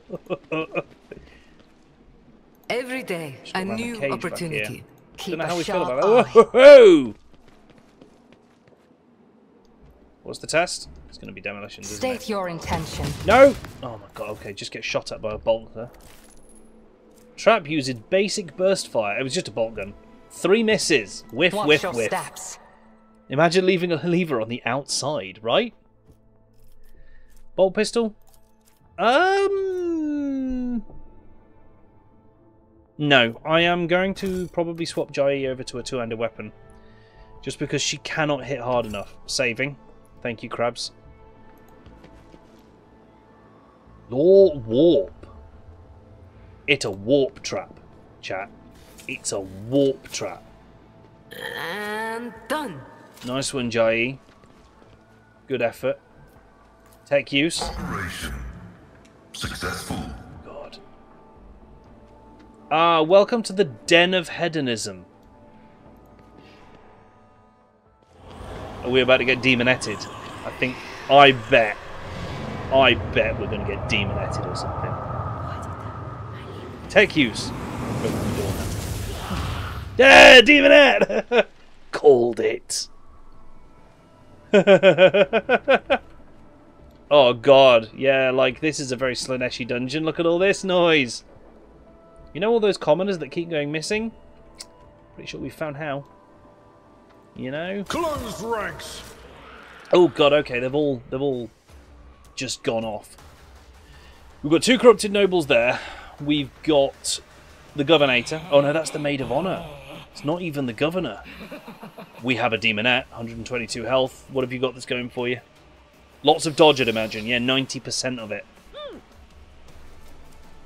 But las weapons, don't care. For each demonette nearby, all creatures within their aura suffer -10 weapon skill and ballistic skill and -1 AP. So if you get flooded by these, you just can't fight. Large numbers of demonettes, gonna be bad. I mean, look, the straight-up demonette statues are telling... Oh shit, there's one there. So we've got 2 demonettes at least. There's Vistenza Viat around the corner. Sounds like a job for a sniper. Really does. Really does. Okay, so these 2 are the first to die. Which means I can put Cassia on the front line.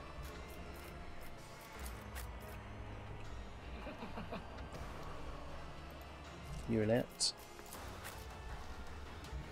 Pasquale. Abelard. Where's Toolbox? It's the only one I haven't placed yet. Let's go! Okay, step 1. Buff Don't Cassia. get too cocky. Step 2, give Cassia permission... Oh, wait. More friends than enemies in there. So we hurt them more. Big brain.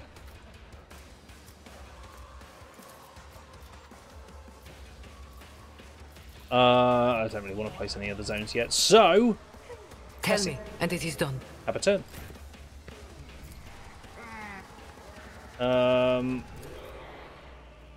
Me? Do this. If you insist, So Lord she's Captain. immediately got 149 willpower. Like, start of the battle. Boom. You're dead, lad. Now Jai's turn. Yeah, like, even her hit chances are a bit trash. Oh, come off it. I can do that with the right ins going somewhere. Got him. Got him. Okay, now we get some enemies having a turn. The Demonette's just going to run towards us. Don't know what the Maid of Honor's going to do. Horrors of the War. Demonettes are purely melee based. Oh, shit! Okay. She just summoned another one. Maid of Honor needs to go down. Hard. Noted. Juliet, I believe that is your not specialty. A servitor. But you've not got a shot on her right now. But you have... they've got a lot of health. A lot of health. Oh boy.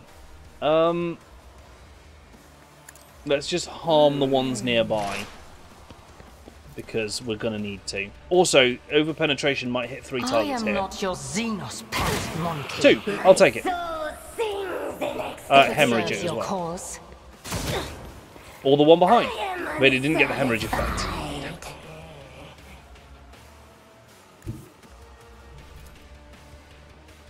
There's the money shot. There's the money shot. I have read I've got tomes 3 of military points left. tactics. I've got 154 Isn't willpower. this a job for the serfs? 158. Didn't quite push it over. Me? Big buff. If you insist, Lord Captain. Big lick. Where was the one that hits all of them? There. I'm not accustomed to being ordered around. Good.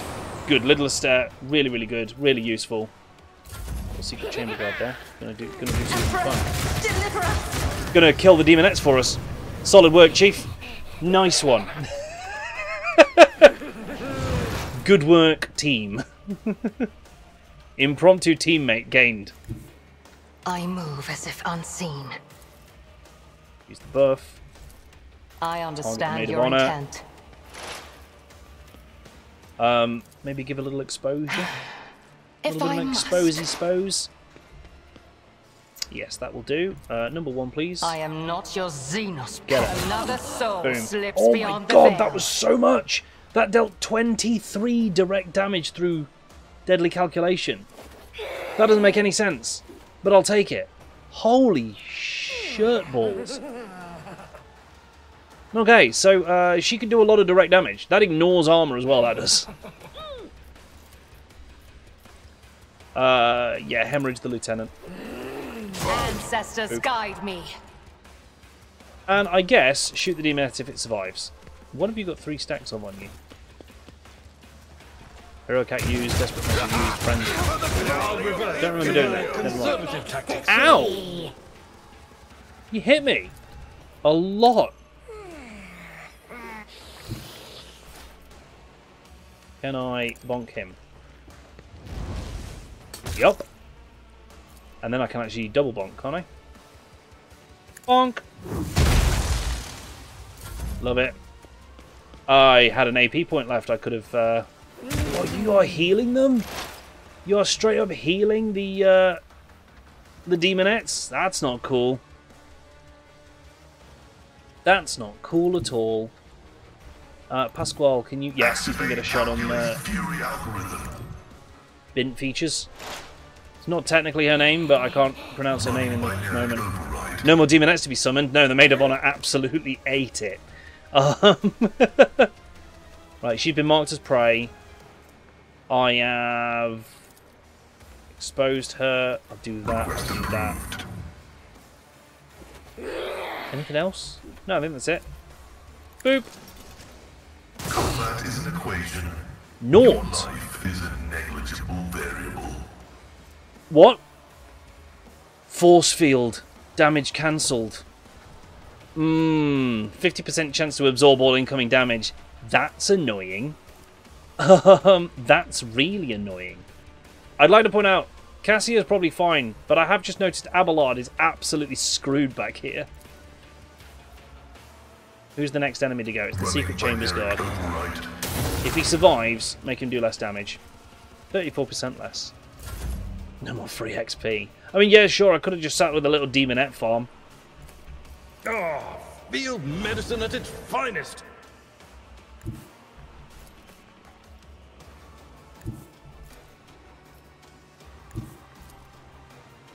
Probably not going to actually trigger, is it? It's Killing Edge. Attacks and grants 40% dodge to the target for the attack. If it still hits, deals a bunch of bonus damage. If it hits an opening, deals a bunch more damage. Okay. Let's get the 2 hammer bros to bonker from opposite sides. I mean, 2 thunder hammers in combat with anyone is pretty much situation donezo, right? My place is at the fore. Let's do this. Because then... Victory is imminent.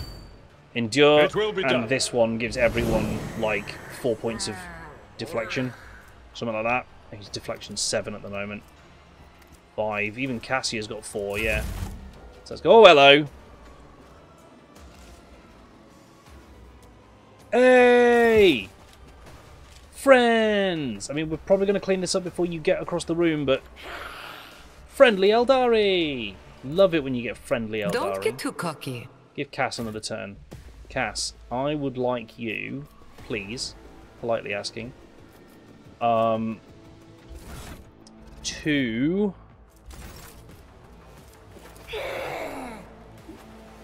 maybe just blow this demonette's nuts off.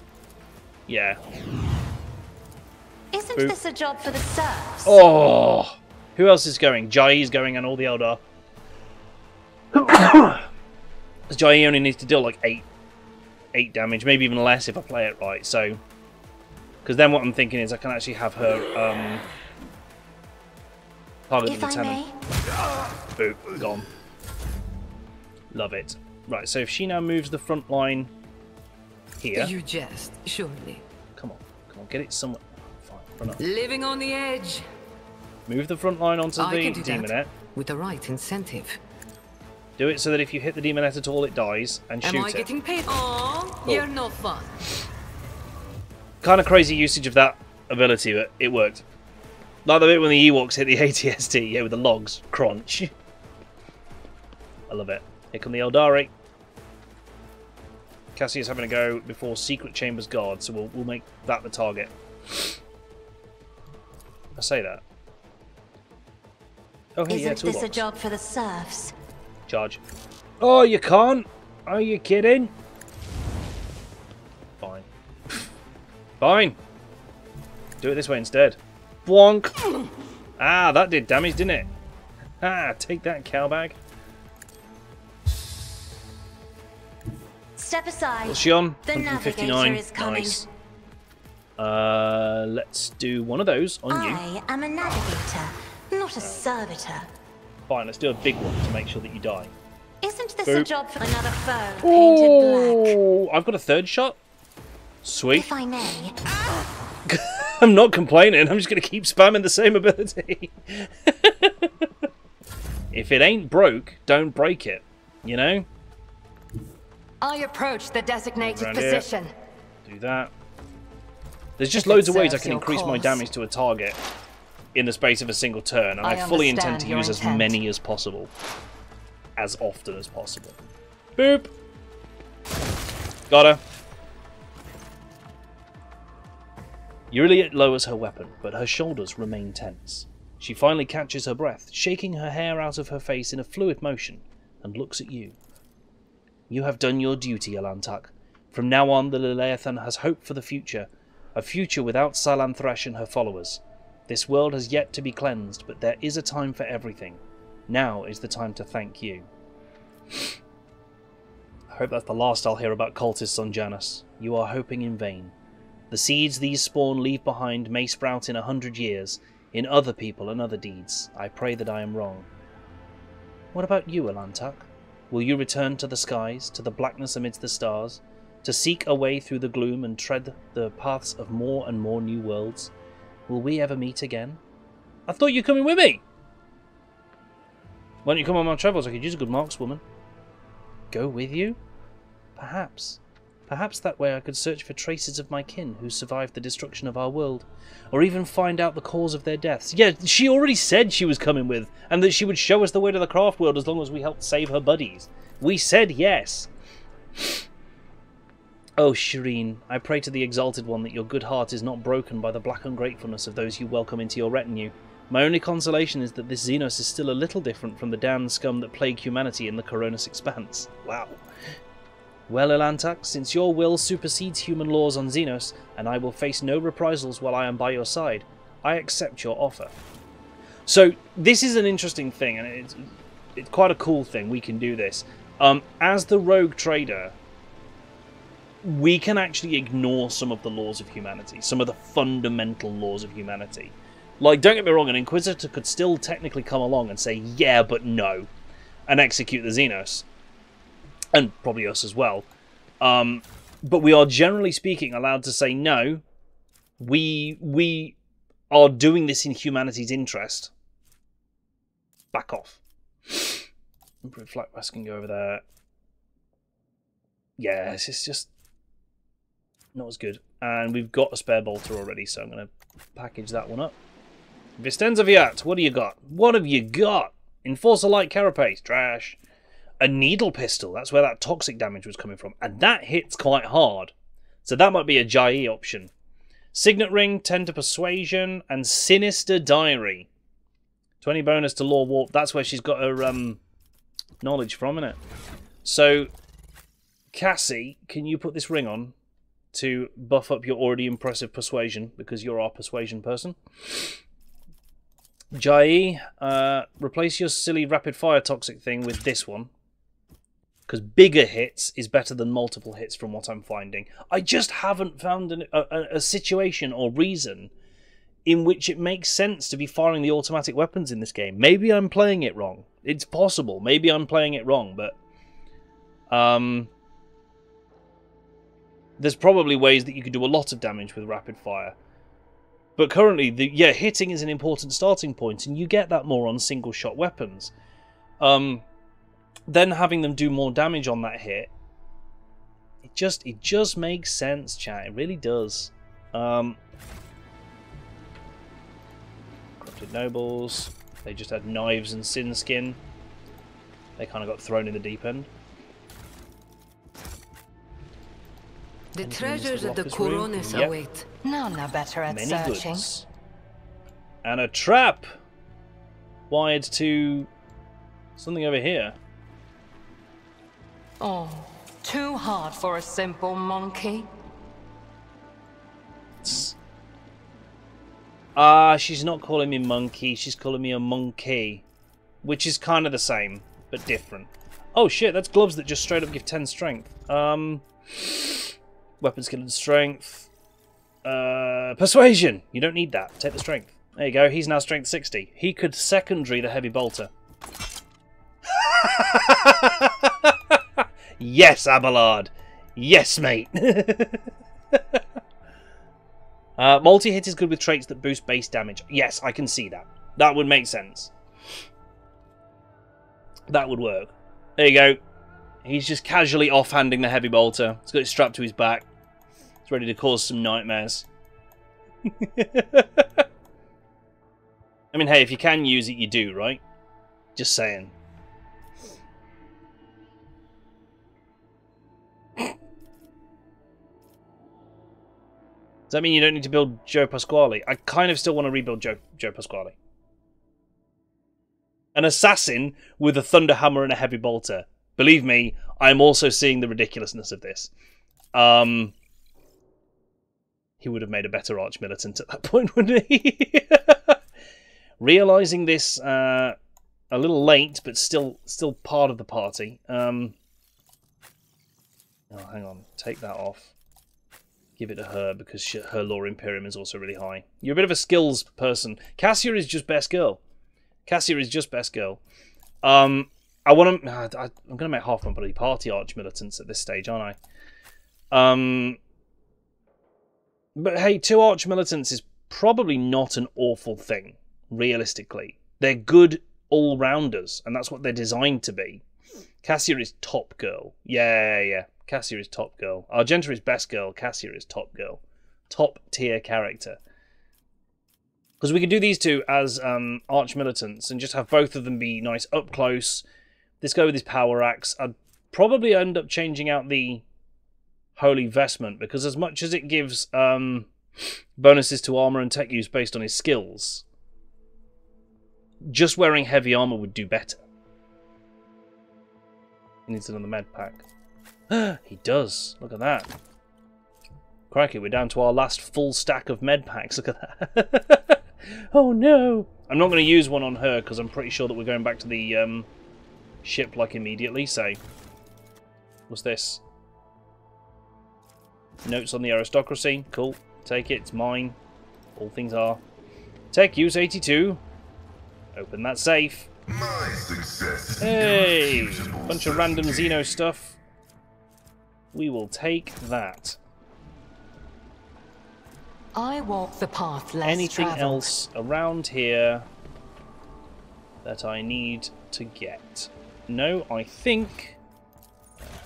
something on this wall there. Maybe more provisions. I have travelled Various far ales and darker things. Love paths. it. Cool. Well, this was a pretty nifty section of the game, to be perfectly honest with you. We have reclaimed one of our planets. That's what we've done here. I'm pretty sure that that's the end of that arc, right? All grist at mill. Right. I'm pretty sure that means we've reclaimed one of our planets. Yeah. So our travels could take us anywhere next. Anywhere at all. But now we have an Eldari with us, which I think is pretty awesome, actually. Colony management It is incoming. my destiny to traverse the unknown. Possibly. Let's go to the void ship and see what it says. Because usually this is the point where it like drops new mechanics on us, right? Is when we get back to the void ship. Get more waifus for the harem and you cleared out the wibbly. Right, we now have control over the granaries of Janus. The promise of help given to the Liege of Footfall Vladaim Tokara can now be fulfilled should the rogue trader so desire. Yes. Send provisions to... What was the heretical option? More profit factor. Send provisions, giving its inhabitants new hope and asserting their right to rule over the station. Yes. Yes. You've resolved the crisis on Janus. The inhabitants of Footfall Station will praise the rogue trader who spared them the painful choice between starvation and succumbing to the reign of Incendia Cordia. 15 points of Iconoclast, more profit factor, loving that. To welcome the new rogue trader, the Adeptus Mechanicus' planetary office brought to the ship an offering of several versatile macro combines, ancient machines whose carcasses have been found on Janus and carefully restored. The sacred steel titans will serve the Von Valentius dynasty. Nice.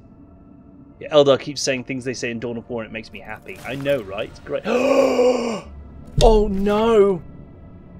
It's literally colony management, chat. Only certain worlds, usually the most habitable, are suitable for establishing thriving colonies ripe for development. Completing projects and colony events can earn the rogue trader unique rewards that cannot be obtained through any other means. Projects are the backbone of colony development. Completing them requires resources that can be obtained by exploring planets and cosmic anomalies. Completing a project takes time. While you continue your travels throughout the Coronis Expanse, you will receive a notification on the screen when a project is finished, informing you that the reward can now be claimed. Efficiency affects the amount of resources produced by the colony, increasing by 10% for each point. Complacency affects the amount of profit factor produced and the speed of projects, increasing them and decreasing them for each point of complacency. And security affects the ability of the colony to cope with negative effects on its own. Great. First project. Right, so...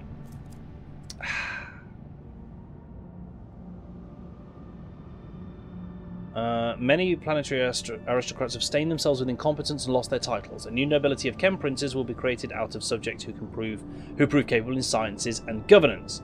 Those who succeed in wisely managing their agri-complex fiefs, strictly maintaining their obedience among the commoners, and increasing the output of rare organic chemicals will keep their positions.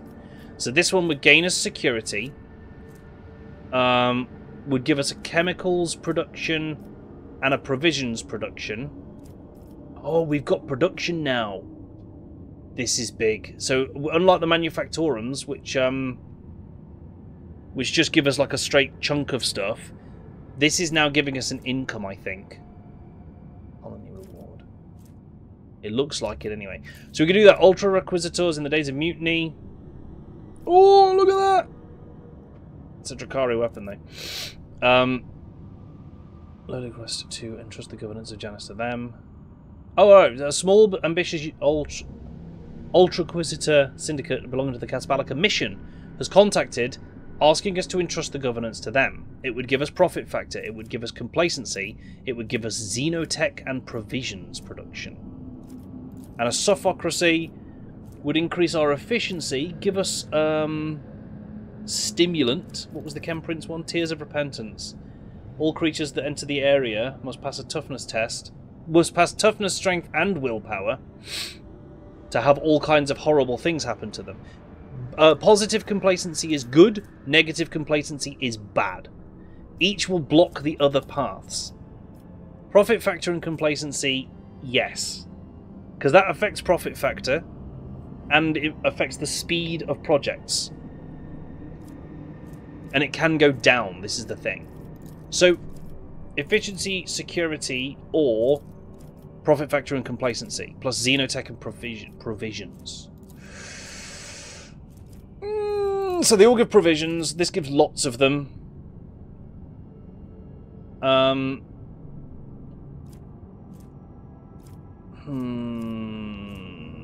god. I want all of it. I'm going to go with this one first. Profit factor and complacency and Starblight. Which is a two-handed Drakari sniper. It just seems fun. Thomas is Chem Princes. Are you thinking because of the security? You only get one of these. Yeah, I know, that's what I'm thinking. You've got to pick one. And Chem Princes, I mean, security is not a bad thing. Not having to come back and resolve situations helps. Oh shit, we're up to 43 profit factor after all of that. Oh, damn.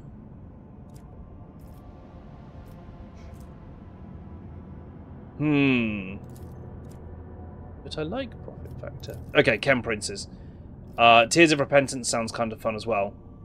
That's a grenade that causes all kinds of awful stuff for people if they fail tests, and they have to take 3 tests at once. So, oh, look at this.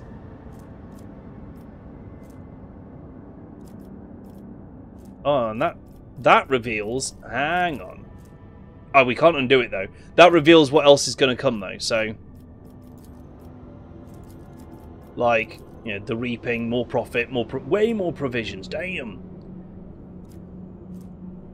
But, right.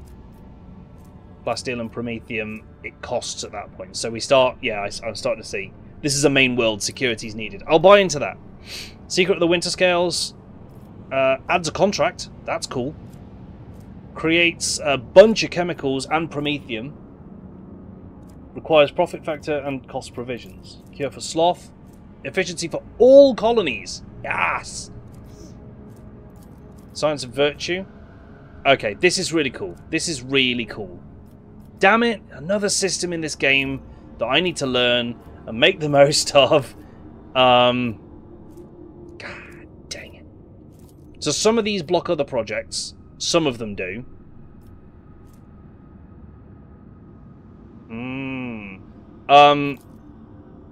Chirurgeon medkit, look at that. Pretty badass. Yeah, okay. I'm looking forward to this.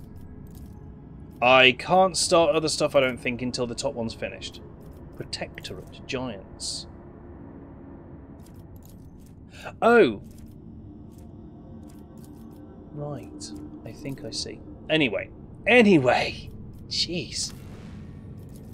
Moving on. So I'm guessing that we can manage Janus from other systems, though, right?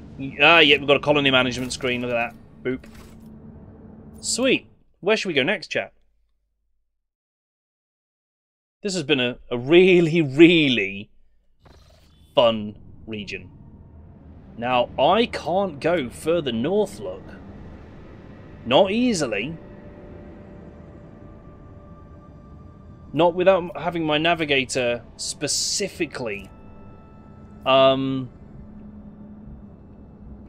explore manually. Or I need to get over here. What do we think? It is midnight. It is. Oh, we need to do a scan. This might reveal some stuff. Yeah, look at that. We're going to go Pulvis Platinum next. We're going to warp travel over there. The tranquility of the warp jump was disturbed by reports of frightening sounds and visions that descended upon the crew. Hundreds of people reported knocking and screaming behind the bulkheads of the void vessel, the sound of nails scratching against the hull, and the elongated Eldari-like shadows thrashing about the long passageways. The phenomena were most prominent in the far corner of the officer deck, where the Lou Lord Captain's companion, named Juliet, had made her home. We left the Immaterium. Okay. Just a little story thing. It's okay, I charted the new. Crabs, I charted the new. Lord Captain, the Vox systems intercepted a distress signal coming from an Imperial vessel. The system contains a ship that belongs to the planetary fleet of Dargonus, the capital of the Von Valentius dynasty. The transmission is repeated at regular intervals, but the message itself is corrupted. A cacophony of requests for help, groans and shouts. What in the world? It is your name they're shouting, Lord Captain. Whoa, but how did... We will find out. That's a weird little planetoid thing, isn't it? Could be involved. We will find out what that is on Thursday, because that's all the time we've got for tonight. Come on over to the Just Chatting page. I'll tell you what we've got coming up on the channel.